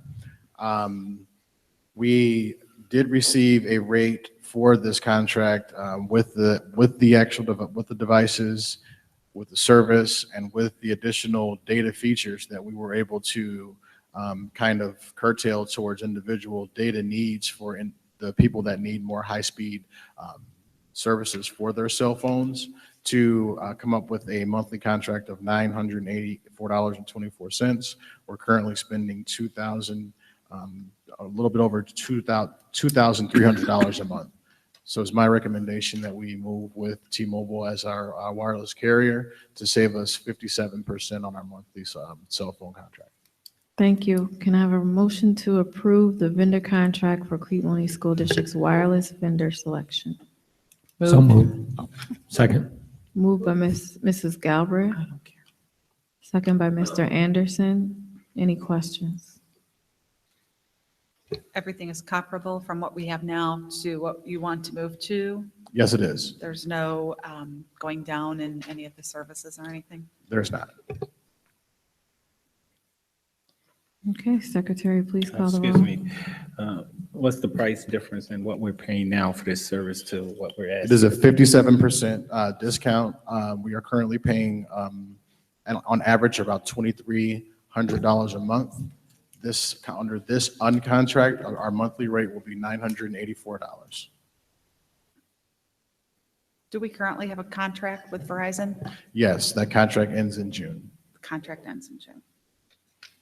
So with that, is that there a need to switch any equipment or anything? Yeah, you have a equipment that you can purchase through T-Mobile. We've already priced those out for the 20 phones at an average of $5.25 a month. Okay. Last time I went into Verizon, they told me they don't have any more contracts. New ones. What is that? But this is They're not offering that for government contracts. That what they submitted to us was an It's just personal. I'm aware of. What they submitted to us for the bid was for a 12-month contract. With a contract for a Yes. 2-year or 3-year or whatever. Yes, well, it's for 12 months. Okay. Mike, did you say Verizon or T-Mobile? Verizon. Last time I walked, I bought a phone about 2 months ago or a month and a half ago, and And they're probably trying to do that. they said because there's no more contracts. They're trying to They're compete with done. T-Mobile service for the uncarrier. But if you're with an organization, you will have a contract. No, for T-Mobile, we do not have an actual yearly She contract. was talking No, about I'm- Verizon. For Verizon, we will have a Yes, contract. yes, for Verizon, we will have a yearly contract. For this proposal here, there is no yearly contract. It's an uncarrier. Basically, if we're unsatisfied with their services, we can discontinue and explore other options at any time. Okay. That's good. We're not stuck Okay. with it. Secretary, please call the roll. Excuse me, I still have a question here. Under the financial impact, it says see attached form. Is that in here? I'm like missing. See attached form 470. The Form 470 should be attached. Is it? Am I missing it? It's this, right? Anybody see it? Is that it? And that's basically displaying all of the Category 1 and Category 2 items. Couple pages down? Okay. All right, got it. Thank you. Secretary, please call the roll. Secretary, call a roll, please. Okay. Mr. Teray? Mr. Teray? Oh, No, I he's think we saying need to no. take a No. break there. I didn't even know he left. say it loud. Let me hear Say you. it loud. Okay. Mrs. Gasparo? Mrs. Galbraith? Yes. Mr. Brown? Aye. Mr. Anderson? Aye. Secretaries, aye. Dr. Hall? Aye. I have a quick question. So since this motion on 10A3 failed, does that leave us without an internet provider? No, it leaves us without a secondary failover provider. Okay. Right. I And just no didn't know if it was recourse of affecting the. ever going back to revisit that for this year, that those are the, Unless there's an emergency action item until that's made before May the 26th. Now, question, if we had not just approved this previous motion that just The passed. wireless vendor? internet. Yeah, and Verizon contract is over, it expired in another month or whatever. That would have led us to what? Do they become our We don't provider? get, we can still use Verizon, but we would not get the 40%. Got it, Mhm. okay. Thank you. Recommendation to approve vendor contract for Crete Monee School District's network infrastructure upgrade. Did we pass the, okay. So, this project is to upgrade, this speaks to your point, Mr. Brown, with regards to the failure that we experienced a few weeks ago.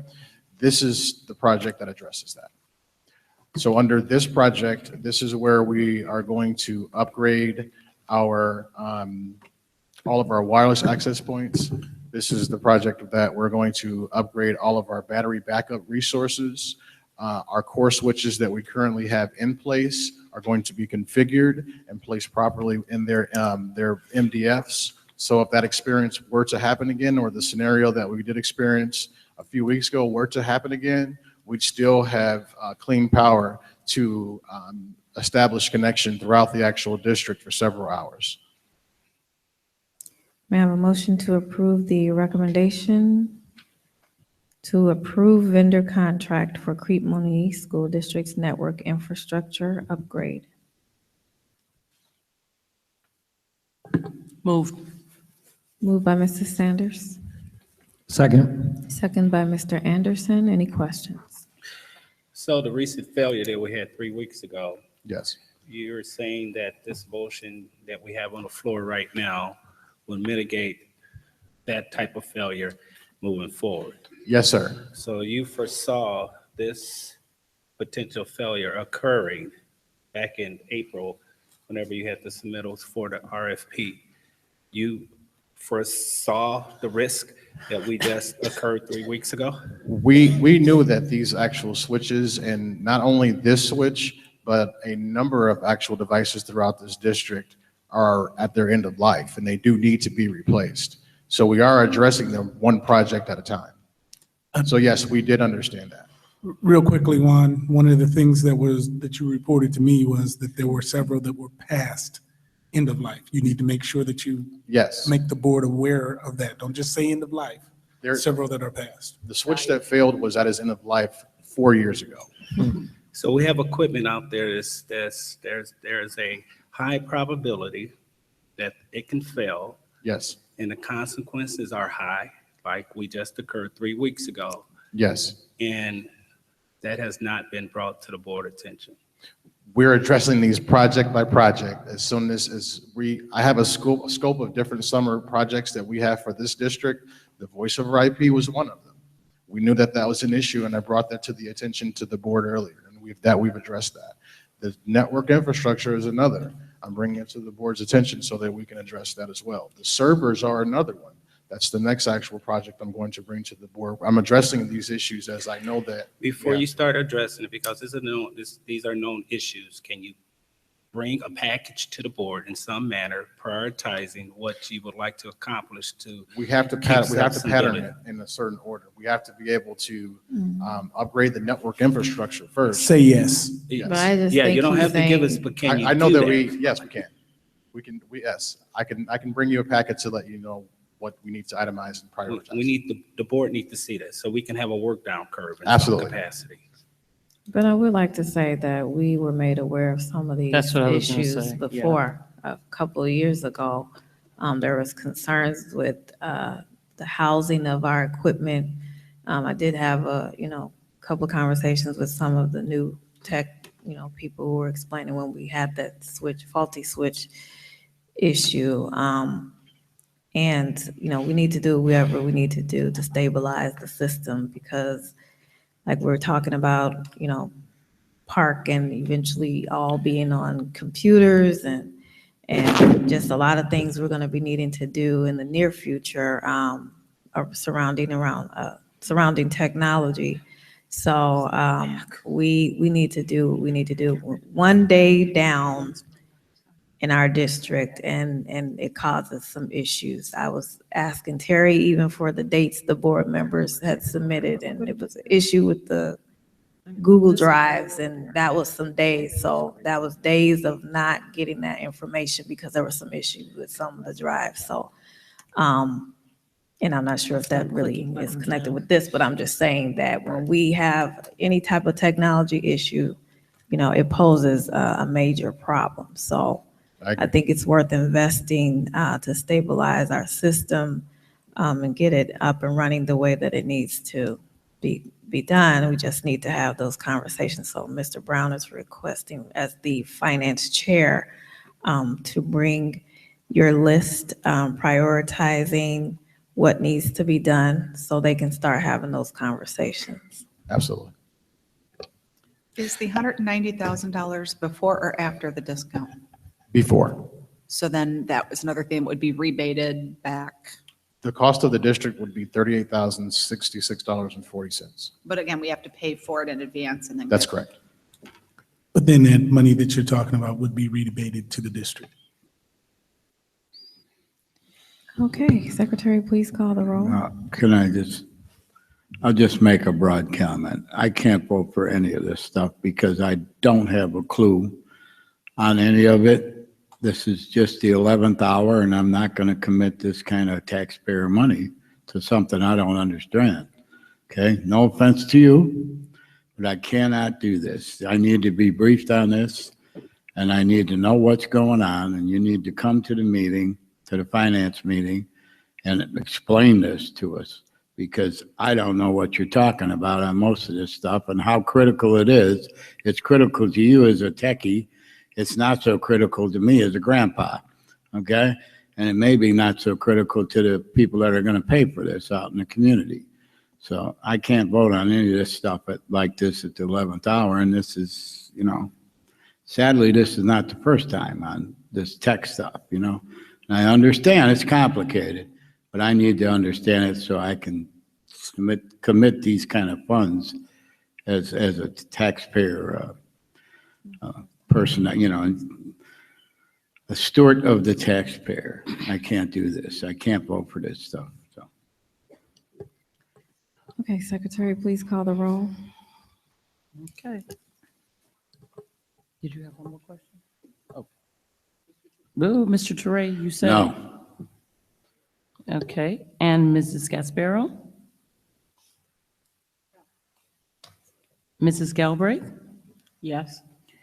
Mr. Brown? No. And Mr. Anderson? Yes. Secretary is yes. Dr. Hall? Yes, thank you. Motion carries. Recommendation to approve vendor contract for Crete Monee School District's Fiber Run project. So as I was stating before, with the removal or the decommissioning, for lack of a better word, of the sixth grade center, we are going to be disconnecting the fiber that's connected from the central office to the sixth grade center. That process is called turning the fiber dark. This entire district is connected through a fiber connection that goes from building to building to building. That's how we communicate. If we cut off or sever one of those connections from building to building, we have no internet. So we have to, as a part of the actual sixth grade center project, reroute that fiber to run from the central office to the high school so that we can keep the connection established throughout the district. So as a part of that actual project, again, I was able to find the 80% discount rate to be refunded by E-rate. Thank you. Can I have a motion to approve the vendor contract for Crete Monee School District's Fiber Run project? Moved. Moved by Mrs. Galbraith, Second. second by Mrs. Gasparo. Any questions? I have a question. So in other words, you have to move this fiber or otherwise the rest of the schools are not connected? That's right. So we don't have, so it goes from central office to sixth grade center to high school to whatever? So yes. So you're missing that beginning link. Is that correct? That you can't bypass it? You can't just stop it and it's going to pick up at the high school? No, you cannot. You have to reroute that actual, that connectivity. It's a fiber connection that goes in a circle. And is that physical? It's They're a going to have to physical- dig and whatever? It's a boring physical fiber run. Thank you. Have you ever heard of PLC, power line carrier? I'm not sure. You're talking about moving hardware, fiber optics. This is a method to eliminate fiber optics and use existing power cables to run a signal on the existing power cables, which eliminates the fiber. So I don't know, I'm maybe a little bit speaking out of your... You've just out-teched me on that. I'm not familiar with that technology.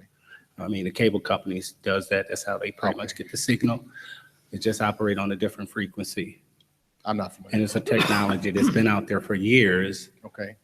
And it will replace or eliminate the use of having to install fiber optic cables and things like that. So maybe, get a little bit more knowledge on that. Yes, sir. And maybe an opportunity moving forward. I know we are in the 11th hour, but it may be an opportunity. Yes, sir. I only have one question or comment for you two. At this point in time, I'm not sitting here confident that we know what we're going to do with the sixth grade center after we move the kids out. To my knowledge, there is no funds been allocated to destroy it or level it or what we're going to do with it. Is it prudent to take out all of the internet service out of that building before we know what we are going to do with that building and if it will be used in the future for some other student activity that we might need the internet? Once you take this out, it's out, right? I mean, is there... No. How do you explain that to? For this particular action item, the fiber goes dark. So the fiber run is still there and it still exists. So whatever's done to that building, if at some point in time it ever needs to be reestablished, we can relight that fiber connection and it can be used as a failover just in case the connectivity from the central office to the sixth grade center fails. We can still use a reroute to the high school and still keep the internet connection up for the district. So you're not cutting lines out or anything? We're not cutting the line, we're rerouting it. I'm still. This is just moving this, housing it in a different place, correct? This is just running a line from here or from the central office to here. It's a new fiber line. We're not removing it. So if there was an emergency, we could be. Yes, Yeah. that's correct. But we're saving money by going cold Through in, E-rate, in, right? in area that is unnecessary for usage. We're saving money by, yes, by leaving that line dark. Right. Okay. And you've discovered that we can actually apply the E-rate rebate to this project that we would have been having to do basically anyway. Yes. Excellent. Pardon my ignorance here, but do we pay for, I mean, when the fibers are installed, we pay for the fibers, but how do we save money by not using it or having it go dark? Once the fiber line is ran and it's connected and it's configured, there are lines. We don't pay anybody, we don't pay anyone for that circuit or that service at that point. So not using it, we're not saving money, we're just Not using leaving it. us an option if we need it down the line. Yes. Okay, Secretary, please call the roll. Okay, Mr. Anderson? Yes. Mr. Brown? No. Mrs. Galbraith? No. Mrs. Gasparo? Yes. And Mr. Touré? No. Secretary is yes. Dr. Hall? Yes, thank you. Motion carries. May I have a motion, I'm sorry, recommendation to approve vendor contract for Crete Monee School District's cabling project. So this is the last action item, and this is in regards to upgrading all of the wireless infrastructure, the cabling inside of the buildings. Mr. Brown, you were just speaking of an upgraded technology that you're familiar with regards to the fiber run. This technology is called, we're currently using a Cat 6 cabling for the district. And for this project, this upgrades our district to a Cat 6E grade cabling. If you're familiar with that grade of cabling, we're also allowed to upgrade, when we upgrade our wireless access points, we can use this grade of cabling for powering over the actual Ethernet as well for the AC wireless adapters that we're going to be installing for the high school, Talala, and for Balmoral. So we also get this at an 80% discount rate for this project. Okay, can I have a motion to approve the vendor contract for Crete Monee School District's cabling project? Moved. Moved by Mrs. Galbraith. Second. Who was that? Who Oh, was that? second by Mr. Touré. Any questions? Okay, Secretary, please call the roll. Mr. Anderson? Yes. Mr. Brown? No. Mrs. Galbraith? Yes. Mrs. Gasparo? Yes. And Mr. Touré? No.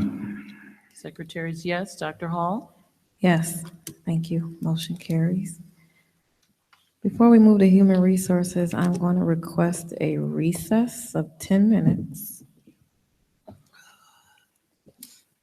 Can I have a motion to approve a recess? Moved. Moved by Mrs. Sanders, Second. second by Mr. Anderson. All those in favor say aye. Aye. Aye. All those opposed say nay. Nay. One opposed. We're in recess.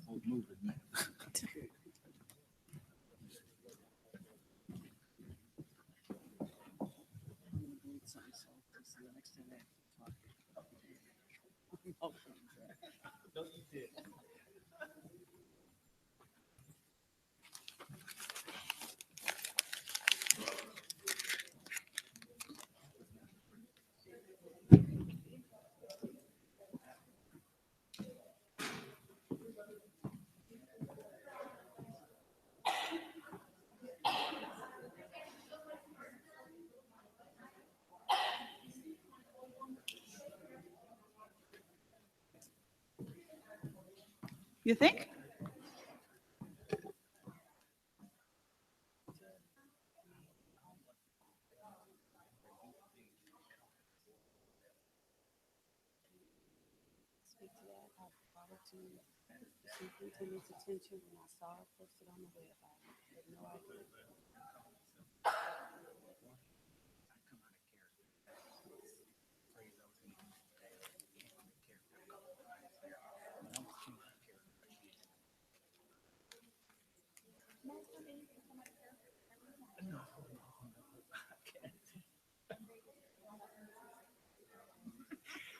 wait till you go hear me swear, and that's it. You know the big one's coming.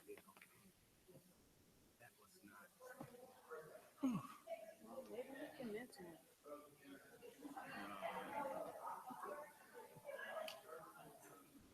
It almost turned out to be a total business and nothing being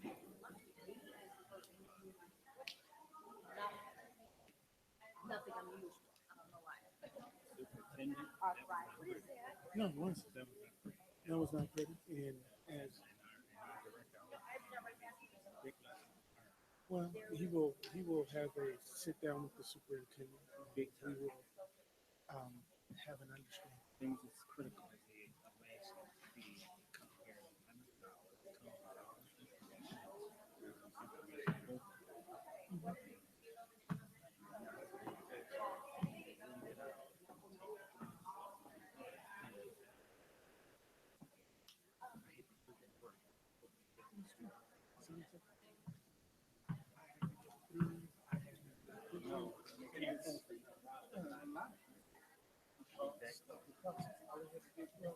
No, you did have trouble because you didn't have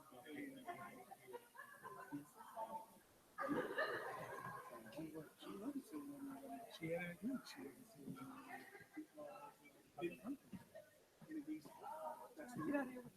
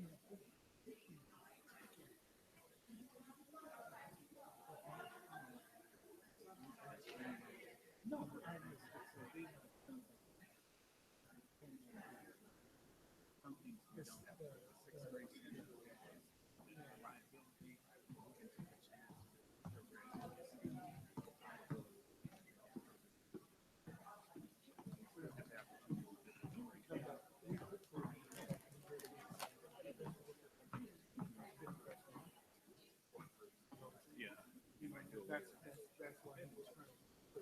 But that's okay. That's fine.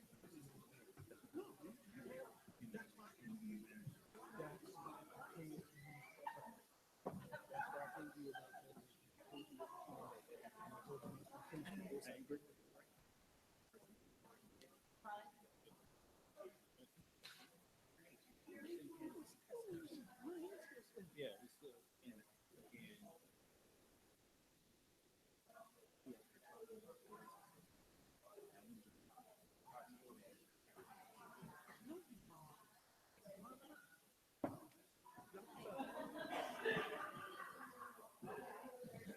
No protest.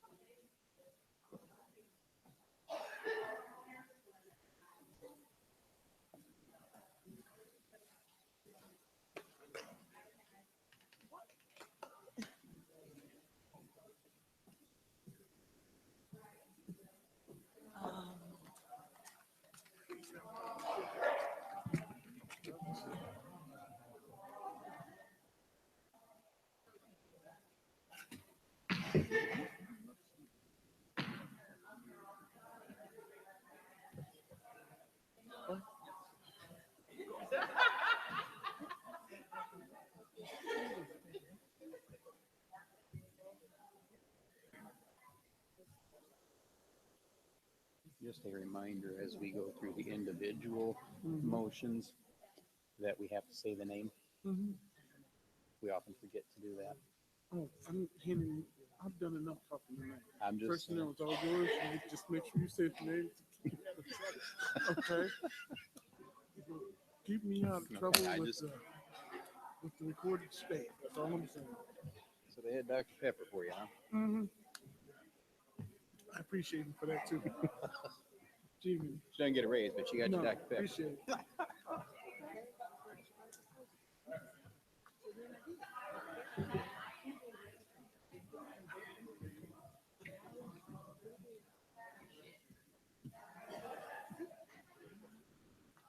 Oh, yeah. Well, you know what, Fred, I was right. You know what you jealous of because you put my picture. Yeah. So yeah, that's what I was trying. I was trying to believe that. But you absolutely that's all. I'm in the office. Right. And you know what? I saw it, but I didn't. Yeah, because for one, I'm and I didn't respond to you. You know, We got too many things around here not to be able to do. Like, because I really wanted to sit down and you It's what I was on the. Oh, hey. They had a dance while I wasn't here. I did. You guys are like you say, you are there. Just because you want to, but do we get to expedite? So.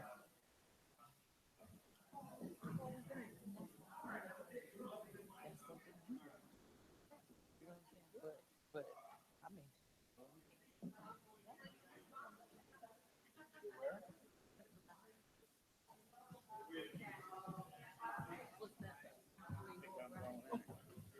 Regardless. huh? Oh, I thought it was about. I thought it had nothing to do with you. I thought you were coming. I'm glad. Are you going? Only if you go. Oh, well, I guess you ain't going. Oh, well.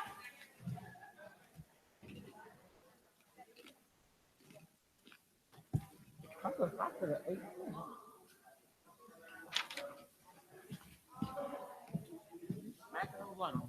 I thought I was quiet.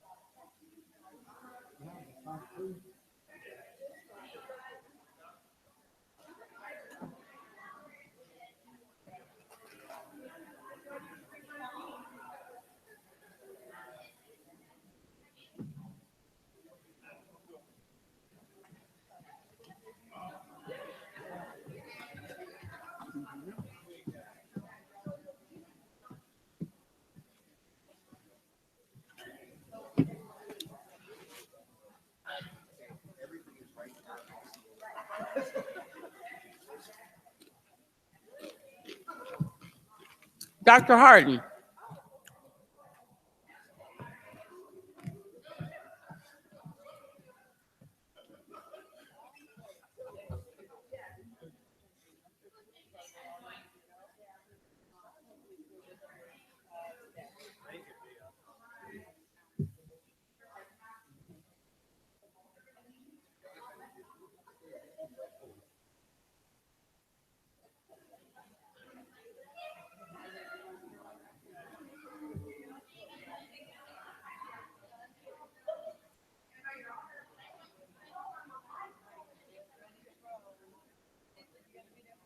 Hey, you have extra pee. Thank you. Yes, ma'am.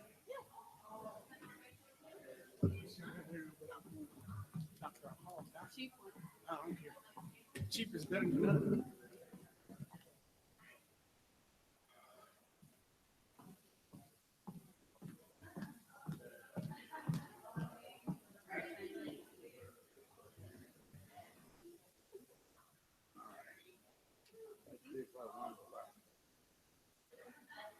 You gonna give us the money to take care of the project?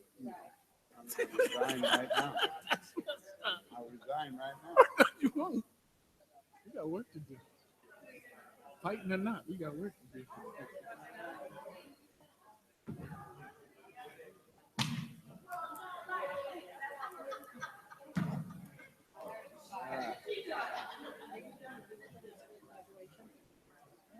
Okay, Mrs. Wright is back. You wrote a letter of recommendation for Cody. Yeah. She wants to know if you will give him his diploma. At the secret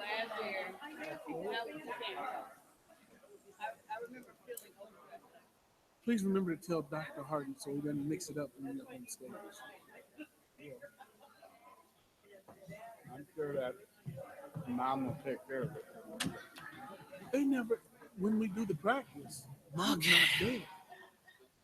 Oh, my bad. You're bad.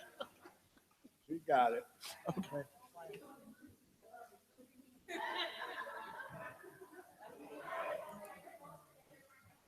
You'll do it. She'll remind me. Okay. Destined I to never understand win. those days. The what never win? Destined to never win. My number. You get that, you might have the same odds as getting struck by lightning. I probably will. Can't even throw me a bone. What, you just want a $5 win?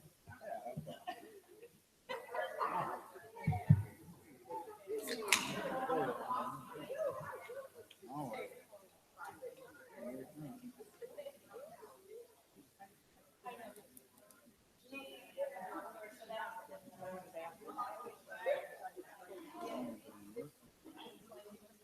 Another day of fun.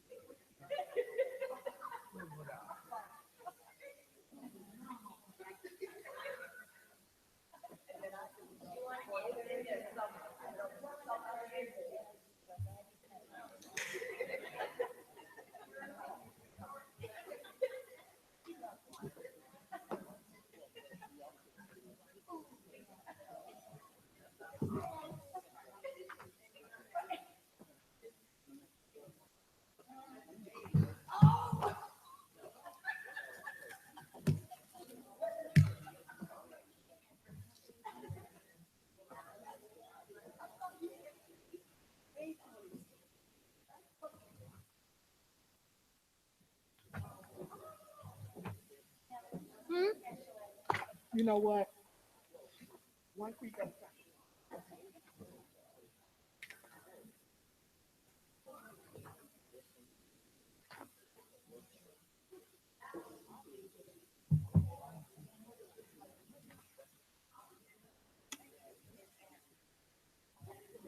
Let's quit. Take a vote.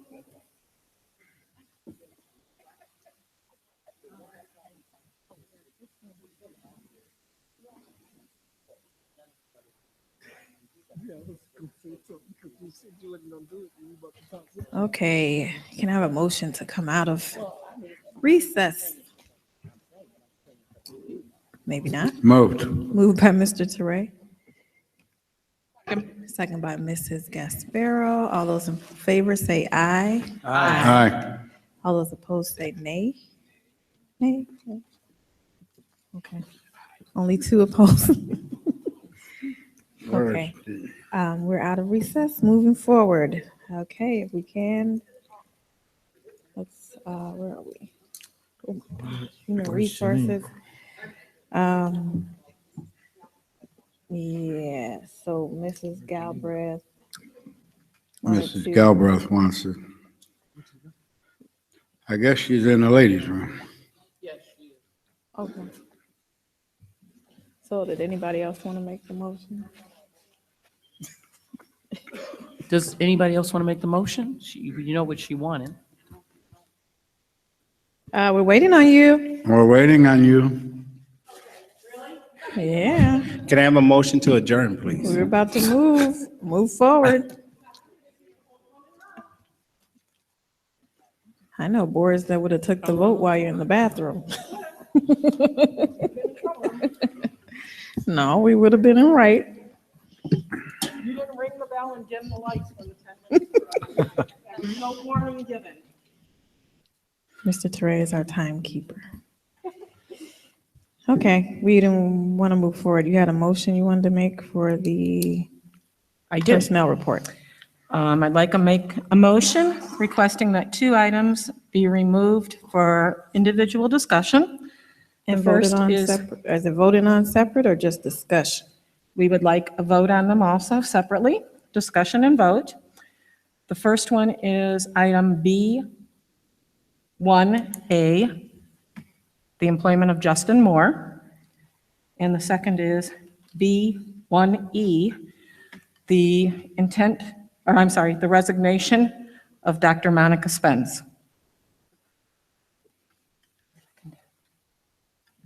Second.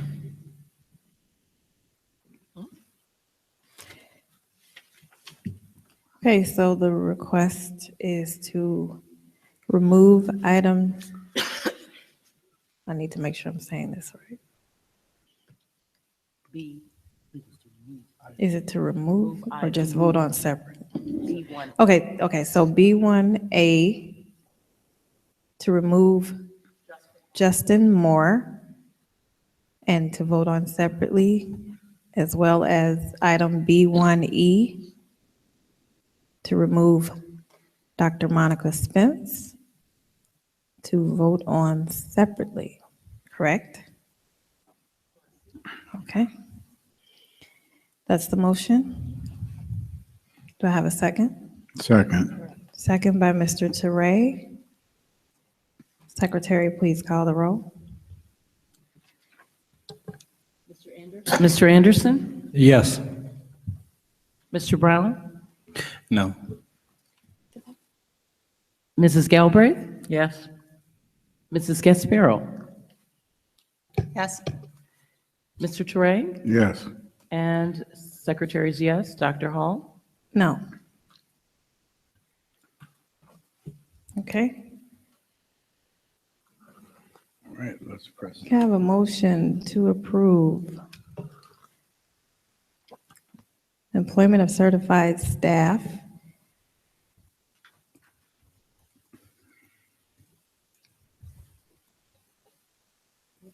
As amended? We've already removed it. Is there a motion? I'll move it.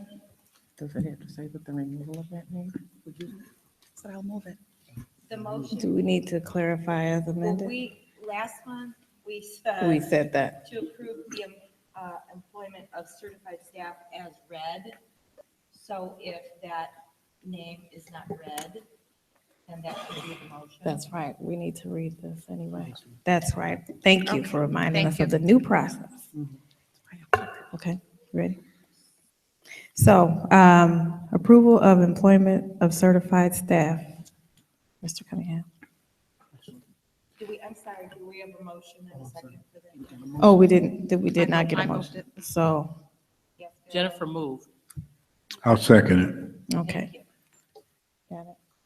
And the personnel We'll read are Jessica Carter, Allison Fatke, and Jessica Westerhoff. Okay. Secretary, please call the roll. Yes. Mrs. Gasparo? Yes. Mrs. Galbraith? Yes. Mr. Brown? Yes. Mr. Anderson? Yes.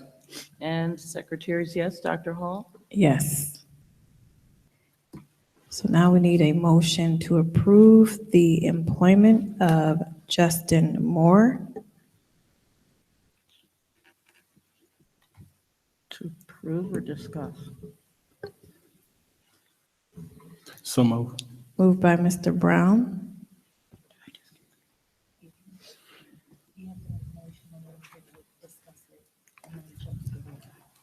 Second. Second by Mrs. Sanders. Okay, any comments, discussion?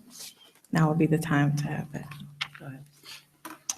Okay, well, reading up on Mr. Moore, I just don't think he's the proper fit for our organization at this time.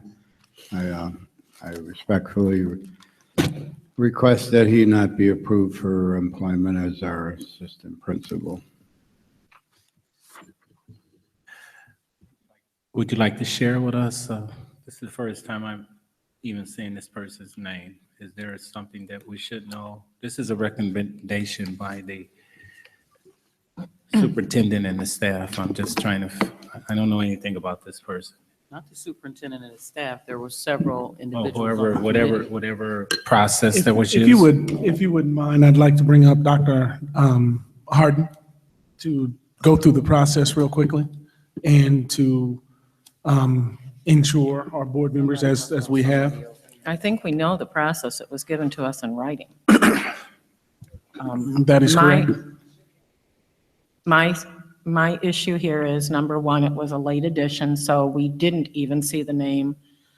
But after doing some research about Mr. Moore and looking at his background, I do not think that he is good for Crete Monee High School at all. It's my personal opinion. I did a lot of research after I saw his name. I looked at a lot of things. I delved. I do not believe he is a fit for our high school. Can you guys share any of this? I mean, Well- I'm just going by what you guys had. He what doesn't we've hold a received. position for longer than a year and a half. He's, Can you, I'm sorry, I do need to ask you all to please be quiet. Thank you. he does not stay in a position for very long. There are some articles out there about when he worked at CPS, he was issued a warning resolution. I did some research on that, and it's pretty hard to get a warning resolution from CPS is what I found out. Doesn't tell you what the resolution was, what occurred, but my understanding is they don't just hand those out. There's just a lot in his background that concerns me.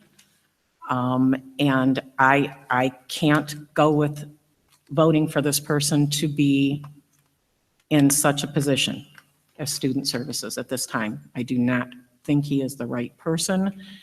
I'm very, very unhappy with his background and what I found. Dr. Harden, if you'd step up, and because you did the background check and talking to the superintendents for which he worked for to make sure we had that, and I'll be glad to answer the information about the warning at CPS that we both discussed with Mr. Moore before he departed the district. Absolutely. So with any and all candidates, we vet them as much as possible. We dig around the internet and Facebook and multiple sites to dig up as much information as possible. And that was done with Mr. Moore, just like with any other candidate.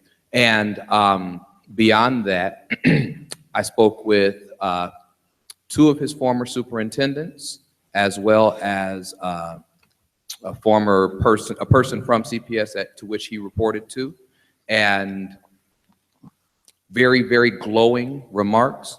One person said things like he was brilliant and would be an asset. Another one said he would certainly be missed. Superintendents were very forthright and forthcoming with all of the information that they knew. It was very, very strong recommendations about his job performance. And I even asked why movement, and received answers like, it's natural for administrators to move. That's one thing that one person said. Another person said that, hey, he saw another opportunity and went for it. And that was basically it. I mean, the recommendations were very strong and these weren't just the recommendations listed on his application. I mean, we really dug to get to, folks that knew him and knew his job performance as best as possible. Okay, here's my rebuttal to that. I'm sorry, there was two questions. I didn't hear either of you. Okay, I have a rebuttal to that. Number one of Mr. Cunningham's statements were, part of our issue is this vacuum that they're never having consistency. They have a principal for a year and a principal for 2 years. This guy moves every year to year and a half, so we're still creating a vacuum. Number two, obviously, I looked at a different internet page than you did because I was distressed by his internet page.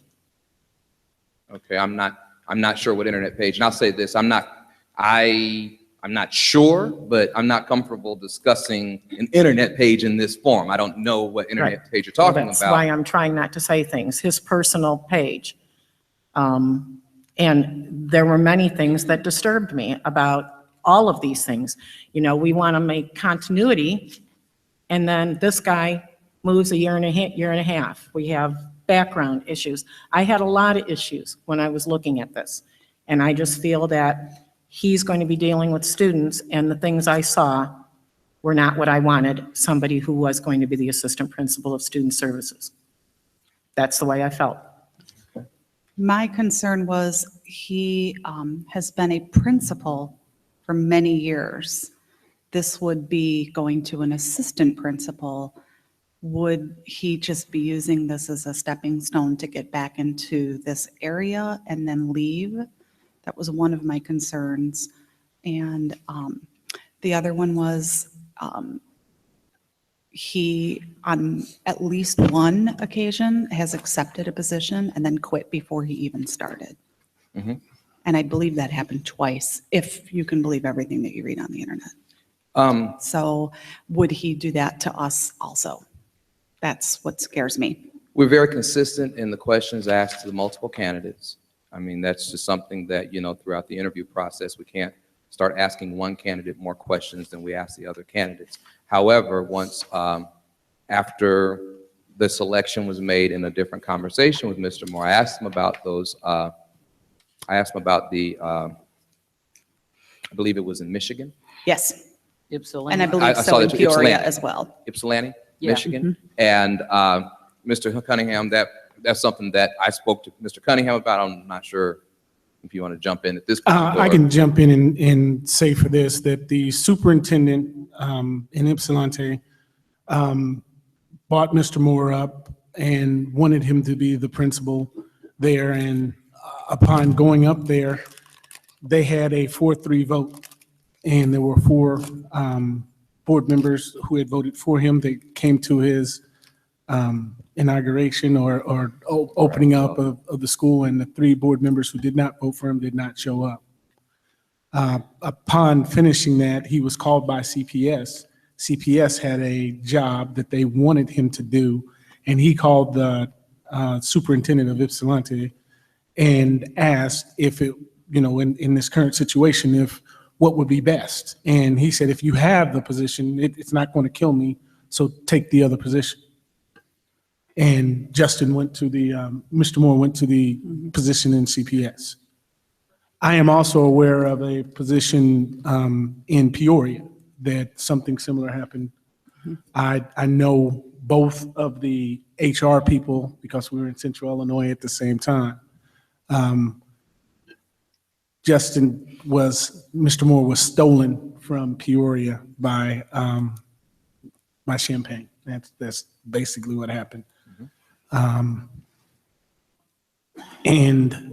Peoria was not necessarily happy about it, but they didn't have all the things in place before he left.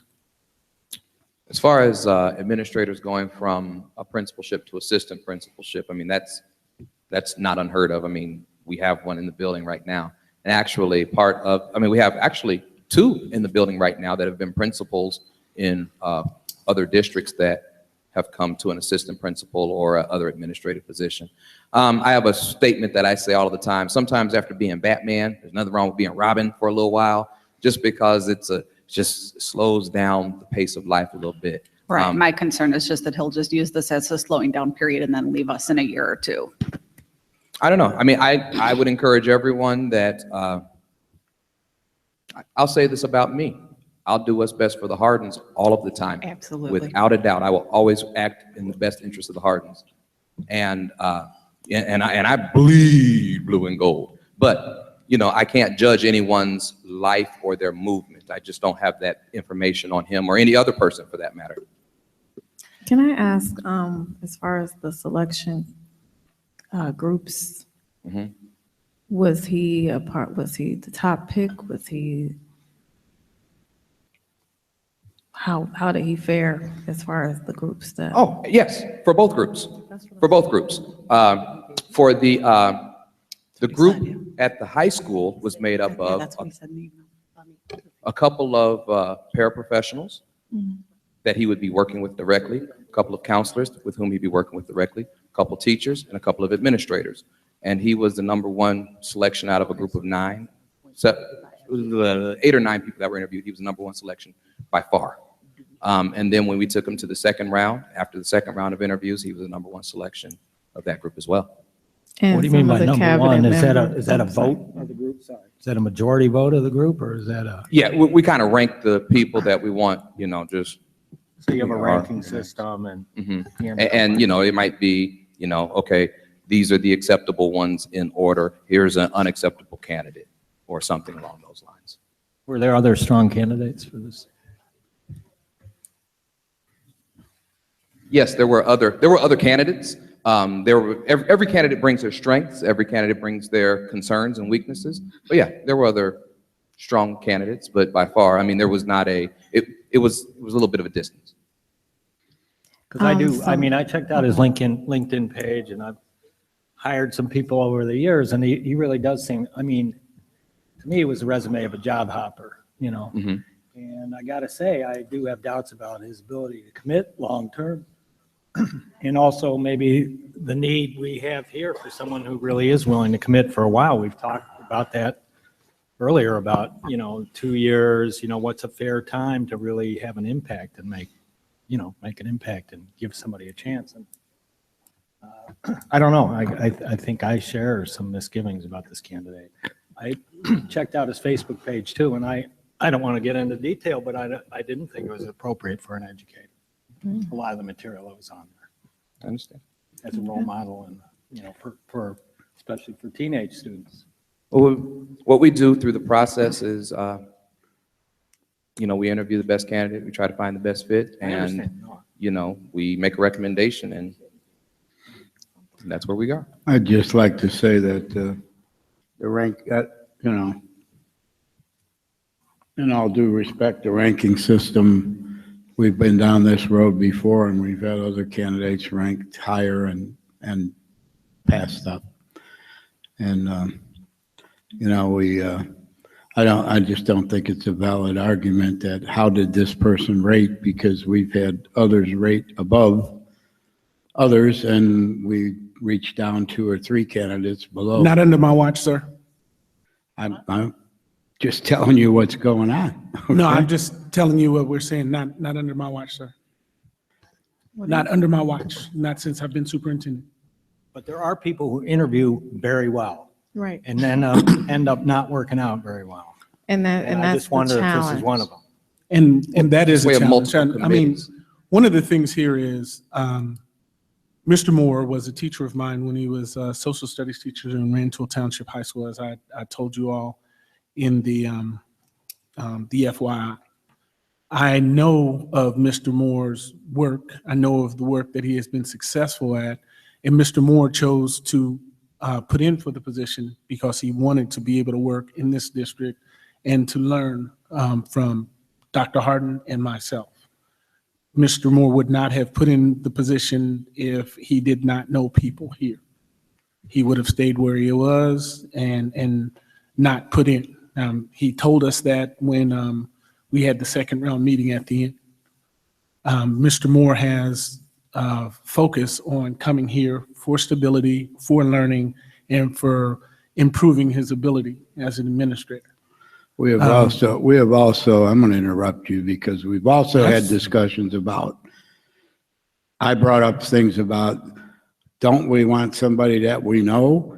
Because we know who this person is, and the counter argument was, no, we don't. We don't want any favoritism. We don't want any kind of bias on the person.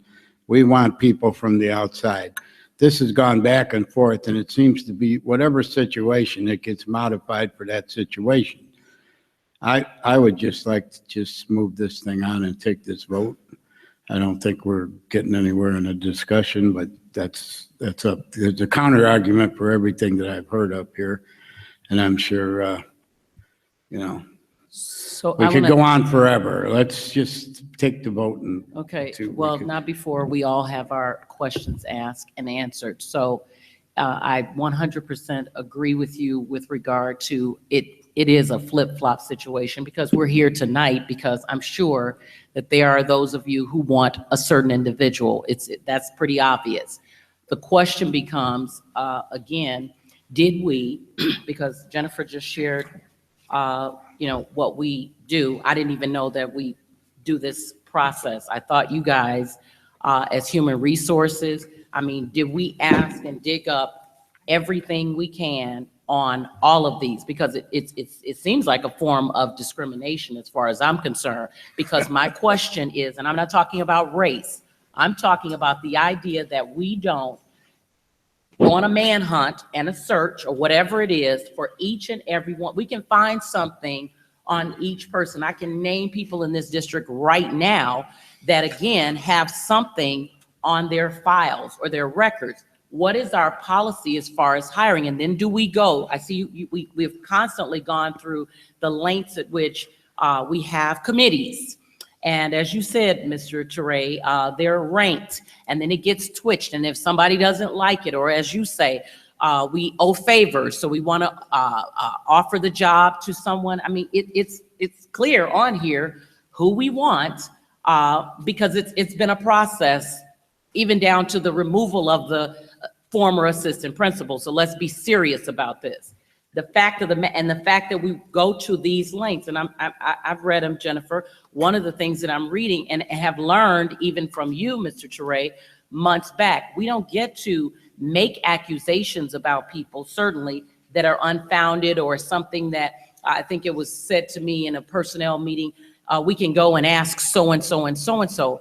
That's against the law, just to outright name somebody and make an accusation, and it's unfounded or we haven't found it. Now, again, these things, I'm not saying this Ypsilanti article, for example, the consistency argument, I'll go along with that. I just want to know, that's just one. This Barbara Bird, I can't go with anything she has to say. She's under indictment. But my question is, did we, and I'll be fine if we went through Ms. Pappas's, Mr. Newell's, Mr. Baker, all of these individuals, their records, their attendance, everything, not the people's pleasure and who's the favorite of the bunch, because at the end of the day, you're absolutely right. We have been consistent in this changing, and we still haven't gotten anywhere by pleasing everyone because that's who you like or whatever. We've been accused 100 times already of favoritism, including hiring you and you. At the end of the day, what is it that we're doing? If we don't, and I don't have a pig in the game for Mr. Moore, I've never seen him or whatever, it doesn't matter.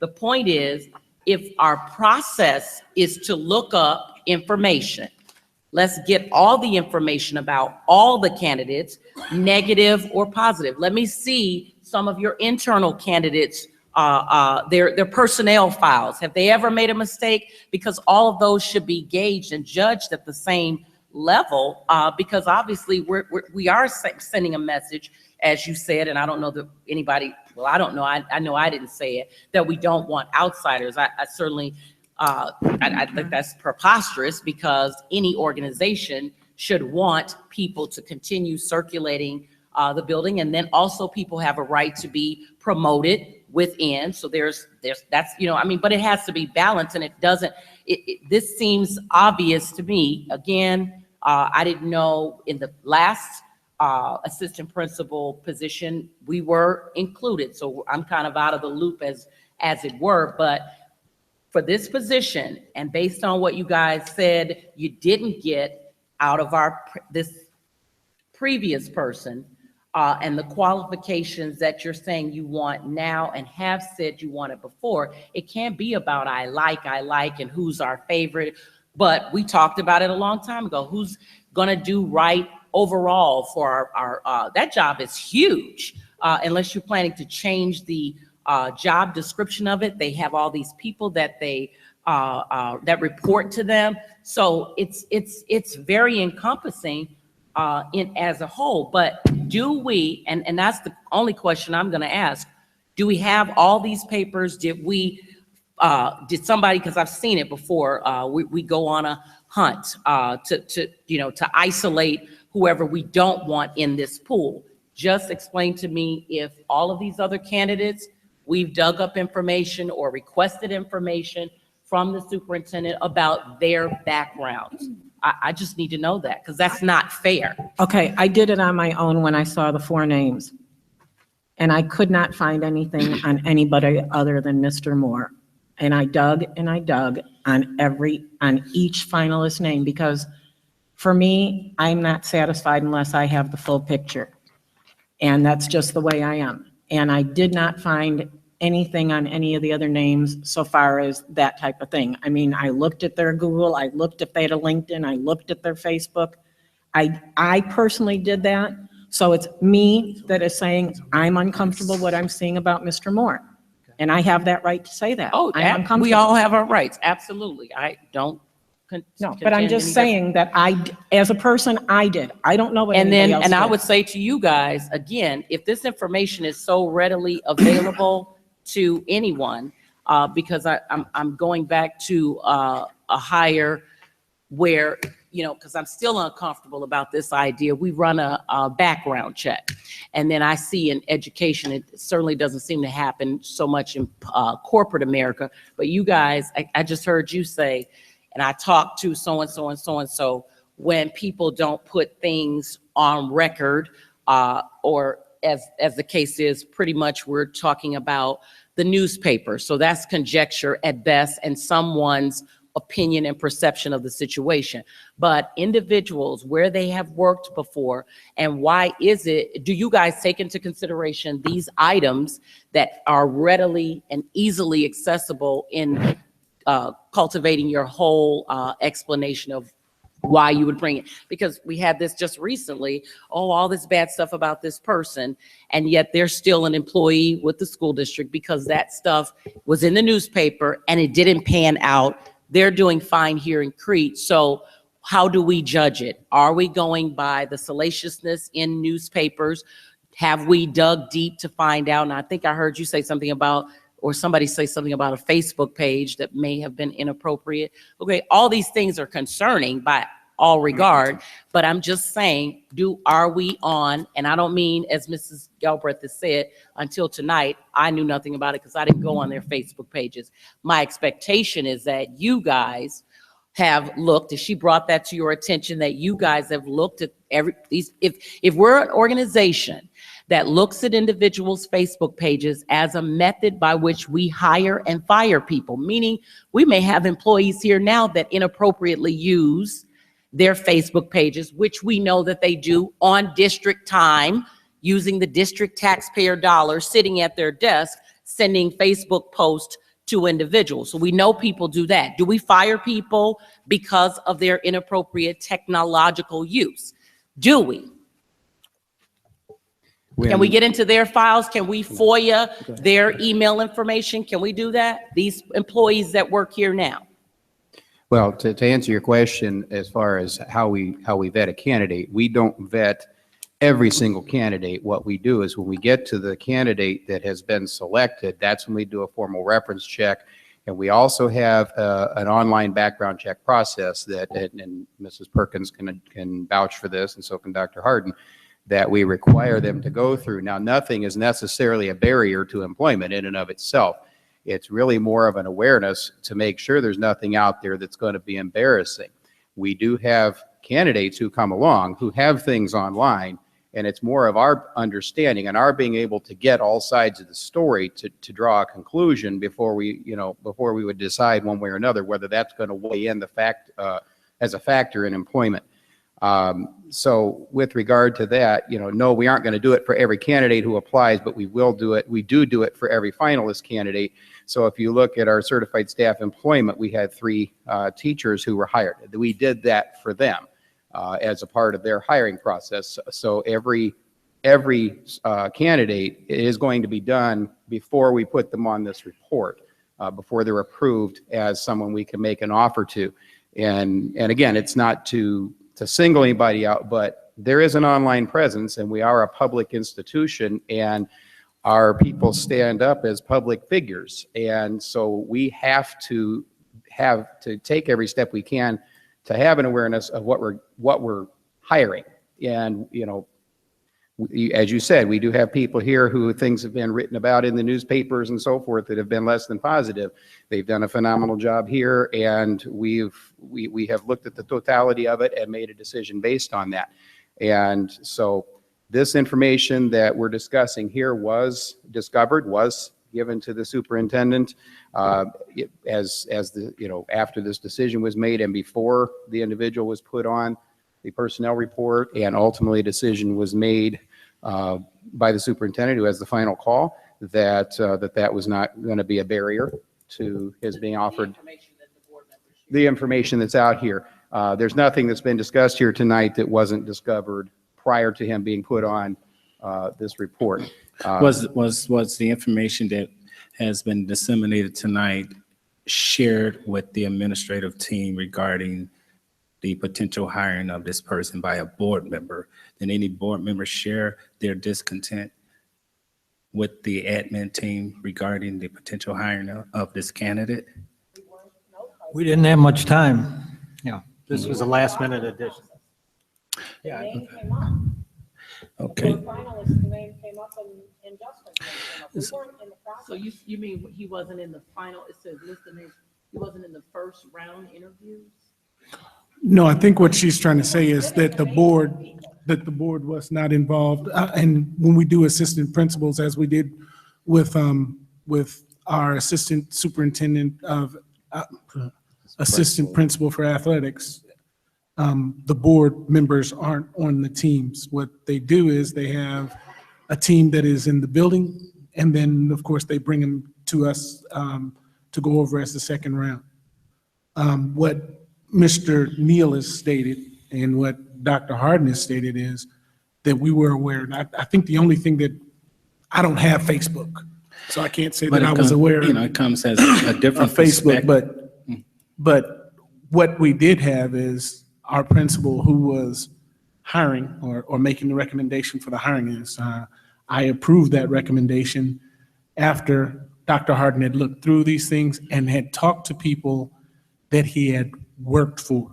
I think it was very important that we do the work background and that we talk to people that he had worked for. What we were looking for, what we continue to look for, is capacity, high capacity for our assistant principals. When we interviewed Mr. Moore, he had the highest capacity. There was no doubt about it in our group. There was no one that had any other, and that's the second round, no one that had any other thought besides Mr. Moore. No one was even close. Not saying that there weren't other candidates that were decent. His abilities and things that we need here at Crete Monee High School were what we were focused on. And then, of course, we went back and checked work history to make sure that there were no work issues that we could see from these superintendents. Dr. Harden, any issues from them? No, not from any of the employers that I spoke with. Two You know, superintendents and an assistant superintendent. Yeah, in but his it work almost sounds like it's a moot point at this time, because regardless on how you saw this candidate as being on top of the list, that some board members have some reservations for moving this candidate forward. And here we are in the 11th hour to make a decision on moving this candidate forward. And you guys are hearing this for the first time from board members. So I don't know exactly where the process or where board members are engaged in the process, but it sounds as if we should have been engaged or had the opportunity to be engaged in the process a lot earlier before you even brought this candidate in. So I don't know the right answer, but something's broke here. I want to be clear on the assistant principal positions. The board traditionally is not involved in those hirings. I would say about 2 years ago, we had conversations about what level the board would be involved, and it was determined that principals and higher, the board would be involved. In the April personnel meeting, this was brought to personnel by Mr. Neal, And he said that the board would be involved, and I remember stating, you know, traditionally the board is not involved. And I do remember Mr. Toure insisting that the board not be involved because he felt that administration is going to pick whoever they want anyway. And I remember him specifically saying that Dr. Harden should have the final say because he's the one that has to work with this person. With that being said, I understand how some of these things can be concerning. They're concerning to me. But I'm torn with, do we trust administration? Because like Christian said, people can have an awesome interview and be horrible. And I've seen people that have a horrible interview but are very good, you know, employees. And I don't want, I know as a board, we tell you how we feel, but at the same time, there has to be a happy medium of to what degree do we get involved with principals picking the administrators they feel they can best work with. So I totally understand the concerns. I do know being in education, this world of hiring and firing can be crazy.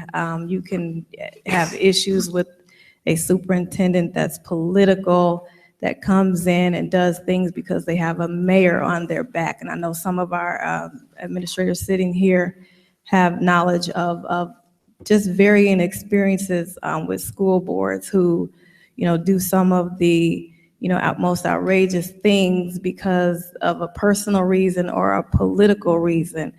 That's why I'm saying I'm really torn with this because it doesn't sound good. But for me, if you're saying this person has committed some things that are not good for children, I need to understand what that is, because of course I would never want to support somebody that's done that. I don't care what, you know, the past is. If you've done something that's inappropriate with children, you know, you guys on here know how passionate I am about how we treat our kids. I can't support that. But if we have some evidence of that this person has been inappropriate, or something like that, but to be truthfully honest, you know, or truthful, people leave jobs all the time for whatever reason, and I'm more interested in your work ethic and if you're appropriate. That's what's more important to me. So if you guys are saying you have some information about some inappropriate, I'm just saying we need to be clear on that. We have no information. I'm nor did talking I to get the it. board Oh, members I'm that sorry. have said that there's some inappropriate things on this person. Somebody said that. Somebody said this man being around teenagers or children or something, you have concerns about that. So what does that mean? You want me to be specific? I mean, because it doesn't involve. Well, may I? Just, you know, there's a lot of drinking on this Facebook page. I'll put it that way. If I may, I'm concerned about discussing someone in a very Wait, I'm public sorry. forum. Okay, I get that. And I don't know, I could be all the I way get out of line in saying this, but I don't want to defame or slander anyone's character. Right. Based on. You're right. We do need to be subjective. careful I think with that. there's a motion on the floor to vote for this guy or not vote for this guy, correct? Can we take the vote?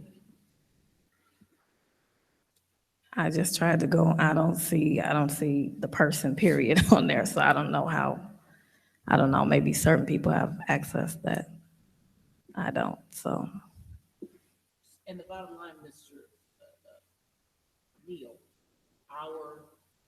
we don't have any policies in place as far as, how we hire people.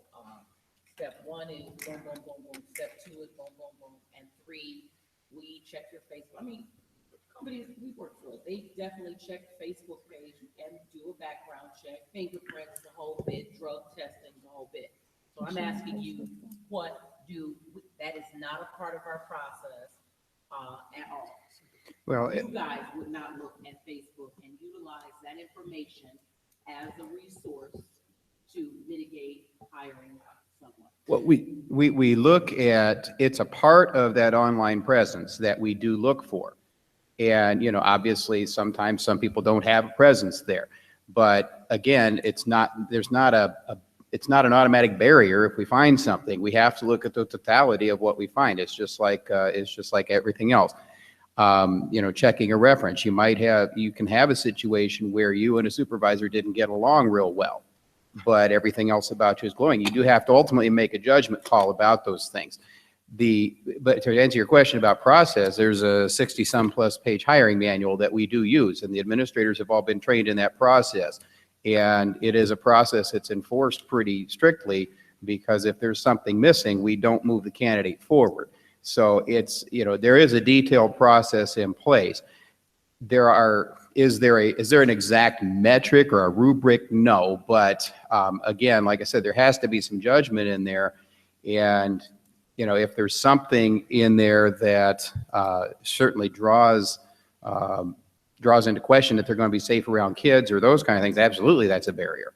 Okay, but like you said, newspaper articles, information that's on social media and so forth, you have to really look at that, and you have to get both sides of the story if you're going to be using that as part of your judgment. Or like you said, you could end up in a bad situation discrimination-wise and so forth, because you're just making assumptions that what's there is true.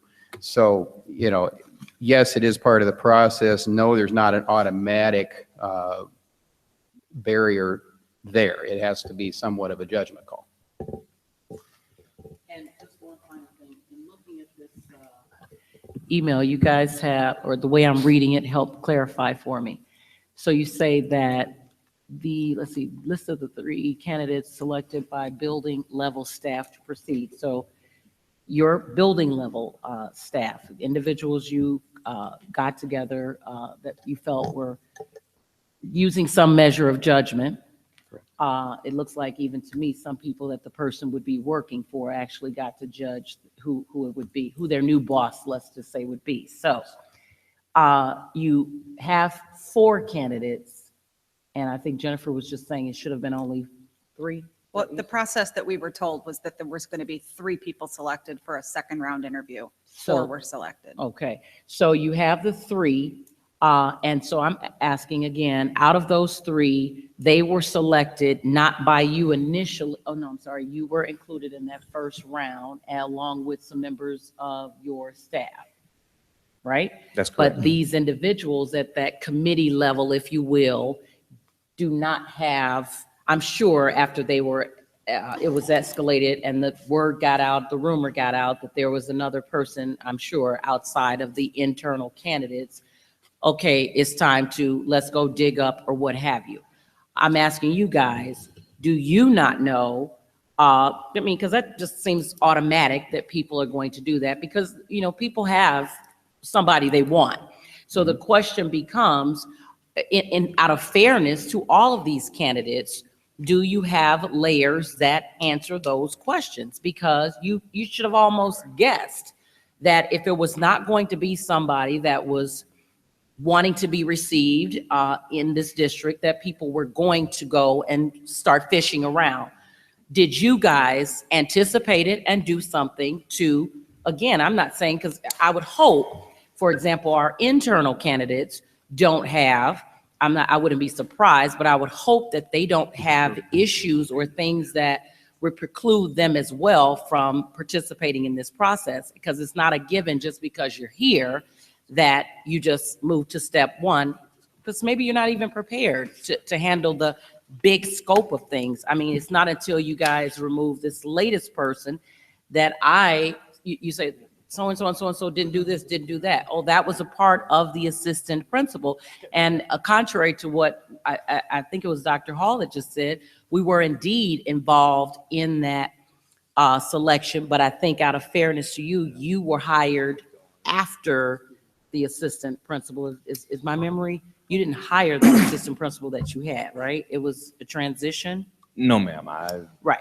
So I mean, whether it boils down to judgment, but is our judgment being blurred? And I guess I really still want us to, even using all of our judgment, I agree with everybody here who says if there is any, I'm not on Facebook to know one way or the other. I wish we can go look at it, because we certainly have done it.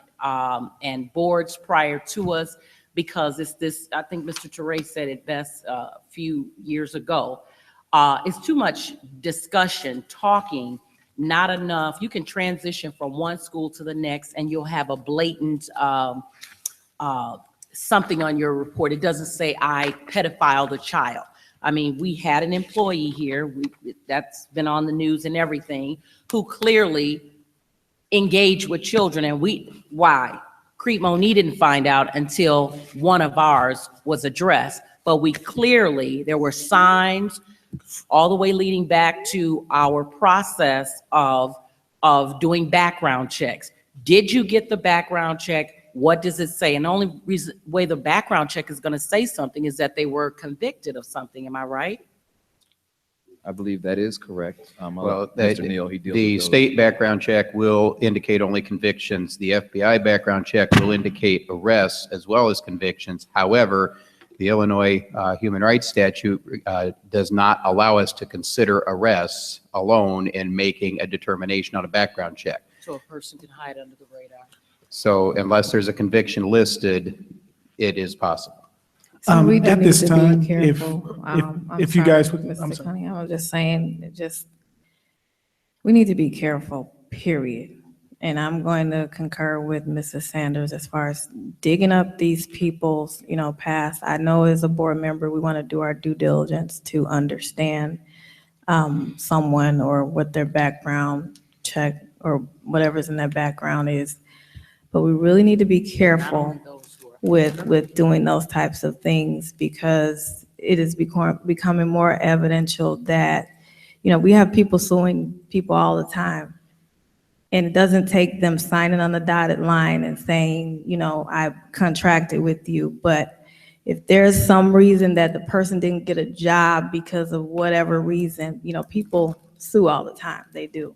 But as board members, we just have to be mindful that when we're doing these things, that we're doing them for the right reasons. And I'm not saying no, that was not done, but I have to agree. We dig and search and we dig and search, and we're only coming back saying we dug and search on this one person. It was never said we dug and search on multiple people. And we have to be careful with that, because it can come across as discriminatory.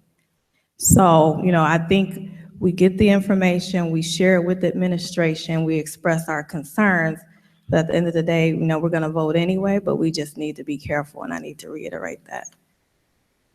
I would like to, if the board would allow, I would like to withdraw the recommendation. No, I disagree. I think we should vote on the individual to keep him or not, or to employ him or not employ him. I think can you read the motion? I think it's to not to.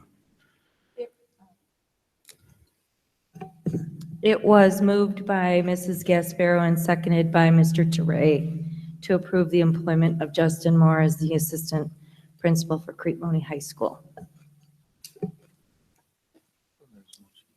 The motion is to approve or not approve, and that And to separate, and to remove. to approve, correct?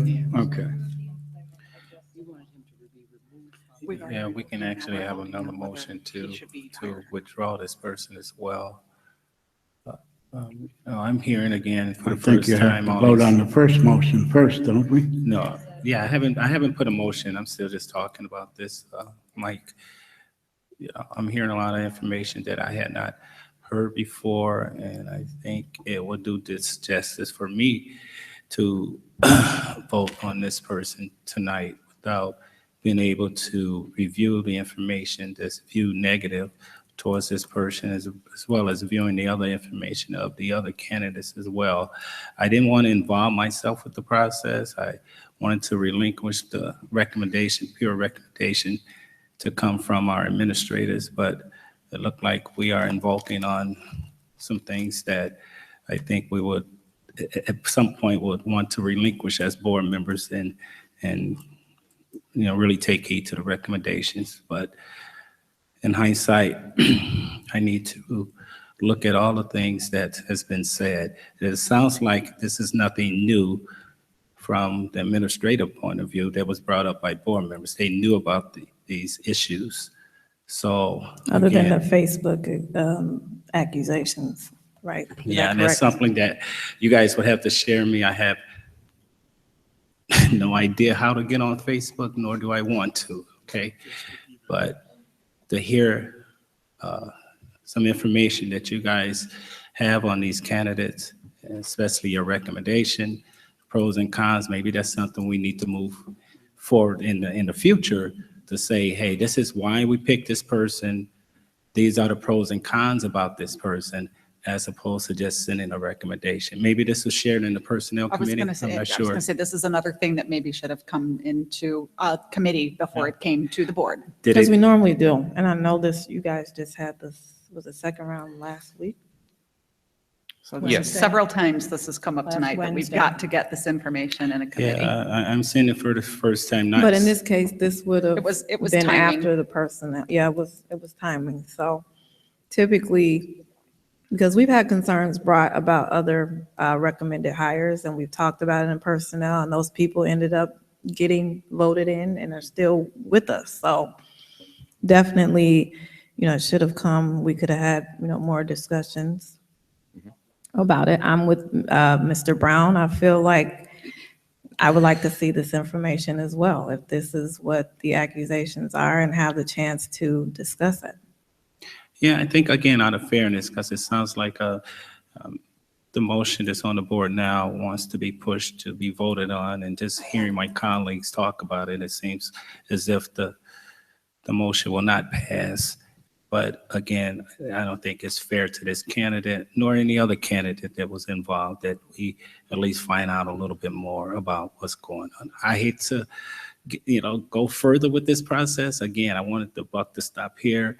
We have bigger fishes to fry, so to speak, but this is a key position, and I think we need to know more about the process.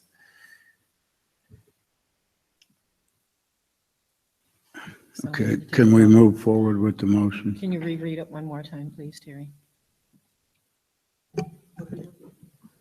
It was moved by Mrs. Gasparo and seconded by Mr. Teray to approve the employment of Justin Moore as the assistant principal for Crete Monee High School.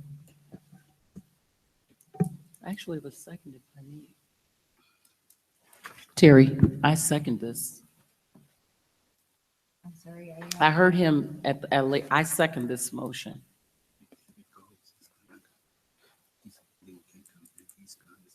It was already second when Mike Yeah. said that. So then if we want to withdraw the motion, the person that made it would have to withdraw it. And that was who again? Mrs. Gasparo? Okay. Yeah, Gasparo made it, right? Was it you? Was it you?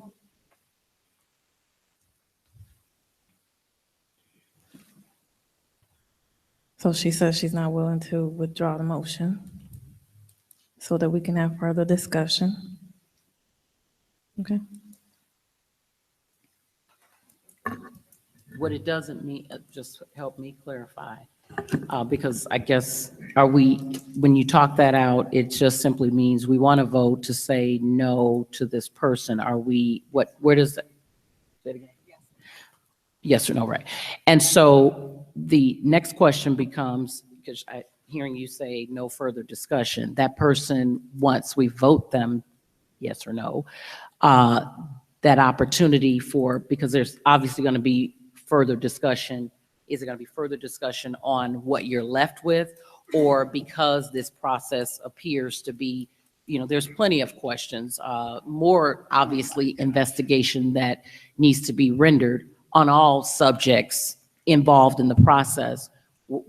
I just want to know where we stand. No, and then we're left tonight with restart. Where are we?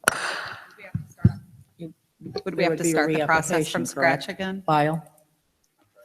If this person is not approved this evening, what happens after that? Is it a whole new reapplication process then? That would be, again, that would be something that we would have to determine, whether there was a second candidate in the first search that we were willing to go to, or whether we would need to reopen the search, repost the position, and start again. So we have no procedure in place?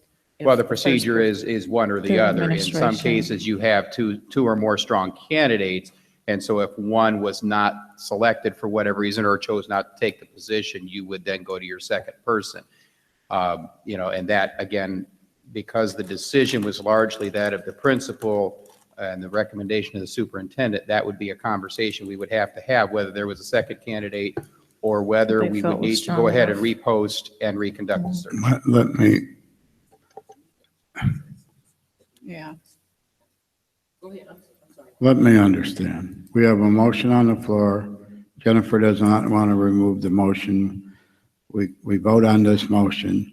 Then Mo, if you want to put a motion in to do something else, we could vote on that motion and see if that motion carries. Is that that's the correct procedure, right? No. Well, What do you mean? I think we can't just add to No, the you agenda. can't. This was No. just asked to be voted on as Yeah. a separate item, so we can't just. Okay, start- so then what Mr. Brown's talking about will have to be discussed at a future date. Is that correct? So we just have the one motion and so it's, okay, it's 11:20. And we have much, much more to go. 14. So, okay. Sorry. So we can have, administration can have the discussion as far as where you go in case the motion fails, where you go from here, basically, and inform the board on that process. Correct. Thank you. Okay, Secretary, please call the roll. Mr. Teray No. and Mrs. Gasparo. No. Mrs. Galbraith? No. Mr. Brown? Present. Okay, Mr. Anderson? No. And secretaries, no. Dr. Hall? Present. Thank you. All righty. Where am I at? Sorry. Okay, what was the other one? Mr. Cunningham, Through the next. I would love for us to hear in, let's say, the next, FYI something, the process and/or procedure, and I think you guys are putting a lot on us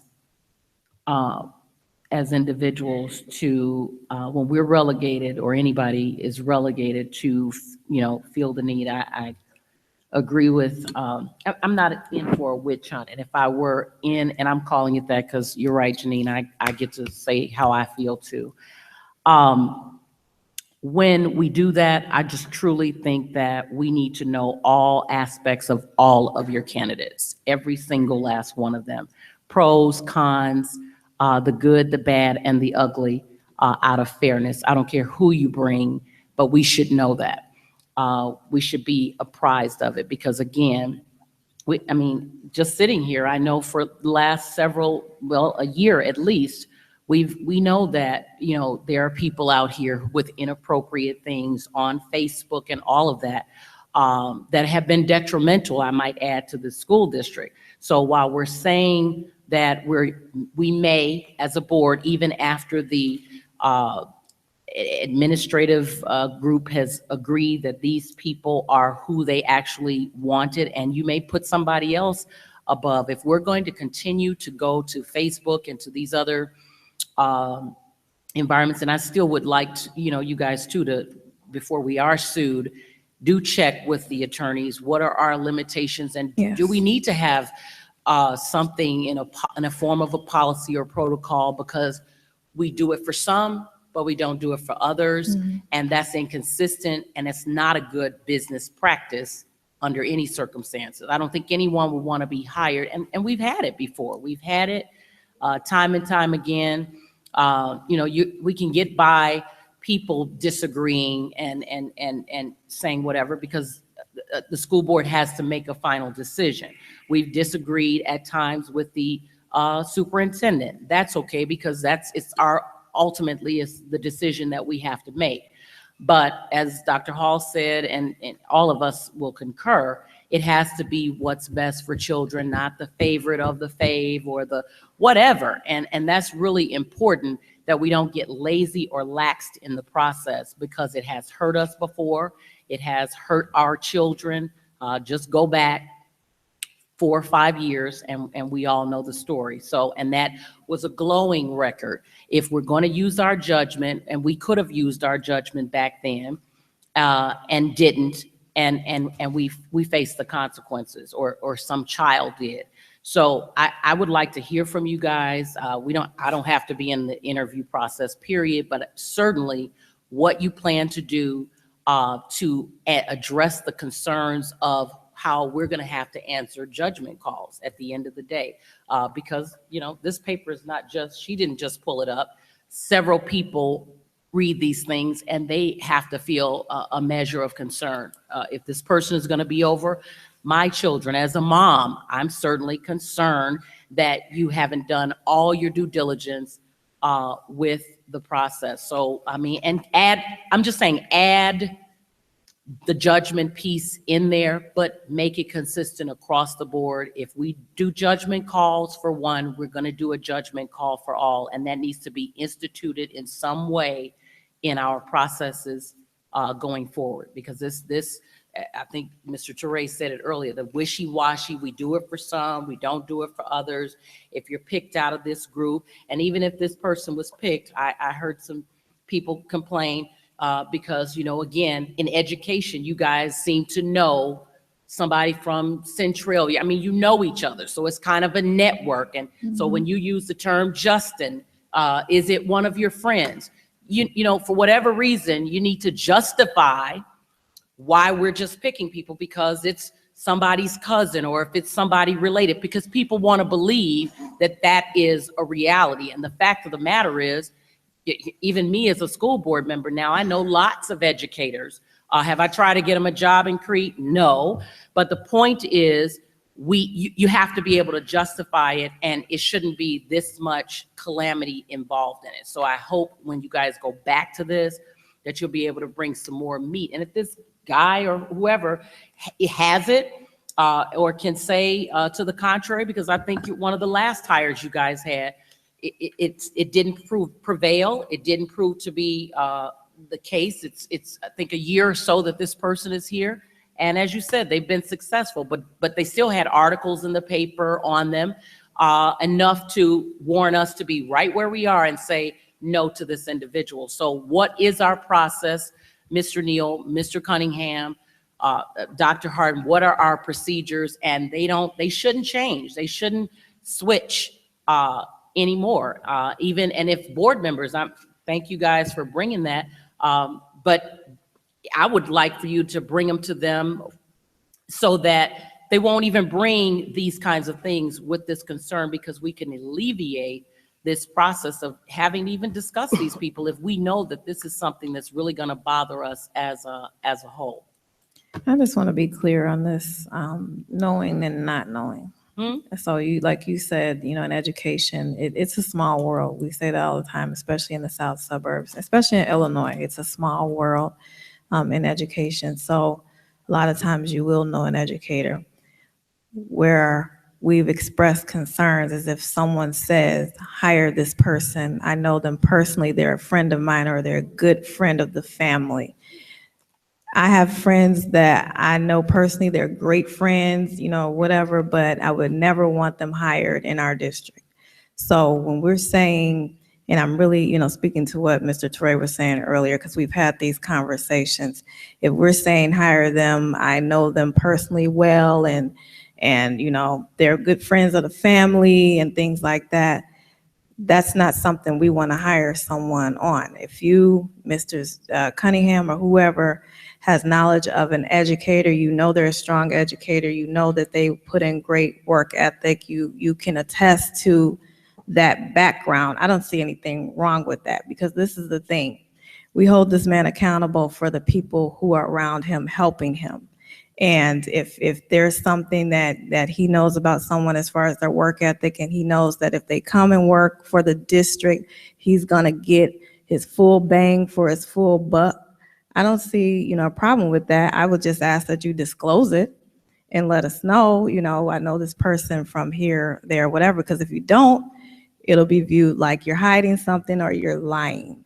And it happens not just in education, even in other areas. People may know of somebody who, hey, this is the person that invented this or whatever, bring them over here. I know that, about them. So I just wanted to clarify that.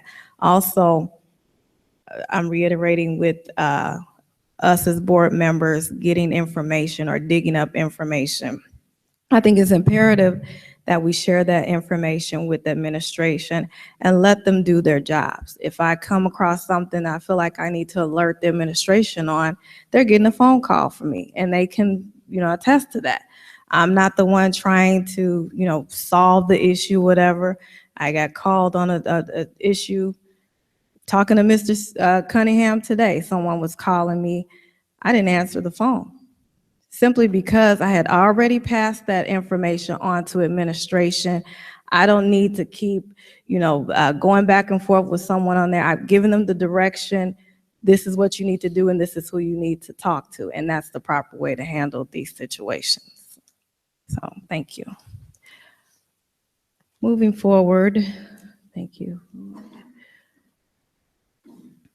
Can I have a motion to approve, yes, can I have a motion to approve the reassignment of certified staff? Moved. Moved by Mrs. Galbraith, Second. second by Mrs. Gasparo. Can you read that?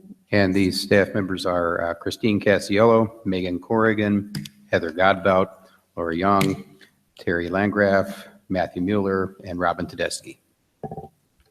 Okay. Secretary, please call the roll.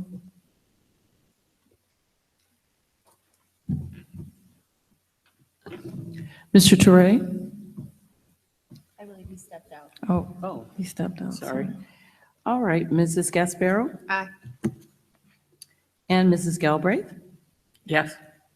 Mr. Brown? Aye. Mr. Anderson? Aye. And Secretary's aye. Dr. Hall? Aye, thank you. Motion carries. Can I have a motion to approve the leave of absence for certified staff? Moved. Moved by Mrs. Gasparo, Second. second by Mr. Brown. Mr. Neal? The names are Carrie Dragovich, Tiffany Nuzzo, and Sarah Valerio. Okay. Secretary, please call the roll. You. I'm sorry, was this for the leave of absence? Yes. Okay, thank you. Please call the roll. Okay, did you hear what we're voting on? Right. Yeah, certified staff leave of absence. Okay, I'll come back. Mr. Anderson? Aye. Mr. Brown? Aye. Mrs. Galbraith? Aye. Mrs. Gasparo? Aye. And Mr. Toure? Aye. And Secretary's aye. Dr. Hall? Aye, thank you. Motion carries. Can I have a motion to approve the return from leave of absence for certified staff? So moved. Moved by Mr. Brown, Second. second by Mr. Toure. Mr. Neal, sorry. They are Elizabeth Rosenstein, Michelle Smith, and Valerie Vukajevich. Next, Secretary, please call the roll. Mr. Anderson? Aye. Mr. Brown? Aye. Mrs. Galbraith? Aye. Mrs. Gasparo? Aye. Mr. Toure? Aye. And Secretary's aye. Dr. Hall? Aye, thank you. Can I have a motion to approve resignation of certified staff as read?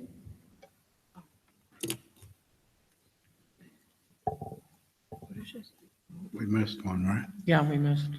It's intent to retire, Dr. Hall. They're, No, they're we're in a E. different order. We're on E. Oh, did I They're in the miss wrong one? order on here. Oh, They don't match. our computer's not right. Sorry. Need a motion to approve the resignation of certified staff as read. The one staff member is Jason Fundukian. Moved. Need the motion. Oh, Was I'm it sorry. moved? Yeah. That was me. I stared him down. Who moved it? Moved. Okay, second by Mrs. Sanders. Well, as I inadvertently said before, that is Jason Fandukian. Okay, thank you. Secretary, please call the roll. Mr. Toure? Aye. And Mrs. Gasparo? Aye. Mrs. Galbraith? Aye. Mr. Brown? Aye. Mr. Anderson? Aye. And Secretary's aye, Dr. Hall. Aye, thank you. Can I have a motion to approve the resignation of certified staff member, Dr. Monica Spence? Didn't you ask for that to be? I thought they You just wanted- wanted to take, you didn't have discussion? Yes, a discussion and then vote. Okay. So move. Moved by Mr. Brown, Second. second by Mrs. Sanders. Discussion, questions, comments? Well, I have comments and questions. I was very surprised to see this. I don't know what to say, other than it surprised, it shocked me. And I just want you to know that you have done so much for this district. I just hope that this was not a decision made rashly, that this is exactly what you want in your life, and I just needed to hear that. I guess. It wasn't made rationally. I mean, it is bittersweet. I always envisioned myself retiring from this district. I have dedicated my career to here, but it wasn't made rationally. Rashly. I hope it was made rationally. It was made rationally, Okay. not irrationally. Thank you. It wasn't a spur of the Dang, moment. I almost caught you. Yeah. You sure it wasn't one too many FOIA requests that kind of drove you over the top? I'm sure that had something to do with it. No, it wasn't that. Monica, are you certain in this decision you want to go? No, I do not want to go, but it is are you what is resolved best to for go? me. Okay. Any other questions for Dr. Spence? No questions. Congratulations. Godspeed to you in your every endeavor. And just as Mrs. Galbraith stated, and I've worked with you from the start, at least early from the start, your integrity and your transparency is unparalleled by, I don't know, many. And so I want to thank you again on behalf of those students that you serve so diligently at MEC, helping me in my mentoring career over there, and just what you have done to the integrity of this office. Again, it's one thing we don't have to worry about is, and we had our struggles there with the process of FOIAs, and it's we've all had the training, but the way you handle it has been just exemplary. So I just want to commend you. Thank you. I can't imagine that you would make a rash decision at all, just knowing your integrity, and we're going to miss you, definitely. And so kudos. Good luck. Thank you.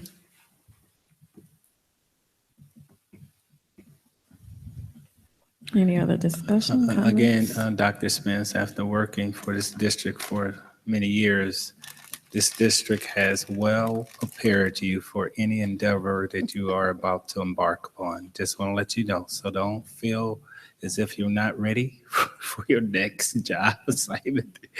If you can deal with this district, you can deal with any district. That is the truth. Absolutely. Yes. Okay, Secretary, please call the roll.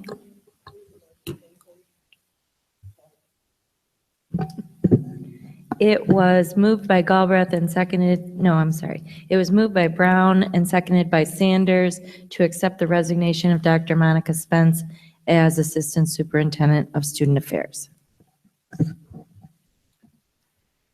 Effective. Was it effective when? June 30th. Her last day is June 30th. Or is it- 2016. Is it Okay. effective June 30th or July 1st? Well, one of them. Okay. Ready? Mhm. Okay, Mr. Toure? I'm going to vote no. Okay. Mrs. Gasparo? See her go, so I'm going to say no too. Okay.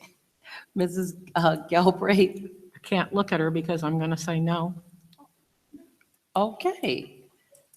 You need to ask for a raise at this point. Right. Okay, Mr. Brown?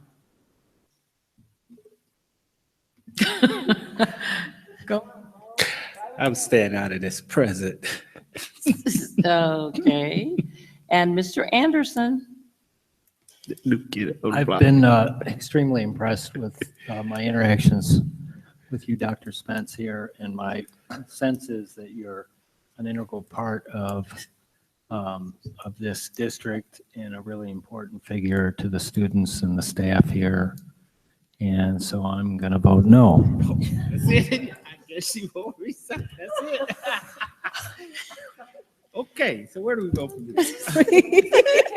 Okay. Cancel those vacation days. Okay. Okay. Okay, and so, boy, secretary is yes. Good luck. Dr. Hall?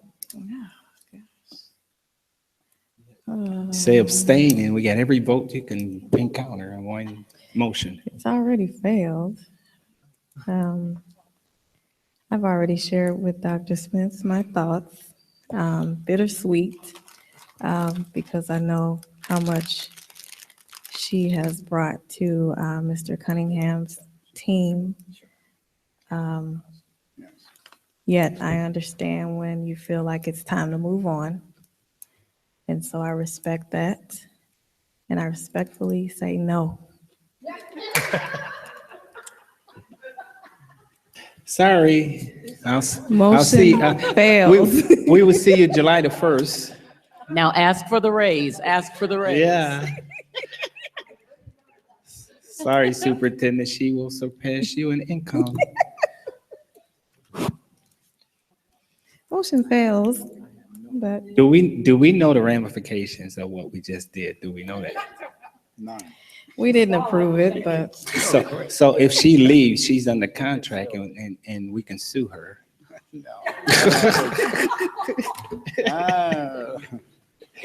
And her husband is an attorney, so he's gonna counter sue us. She's covered. So Not the US military. there's $500,000 We don't down the need to spend pipe. our money that way. Losing battle. I have to say, being at MEC today, I need to share with you that it's interesting talking to the kids there and how some of them was saying, when Mrs. Spence was here and, this, and they still remember conversations they had with you. We brought a student with us from the high school who was at MEC, and she got to share with the MEC students her transitioning and encourage them. She had kind of turned her life around, and she mentioned you, and she was like, Mrs. Spence was here, this and that. She believed in me and she supported me. So you've definitely made your mark on this district. And of course, it's hard for us to let those kinds of people go. And that's probably, well, I'm sure that's why you just got a no vote on your Dr. Hall, I have to resignation. tell you a similar circumstance. I was there last week, was it, for those story catchers? Was that last week? And they were all looking at me like, where is Dr. Spence? Because the week before we had gone for something else and Monica was with me. And I'm like, what? We only get you today? Where's Monica? And I remembered the week before going with her and kids were just coming right up to her. These are recent kids and they're doing it now, telling her what they're doing, what they're accomplishing. They couldn't wait. They were in line waiting to talk to her, to tell her what they had accomplished. So whether they were there before or whether they're now, they want Dr. Spence. You're right. And they do that even at the high school too. Yeah. I mean, so in all the buildings, very well regarded. So again, let's hope it's catching.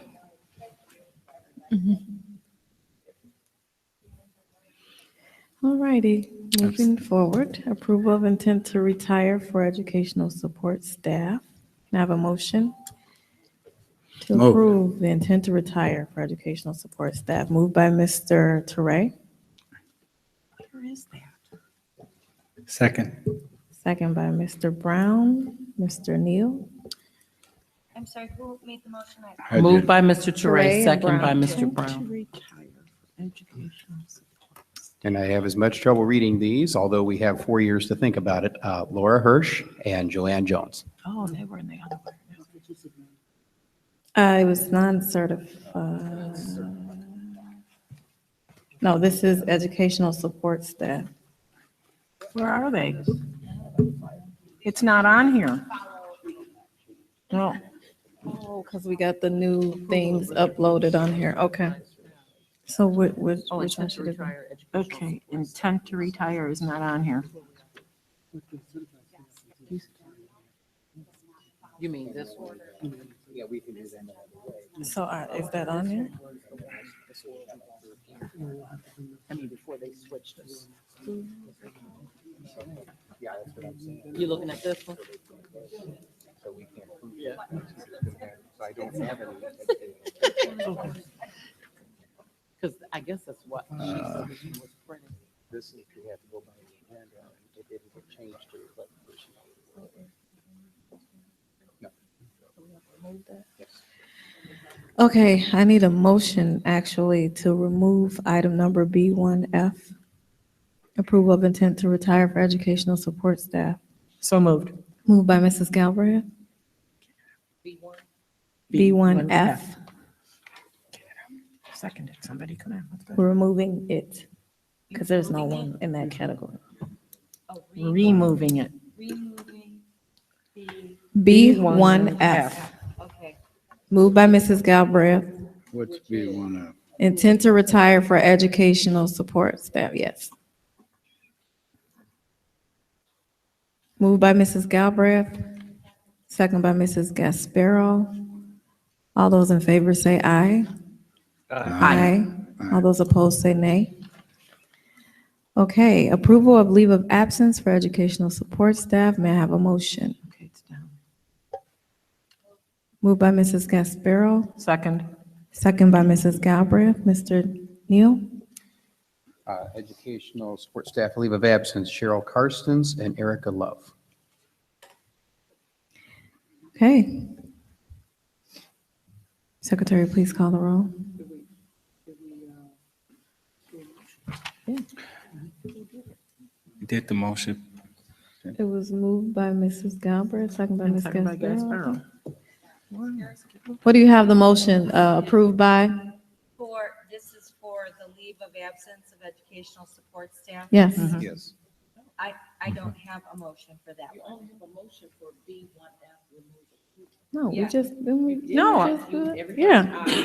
I have it was moved by Galbraith and seconded by Gasparo to remove agenda item B1F. And they just did it for the next Voted one. on this. We voted by I acclamation on just that. voted on this and she seconded me. You voted aye on the B1F. No, and then he read this, she read this, and I said, so moved, and she said second. So we must have done it 2 times. Yeah, it was Done it in a twice. row. Could we, It's could the we same. please, Can you repeat Us it? recording it. could we please Okay. play, could Do we it again. please, It's like, Do it again. could we please play the video back? Just do it. a motion to approve the leave of absence for educational support staff. So moved. Thank you. Third. Moved by Galbraith, second by Gasparo. When you're ready, please call the roll. Oh, I'm sorry. Yes, see? They're What getting is it? tired now. They're getting slap happy. Mr. Neal? Cheryl Karstens and Erica Love. Thank you. That sounds like you read that before. Yes, Groundhog. I'm trying to move us along. You ready? Yes. Mr. Teray, Vote. Aye. And Mrs. Gasparo? Mrs. Galbraith? Aye. Mr. Brown? Aye. Mr. Anderson? Aye. And Secretary's aye. Dr. Hall? Aye, thank you. Motion approves. Approved. Okay. May I have a motion to approve the resignation of education support staff?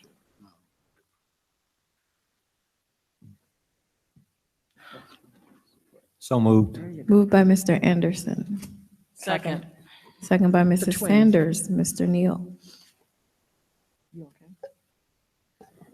Support staff resignation, Belia Garcia. Okay, Secretary, please call the roll when you're ready. Mr. Anderson? Aye. Mr. Brown? Aye. Mrs. Galbraith? Aye. Mrs. Gasparo? Mr. Toure? Aye. And Secretary's aye. Dr. Hall? Aye. Thank you. May I have a motion to approve the resolution authorizing non-renewal of a non-certified administrator?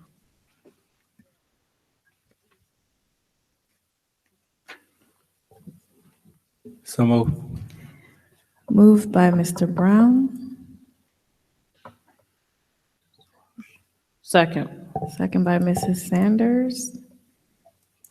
Where is this guy? Go ahead. Yes. One who? No, we did that. They were red. B1, what, Janine? H. Hotel. We didn't do Joanne. Return of, Yeah. oh, yeah, we did. Mhm. Return of leave of absence. Oh, God. Return for leave of absence for educational support? Is that what she does? We did not vote on Joanne and Laura. Okay. For 4 years. Sorry. Even though it's not for 4 years. And You then she read, said, so no, you we had read to the remove wrong it. names. Okay. Are we gonna get into it? Okay, he read the wrong name, so let's Never mind, see. we're good. Okay, we have to redo that vote with the correct names. So,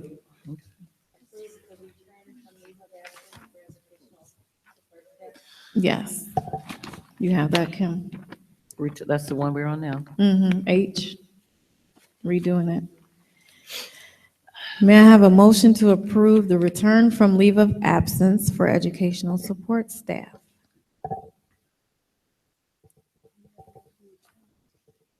Which one is it? Moved. H, moved by Mrs. Gasparo, Second. second by Mrs. Galbraith.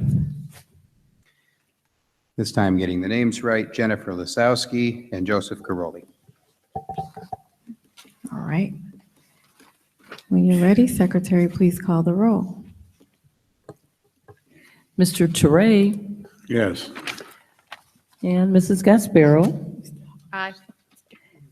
Mrs. Galbraith. Aye. Mr. Brown. Aye. Mr. Anderson. Aye. And Secretary's aye. Dr. Hall. Aye. Going back to item number 2, I believe we have a motion on the table. Made a motion by who? And second by me. Okay, so the motion was to approve resolution authorizing non-renewal of a non-certified administrator. It was, motion was made by Mr. Brown, second by Mrs. Sanders. Questions?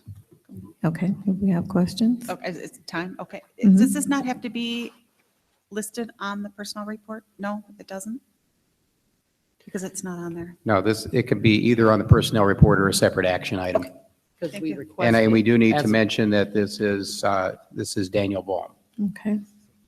And we requested. No, that's fine. Everybody else was on there, so I just wanted to make sure that it didn't have to be on there for legal issues.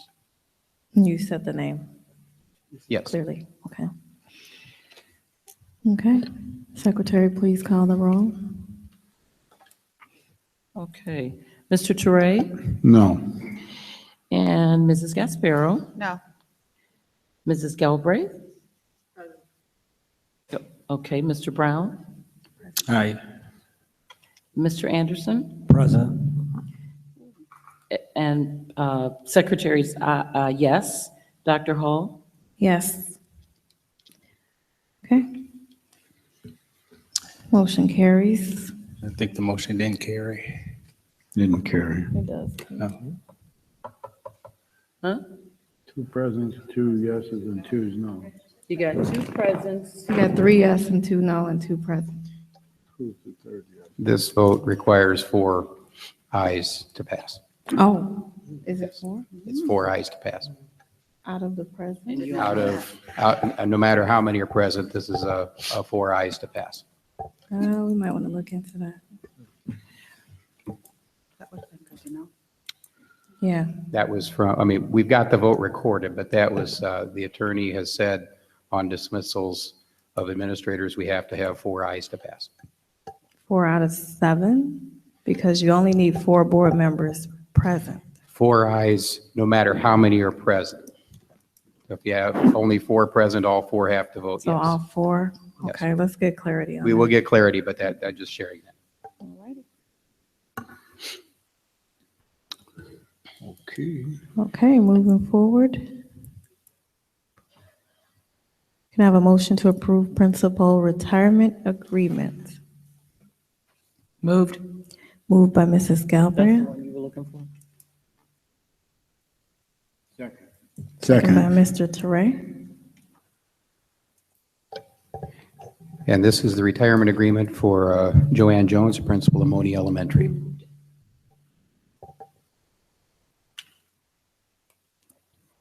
Who moved again?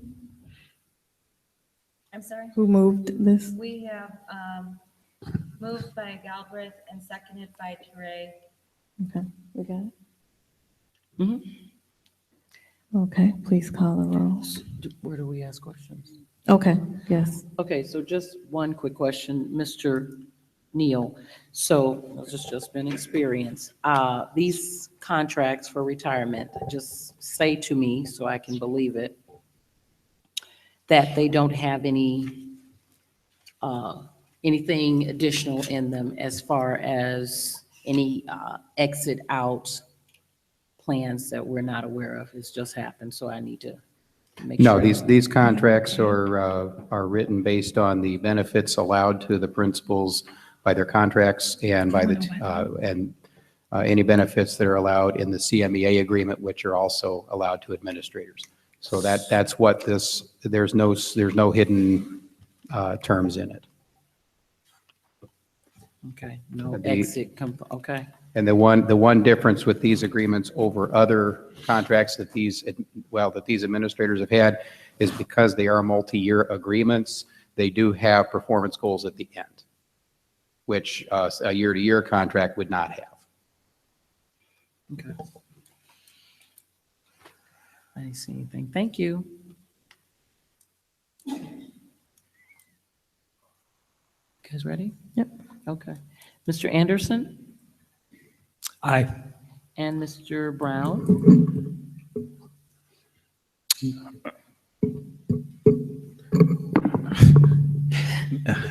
No, nay. Okay.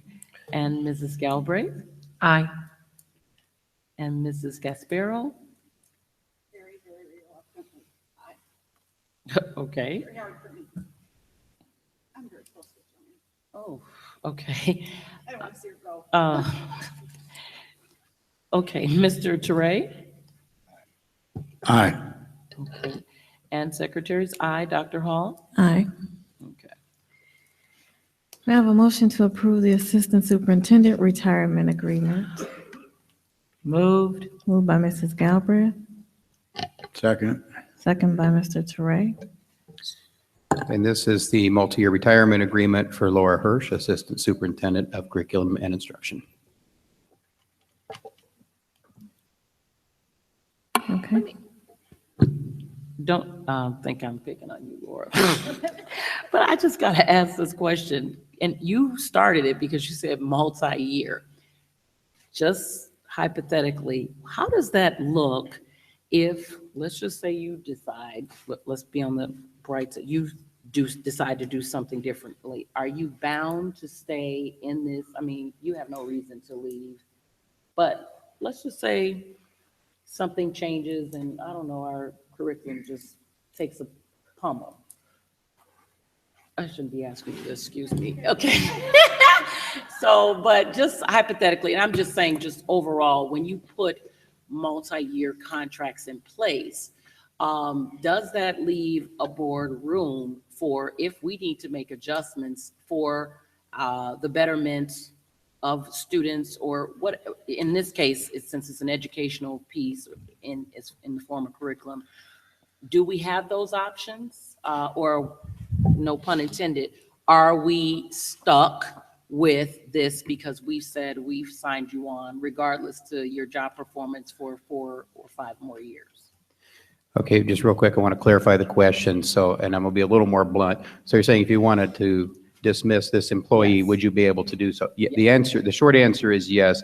There are 2 ways. One is discharge for cause, and the other would be discharge by not meeting the goals set in the evaluation, which so would be just based on general. the performance goals. So you're still evaluated every year, and if in one of those years you don't meet your set expectations, this contract is not so stern that we don't have the flexibility, or, right, we don't have the flexibility of saying we need to do something different.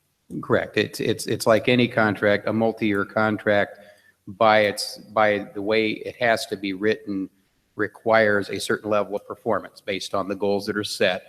And usually the performance toward those goals is determined by the evaluation process. So each year the administrator is evaluated based on those goals and the progress that the administrator makes. And then based on that, if that became unsatisfactory for any reason, you could then act to terminate the agreement and not be required to pay it out. Okay, thank you. I can't trust him for a minute. Okay, please call the roll. Okay, Mr. Toure Yes.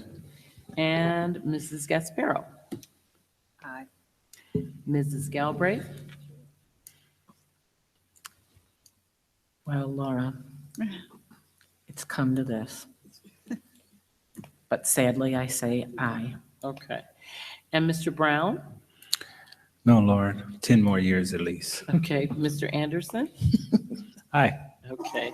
Secretary's aye, and Dr. Hall? Aye. Okay. Okay, may I have a motion to approve the employment agreement for high school principal? At the request of the superintendent, I have had a contract drawn up for Dr. Harden. It is a 2-year contract. Like his original contract, it does contain performance goals. It would extend his agreement until June 30th of 2018. May I have a motion to approve employment agreement for high school principal? So move. Moved by Mr. Brown.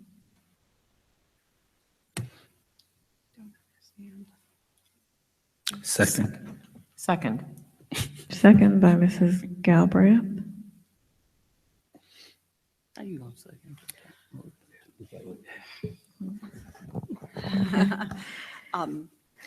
I'd sent an email out earlier. I don't know if the whole board had a chance to look at it with the response, but yes. This is a 2-year contract. Can you explain to me the difference between the grade school and middle school administrators and the high school? Why some get a 1-year and some get 2-year? If I can.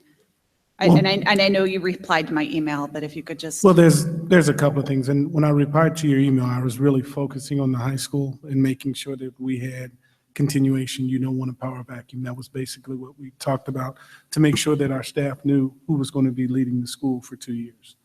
The reason that most of your elementary administrators have 1-year contracts is they've already gained tenure.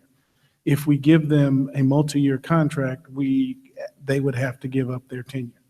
Dr. Harden has not been gaining tenure, so he does not lose anything by going to a 2-year contract. Like, for instance, Laura probably wouldn't be going into a multi-year contract until we get ready to go to the end of her career. The same with Joanne. But before then, they have already gained tenure, so if we decided we weren't happy with their principalship, they would, since they had tenure, they would be owed a teaching position. So the district currently has one-year positions that are gone over and over and over again for those positions. Okay. So your recommendation is for a 2-year contract? Yes, it is. And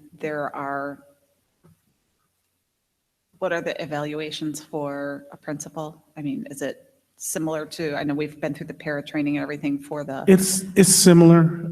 Principals also have to have The growth. and the growth goal. They have to have their observations, which I do every year. They and we look over professionalism and issues that go into the school and how we're improving.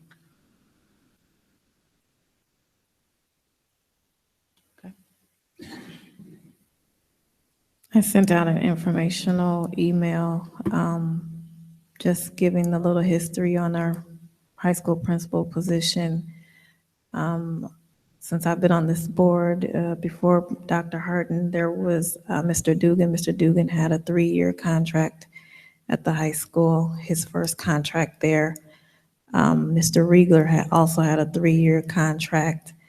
And I just confirmed with Mr. Neal, Deb Graham had a 2-year contract, and I think they extended it a year or something. So she was at the high school for 3 years.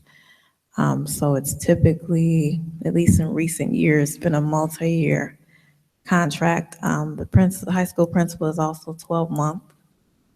So that's different from our elementary, which are 11-month positions. So I just want to give that clarity. When does the current contract expire? The current contract technically expired June 30th, but it has a clause that rolls it over for 1 year if it's not acted upon to terminate the agreement by, I believe his contract said April 1st. Okay. And I mean, there's been a lot of challenges that we've had at the high school this year. And I think we're moving in the right direction, but I think there's maybe some more positive things that need to happen. So I would like to throw it out there and see if we can do a 1-year contract with the option of renewing it at the end of that year. That would be my recommendation. Of course, it has absolutely nothing to do with Dr. Harden's performance. I think he's doing a good job, and I think he has some fabulous ideas. I'd like to see some more positive changes at the high school.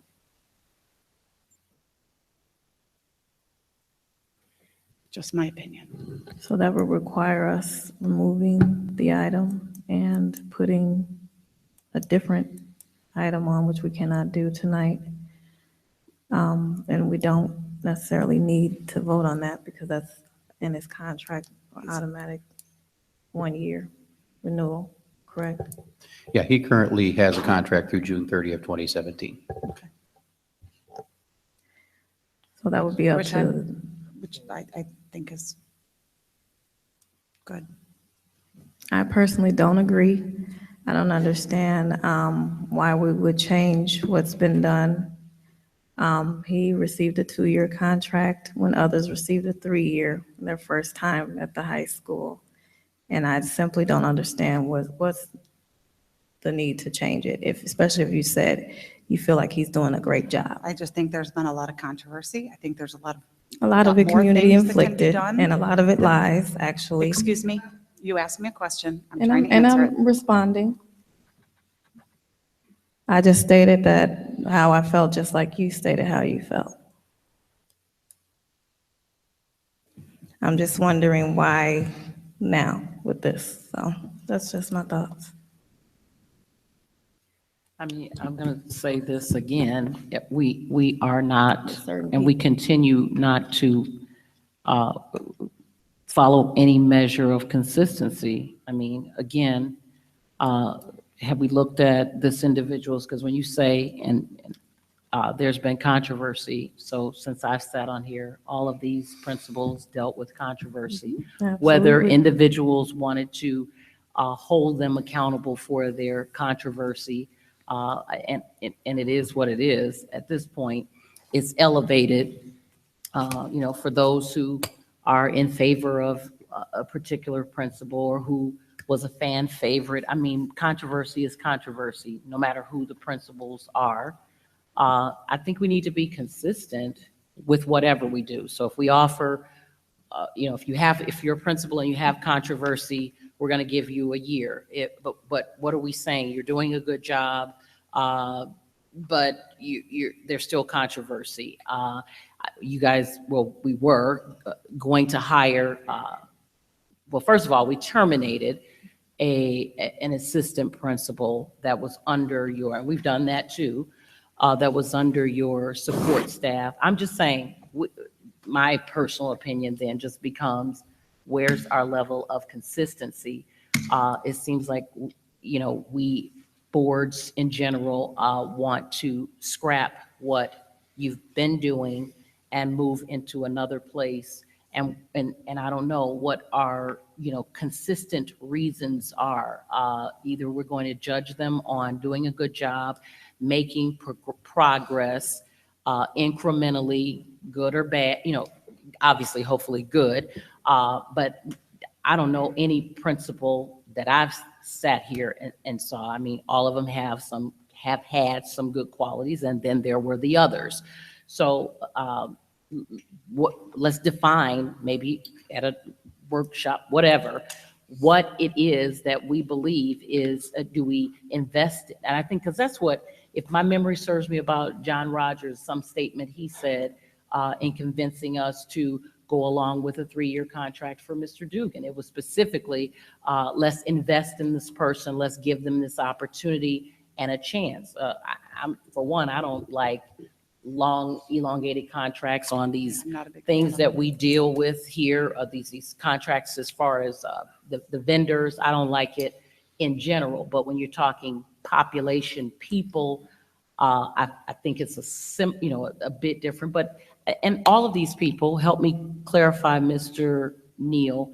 I just ask you, if Laura doesn't cut the mustard, and I wasn't being specific to her, we were on that subject, but if anybody doesn't cut the mustard, we still have the authority to say, by cause, right? Am I understanding that? That you're not cutting the mustard, but we are.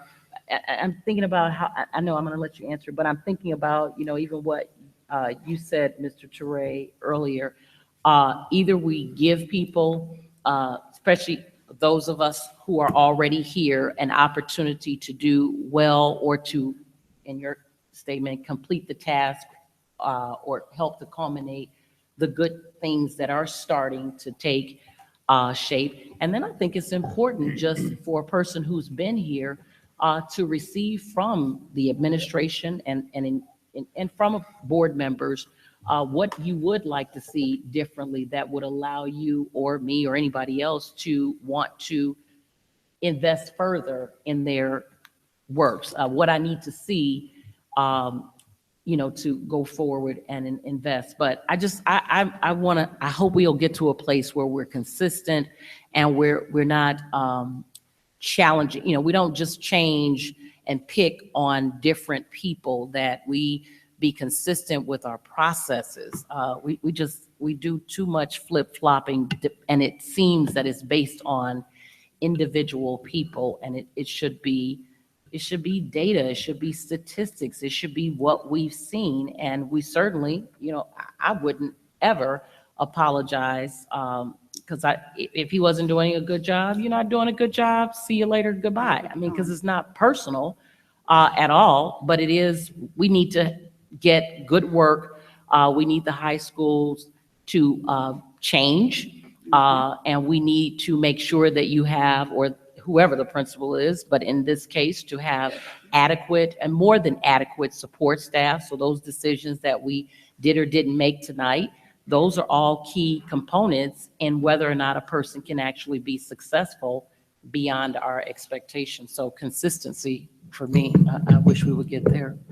And I think just one thing you spoke of, Secretary Sanders, is even though this is a 2-year contract, there is a provision for discharge for cause, and at the sole discretion of the board, as we feel what the cause is, we can take action to remove the principal, even under a 2-year contract. If I So can that's just, that's on page, I'm looking at 327 on the Charlie, Charlie. if I can just interject real quick, all the administrative contracts have those same outs. Sure. Either evaluation or just cause. I just want to know correct. what message are we sending? Because I feel like a lot of times we send conflicting messages. So you have a person that someone says they're doing a great job, but we don't want to give them more than 1 year, or we want to limit something.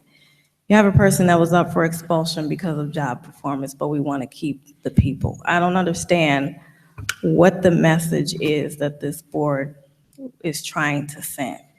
And I feel it necessary to point that out. Either we want people that are doing a good job and we want to retain them, or you know what? I'm really not understanding that. And that's something that we need to, I agree with Mrs. Sanders, define. Because it makes no sense to me to do one thing, but then turn around and do something the opposite. And even in that, I'm questioning that action. Really, what is it about? It just doesn't make sense. My initial thought was, before I talked to Mr. Nail about it, was we have principals that have been here in the district for a very long time, and they get a 1-year contract. And Dr. Harden is relatively new, and he is being offered a 2-year contract. And I know that has been explained by, tenure versus non-tenure, but to me, I just look at that,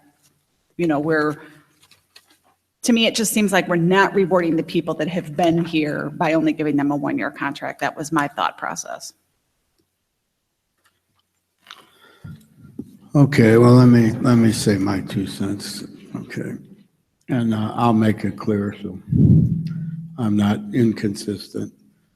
I'm reluctant to give a 2-year contract because we had a fiasco in that high school last year, and the buck stops at the manager of the school. It stops at Dr. Harden. We had all this disruption over there. We had all this fighting, this lack of discipline. I did not, we're on the news. Never in my 23 years over here were we ever on the television that I can remember. It's just, I'm not willing and ready to reward that with 2 years of extended employment. I'm willing to go along with a year and see if you can turn that around, James. Dr. Harden, I'm willing to do that, but I'm not willing to give you 2 years. So I'm going to say it like it is for me. That's how I feel about it. Okay, the buck stops with the manager of that school. If it don't stop with you, then it stops with the man 2 seats down from me. Somebody needs to be held responsible for correcting that school. And if you're going to run the school, you need to be held responsible for correcting it. That's my feelings on it. So I would be willing to go with the 1 year and give you an opportunity. And if you can change this thing around in a year and we get the discipline in order and our test scores can rise and we got all the positive things that we can look at, next year I'll be more than happy to sign it or to agree to a 2-year contract for you. That's my feelings on it. Does the buck stop with the director of maintenance? I beg your pardon? Does the buck stop with the director of maintenance? We're not talking about the director of maintenance. I'm asking the are we? question, does it stop with the director of maintenance or any director or any manager? I am so tired of talking with, it I'm is asking just a a question. total waste of time. Does it You or know, not? everybody on this board seems to remember all kinds of things that I said, and I can't remember what I said 2 weeks ago. But you go back was 2 just years in the board ago meeting. and you all got it down. Mr. Teray said this, Mr. Teray said that. Mr. Teray, it's just gotten ridiculous. you know? I'm referring to a vote that was just taken a couple of minutes ago. So I'm asking, are we holding everybody accountable? Are we choosing and picking who we're gonna Everybody's hold being held accountable? accountable. If you want me to go into why I feel the director of maintenance was treated unfairly, I'll be happy to do that if you want me to go into that. Would you like me to talk about that? We can talk about who feels treated unfairly. We can have that discussion, and that'll take a very long time because Yes, he's it not will. the only person. All I'm saying is, are we sending mixed messages? If we're going to be saying a message, we need to be consistent with that message. The message is we're talking an apple and an orange. There is no comparison between the two. No comparison between the two, and you know that. I'll just No, I say this, don't. Mr. I don't Teray, agree. Yeah, I'll just say this, because, you know, I said this to you a few weeks ago, and I'm going to say it again publicly. The fact of the matter is, I don't think anybody, matter of fact, I know for a fact, you know, we keep sending this message out that, you know, somebody is lying on you. Everything that we do and all of these meetings, they're recorded. So nobody has to go back and remember verbatim, but you're very complicit. You're very specific, and that's fine. You're very passionate about how you feel. And because somebody can remember exactly what you stated or you said, it's because of the way that you have spoken to your point. So I don't think anyone is lying. And again, if you feel that that's the case, all of our minutes are recorded. So if you don't believe that they've been stated, they're available for public consumption. I think even when we talked earlier about this, and I'm only saying this because it's unfair to suggest that are we somehow. talking about Dr.? I'm talking about. We talking about his contract, or I'm we not talking talking about the me? contract. I'm What are talking we about talking about? the What are we statements sitting that here? you're making that people can only, can we get some order here? I have the floor, so I don't have to shut up. Okay, I'm not concerned that they do. I won't shut up. I have the floor. Now, the fact of the matter, make me. Anybody that's telling me to shut up. Kim, stop. It's rude. Whether you agree with the point or Kim. not, we have a right to our opinion. Kim. The fact of the matter is, Mr. Teray, the bottom line is no one has lied on you. There's no reason for it. And it's the cause for this whole outburst in general, because you have people believing that somehow we're making up stuff. If anybody wants to read these minutes, I think you were a proponent of having people to read the closed sessions. Please do. Let's let people read the minutes, because they will get to hear exactly what you said. And maybe people are satisfied with that. But don't act as if we have misjudged you. There are things that we've all said on the closed session minutes, and we have to live with that. At the end of the day, we have to live with that. So I don't think it's a matter of someone saying that you said something or you didn't, or you changed your mind. We change our minds because things come to us, different information comes to us, but it's unfair, it's not right, and it's not working in good favor when you say that we are making things up, or there's some arbitrary reason why individuals are changing the verbiage that was used. It was used. It is what it is. I mean, let's be fair about it. Let's be fair about it. That's all I got to say. I'd like to call a question. We got a motion on the table, right? Mhm. Can we vote? We sure can.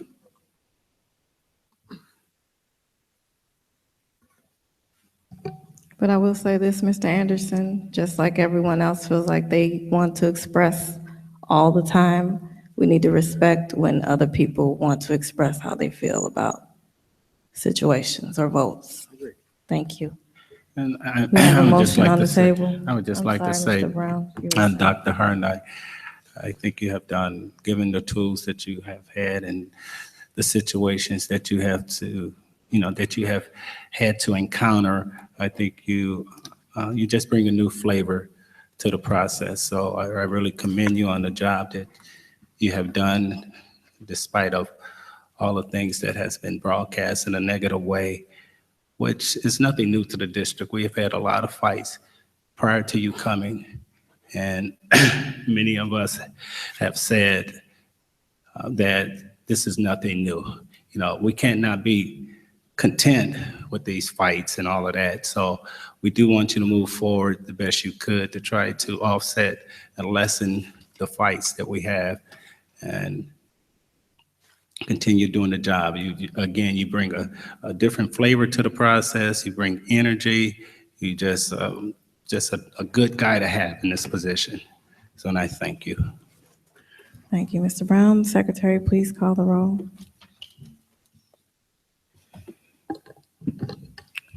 Mr. Trey No. and Mrs. Gasparo, No. Mrs. Galbraith, Present. Mr. Brown, Aye. and Mr. Anderson. Aye. Secretary's aye, Dr. Hall. Aye, thank you. Motion carries. May I have a motion to approve contract for True North Logic Evaluation and Professional Development System? Moved. Moved by Mrs. Galbraith, Second. second by Mrs. Gasparo. Very briefly, this Neal. system has been discussed in both and recommended by both the Personnel and Finance Committees. This is our system that houses our teacher and administrative evaluations, as well as our professional development module. And we have been building this over the past year. It's a custom designed system, and it will help us to both track and analyze the data that we receive in our evaluation process and ensure compliance with all of the policies and procedures related to that. So recommend that the contract be approved, renewal be approved for one additional year at the cost that's indicated in the documentation. Thank you. Secretary, please, any questions? I'm sorry. Secretary, please call the roll. Mr. Anderson, Aye. Mr. Brown, Aye. Mrs. Galbraith, Aye. Mrs. Gasparo, Aye. and Mr. Touré. Aye. Secretary's aye, Dr. Hall. Aye, thank you. Motion carries. May I have a motion to approve renewal of contract for HumanX Style Profile Builder and Interview System? What was it? HumanX. Human Moved. Moved by Mrs. Galbraith, Second. second by Mrs. Gasparo. And again, briefly, the HumanX system, this would be the second year we would have this system. It has been taken to and recommended by both the Personnel and Finance Committees. This system allows us or gives us a style profile builder, which helps us to screen applicants for various positions throughout the district, and also provide it for interview training for administrators so that we can improve our ability to select the best candidates. So the recommendation is to approve the renewal of the contract for one additional year for the prices stated in the documentation. Thank you. Any questions? I would just ask Mr. Deal, do we have any data that shows us the level of efficiency and/or the success ratios that we've had thus far, other than just to simply renew this? I don't have any data gathered at this time. We have utilized this process as one of the metrics. We talked about the hiring process a little while ago. This is an additional metric we have. It's an independent assessment that is done when somebody fills out an application. It produces a profile of the candidate using key elements of the person's character and work ethic and so forth, and allows us to try to select candidates that have a stronger lean toward the attributes that we're looking for. I really haven't gathered any data specific to the process, other than that the higher scoring individuals do tend to be our stronger candidates. And I certainly can look for a way to try to quantify that a little better for you as we go forward, but at this time I don't have any of that. Is this the program where they go on and they answer the questions and? Yes. And it, okay. Yes. Okay, well, I'm sorry, this is $20,000, is that per year? Is this what you're, this says? Actually, there's about, Total investment, 2260. there's about $4,000 that was carryover from interview training, so it's actually about $16,000. And that includes all three of the style profile builders, the teacher, the support staff, and the administration. So this that says estimated total investment, that's what we anticipate? No, that is the amount. Okay. The All right. reason it says estimated is because you do have the option of buying additional years, and that discounts the price further. That's why it would say estimated. But we are currently on the, second year? We're doing 1 year at a time, so we get the 1 year Option. price. Okay. Okay, well, let me just ask you, both you and superintendent, because again, our investment should be beyond, and I understand there's a human component, but again, to your point, is there a piece in this, I don't know, we might already have it, but might not be utilizing it. These things that we need to help us in making additional decisions. I don't know if HumanX offers that, but there obviously, this is going to be one component that we need some additional support. So if this is something that we've seen, and all I can say is we haven't gotten nearly as many complaints, at least as far as individual, I'll just say for me personally, not necessarily getting an interview, not being responded back to as in last year's, before we started this process. So, but I feel like we need to find a way to gauge what our investment is yielding. So not just to say, we're going to keep on with it, we're going to keep on with it. I mean, and it seems like it might be a stat kind of agreement or what have you, but I feel like we should find some measure to be able to, because what was the thing we used? Apple, was it Apple Track? We still use that? We still use Apple Track but the style profile of HumanX actually fits into the Apple Track. And the reason that you go with HumanX is because HumanX is the most researched system for finding our top candidates. Now, it doesn't guarantee a top candidate because it's according on how many people you have in your pool, but it gives you an opportunity to rate how well these candidates would do in front of school children. And it's been done for over 20 years. They continue to research this and they continue to provide training for us. And I've used it in other districts. Many of the other districts in LUDA are using this. For instance, if you do a style profile here, you put in, actually go through the process, and you decided that you were going to go down and apply at Bloomington. District 87 uses this also, so you wouldn't have to do it again. They see that style profile, and then they bring you in and do the interview also. They've been trained, as we are being trained, to make sure that we are seeing the top candidates so we get the best.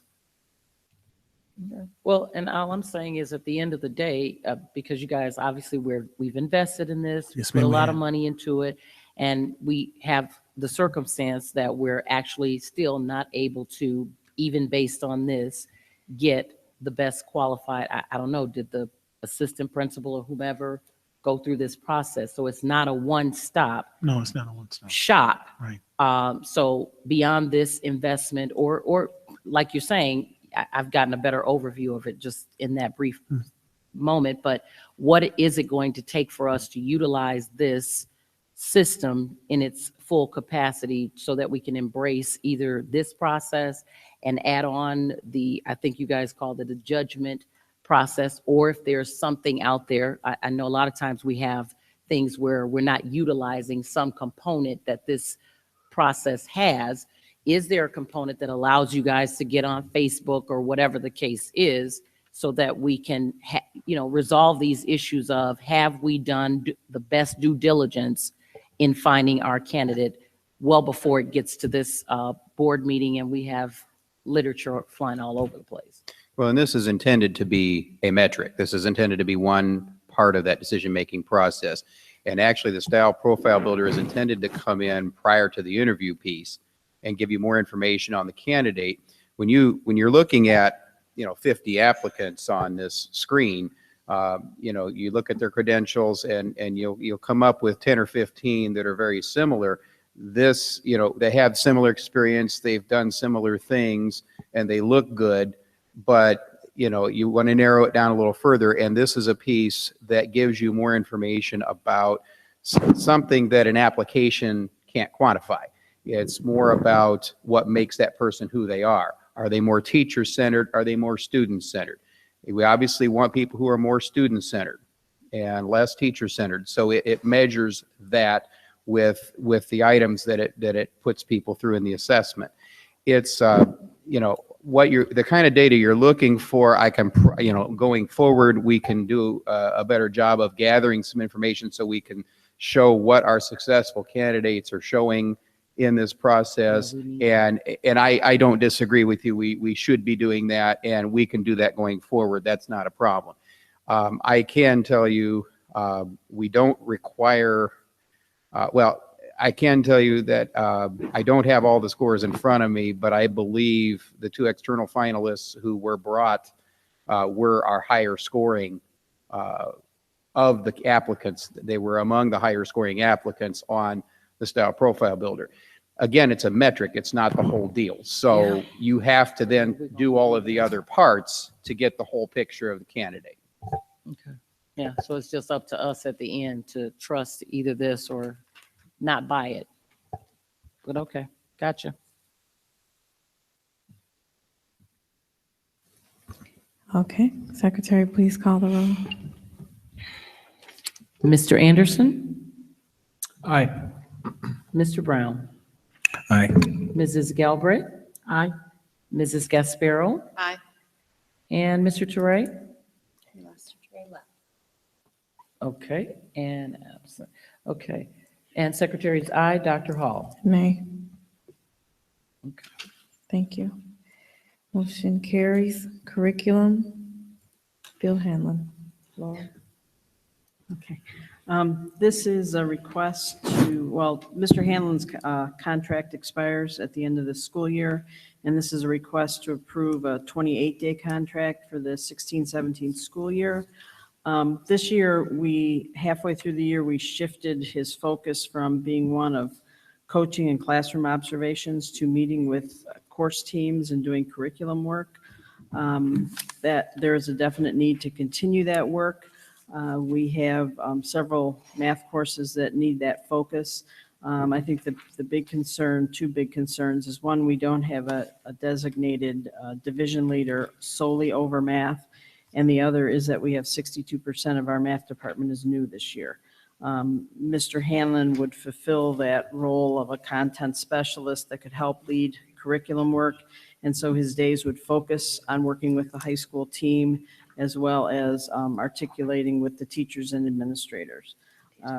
The contract, as I said, would be for 28 days at a cost of $1,250 per day plus travel expenses.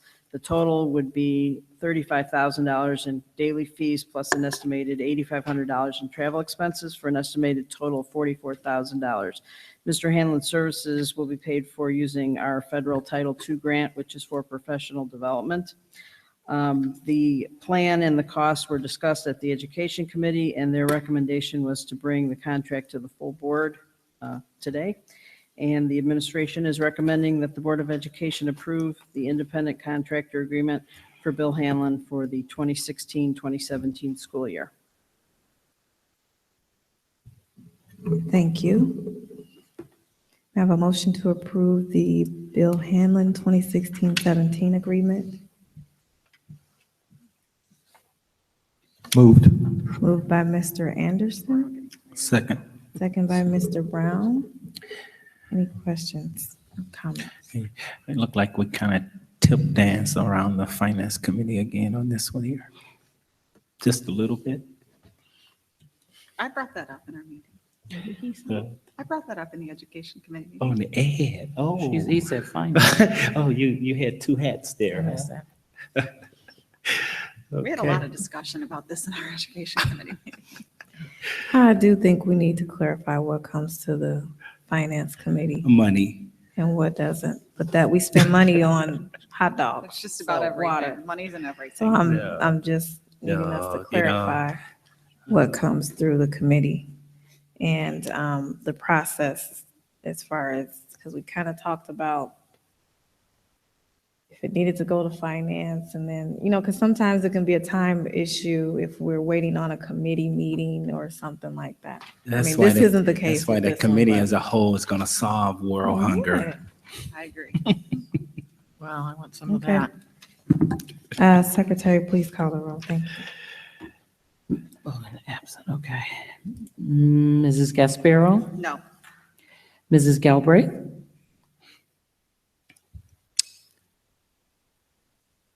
Aye. 10 seconds, please. Mr. Brown? What was the vote? I didn't hear your vote. I said it out loud. Oh, I was talking. There you go. Mr. Brown? Aye. Mr. Anderson? Aye. Secretary's nay. Dr. Hall?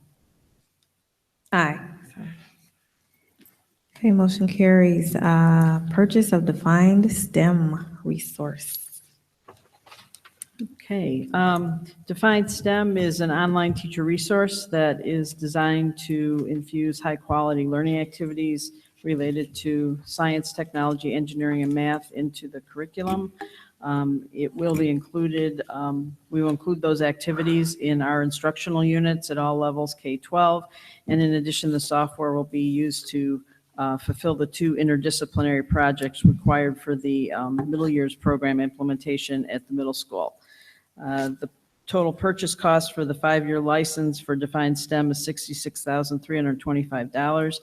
Annually, just to give you a comparison, it translates to $2.70 per student per year, $48 per teacher, or $1,895 per school per year.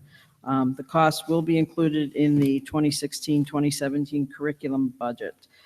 We did have a discussion of this at the Education Committee. It was brought to the Finance Committee, and based on the recommendation of the Finance Committee, we brought it back to the Education Committee, and their recommendation was to bring this to the full board, and we are recommending that the board approve the purchase of Defined STEM. I have a motion to approve the purchase of defined STEM resource. Moved. Moved by Mrs. Galbraith, Second. second by Mrs. Gasparo. Any comments or questions? Yeah, the concerns that came out of the finance committee, it was, if my memory serves me right, there were some concerns about this particular program being conveyed to our certified teachers and being accepted in some manner, being accepted by the certified teachers. So was that shared again in the Ed committee, that particular issue? Yes, it was. Yes. Okay. We So also then- got a demonstration of it. Okay. And I think that anybody would, on this board, who still has concerns or just wants to know, I think Laura would be more than willing to show you the demonstration. No, I feel good. So the Ed committee is recommending this to come to the full board tonight. So no other reservations, right? No, Okay. we saw the demonstration. We got to go through some of the content, and I made the comment that if I was a classroom teacher, I'd be elated to have such a tool because it houses so much information. You know, when teachers do lesson plans, I'm sure they're going on their shelves, pulling off their, books and searching the internet, and they're probably looking in 3 or 4 different places to get these resources. And it's all housed in one place in these 4 areas, science, technology, engineering, and math. And there's videos, there's research. I mean, it's all there. So when I was in the classroom, I would have loved to have had this tool actually. And I think those of us that were in the committee were pretty pleased with the product. So we did recommend that it comes to the regular board. And meeting. you addressed well, I'm sure you did, the questions, well, that comment or the thought process, you guys got some measure of data that shows, contrary to what we were led to believe initially, teachers are on board with this. They aren't. Well, we had, I mean, we held meetings with our school leadership team teachers where they saw the product and we got feedback. I checked in with all the principals after the finance meeting to see what feedback they had, positive and negative. Nobody reported receiving any negative feedback. So I don't have any negative feedback that's been conveyed to me other than the discussion we had at the finance committee. And I have talked to a couple of teachers who did like it. I haven't got any negative feedback as well. Okay, any other questions or comments? Secretary, please call the roll. Okay, I gotta remember that. Absent. Okay, Mrs. Gasparo. Aye. Mrs. Galbraith. Aye. Mr. Brown. Aye. Mr. Anderson. Aye. Secretary's aye. Dr. Hall. Aye. And I just want to just add a little bit to that vote. We put a lot on our teachers because, of course, we expect a lot, and then the state expects a lot. Our parents expect a lot, and I think anytime, as a district, we can provide them with the resources and tools that they need to make sure our children are getting exemplary education, I think we should do that. And if we're going to spend money, we should spend it on academics, is my saying. And I think this is a good investment. And that's why I support it. Okay. Business. Oh, Dr. Williams has one thing to talk about this evening. That's a flip. Adopt prevailing wage resolution. Yes, included in your packet is a recommendation to adopt the prevailing wage resolution on laborers, mechanics, and other workers as required by law. This is an annual reoccurring item that is presented to the board and as a benefit of membership in the South Suburban School Purchasing Cooperative. The Hazel Crest School District will be paying for the notice for all of the member districts for this year. May I have a motion to adopt the prevailing wage resolution? Moved. Moved by Mrs. Gasparo. Second. Second by Mr. Anderson. Any questions? Okay, Secretary, please call the roll. Mr. Anderson. Aye. Mr. Brown. Aye. Mrs. Galbraith. Aye. Mrs. Gasparo. Aye. And Secretary's aye. Dr. Hall. Aye. Thank you. Motion carries. Any old business? I would like to ask one thing. Could we give an update on construction so that our public is Yes. up to date with us also? Just so you know, Dr. Williams, I was asking Mr. Cunningham the same thing earlier.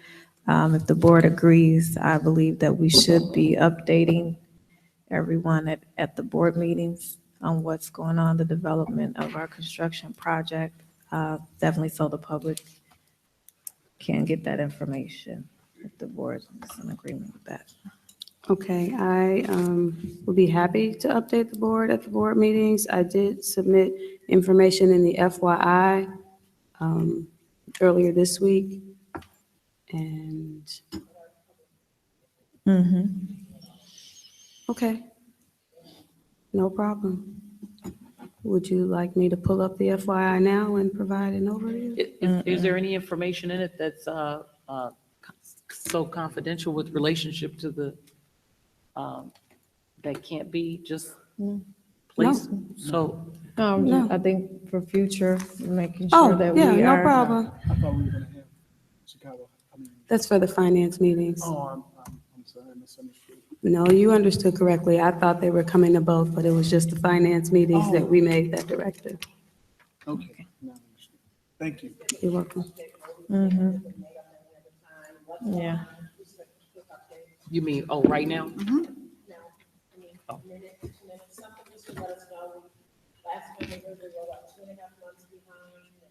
Well,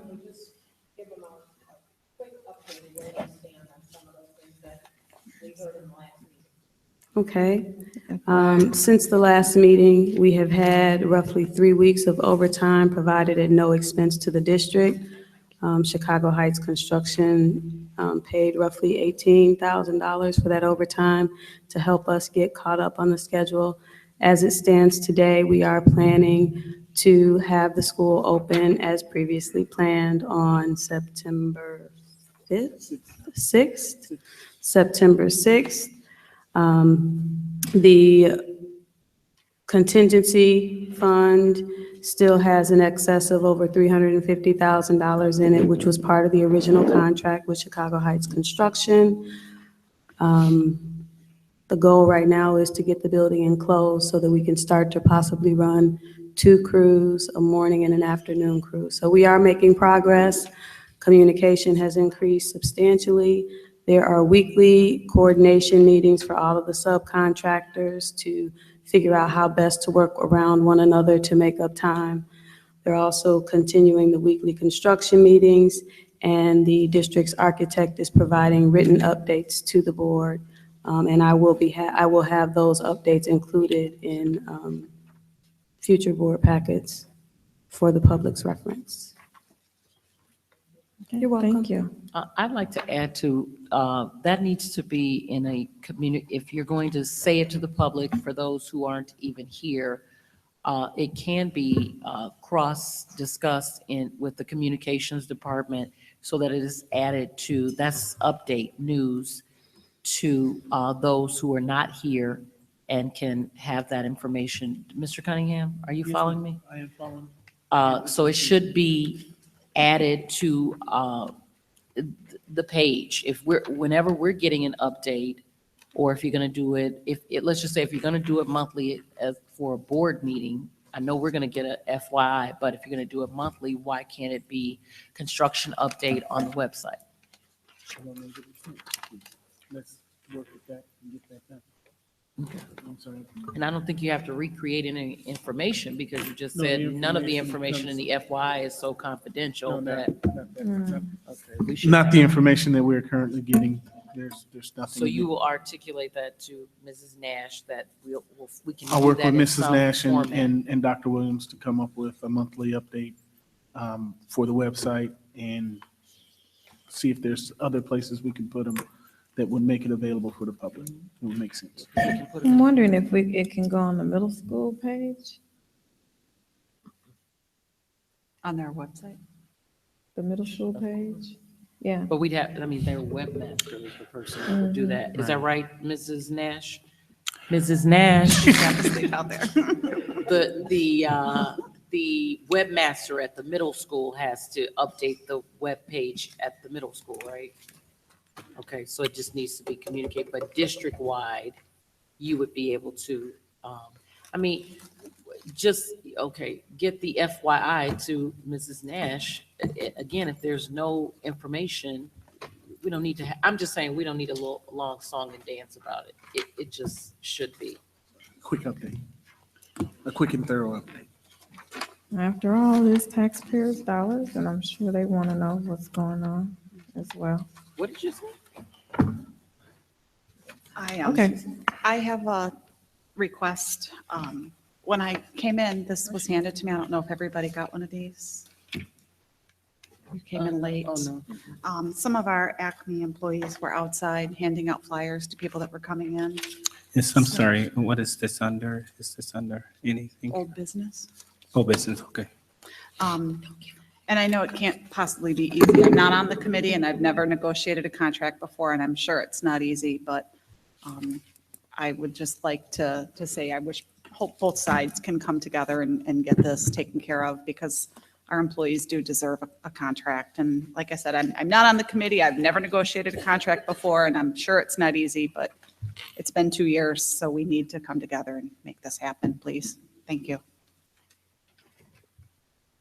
Yes, I do agree that, our teachers deserve the best that we can give them. And on our end, we have a responsibility to make sure that we are fiscally responsible. So it's a collaborative effort, of course. I'm not on that particular committee, but I believe I can speak for those of us that are involved in, either of the committees or both.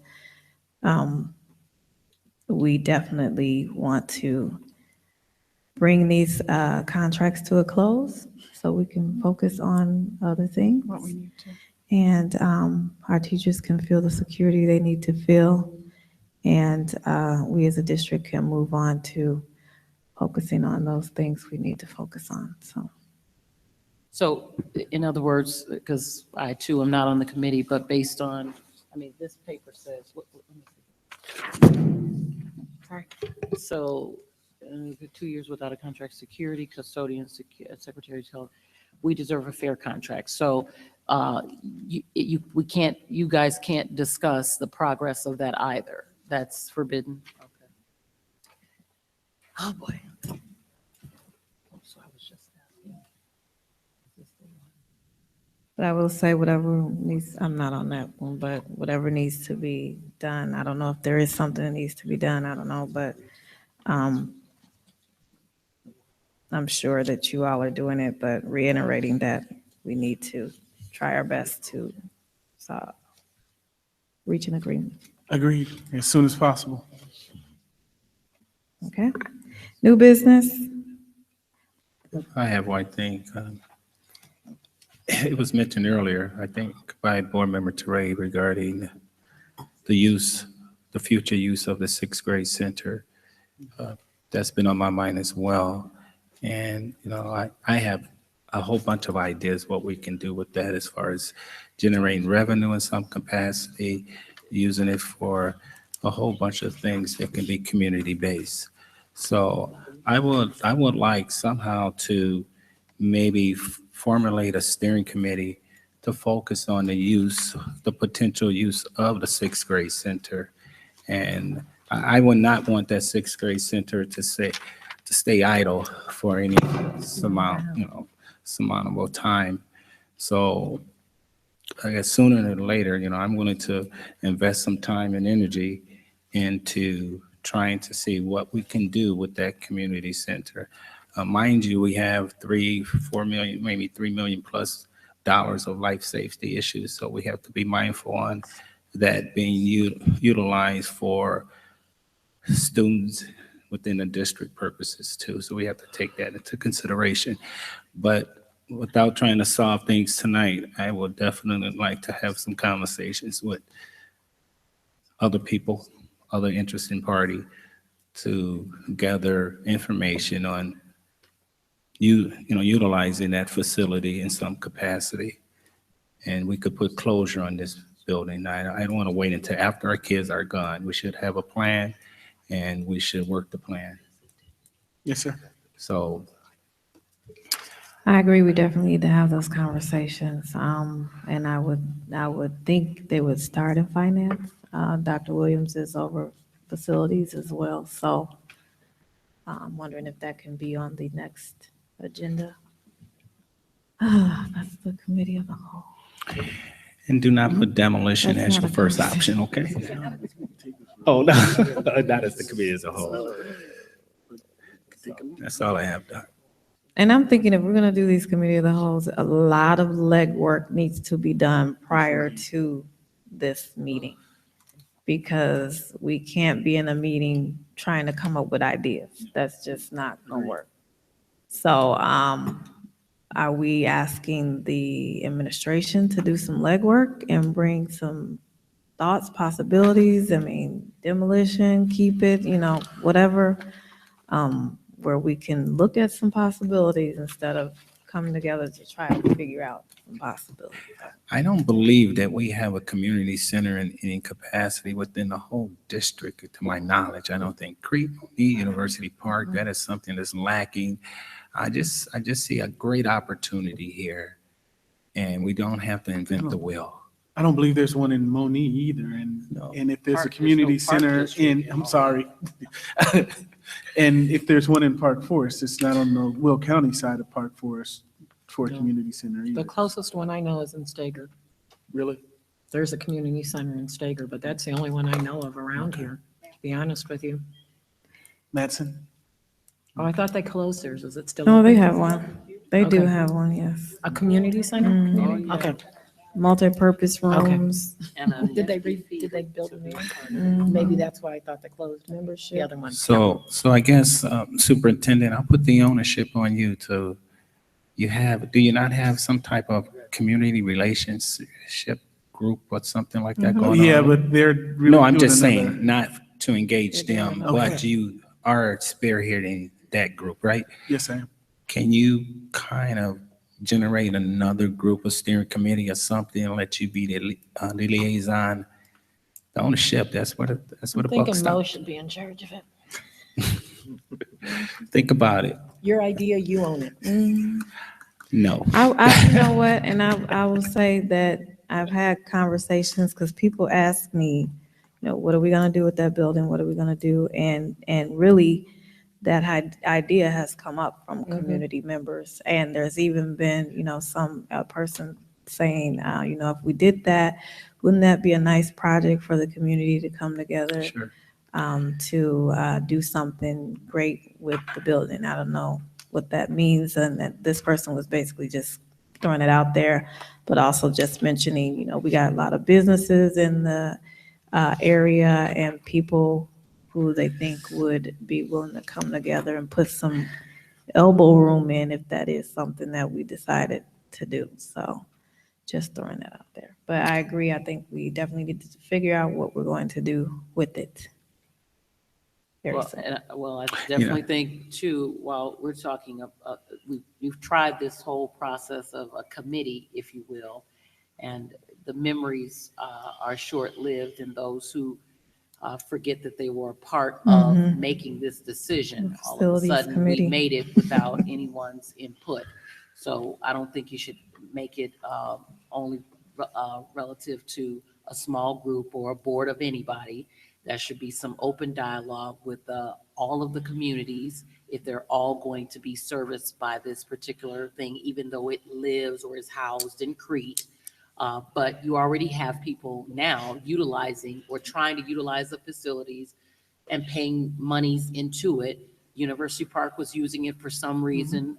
Crete used to use it. I don't know if they still do for after school. They've come to meet with us So, I about mean, summer right, programs already this let year. everybody have a measure of buy-in into it, because it's everybody. Everybody owns it. I know it's housed in Crete, but everybody owns it.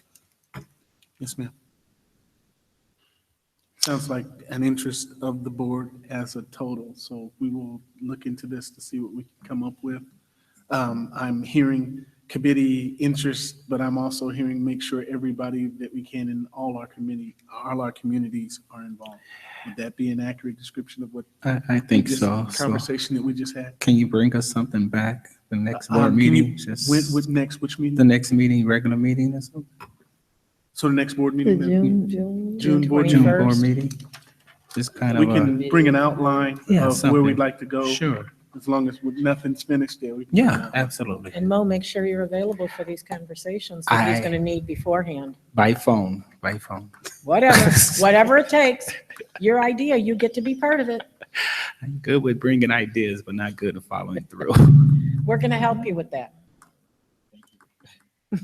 All right. We have a motion to adjourn. I moved. I've been sitting here Moved by waiting. Mrs. Second. Galbraith, second. Who was that it? Galbraith and Anderson, I believe. I don't know. All those in favor say aye. Aye. All those opposed say nay. Nay. Thank you. Thank you. Night.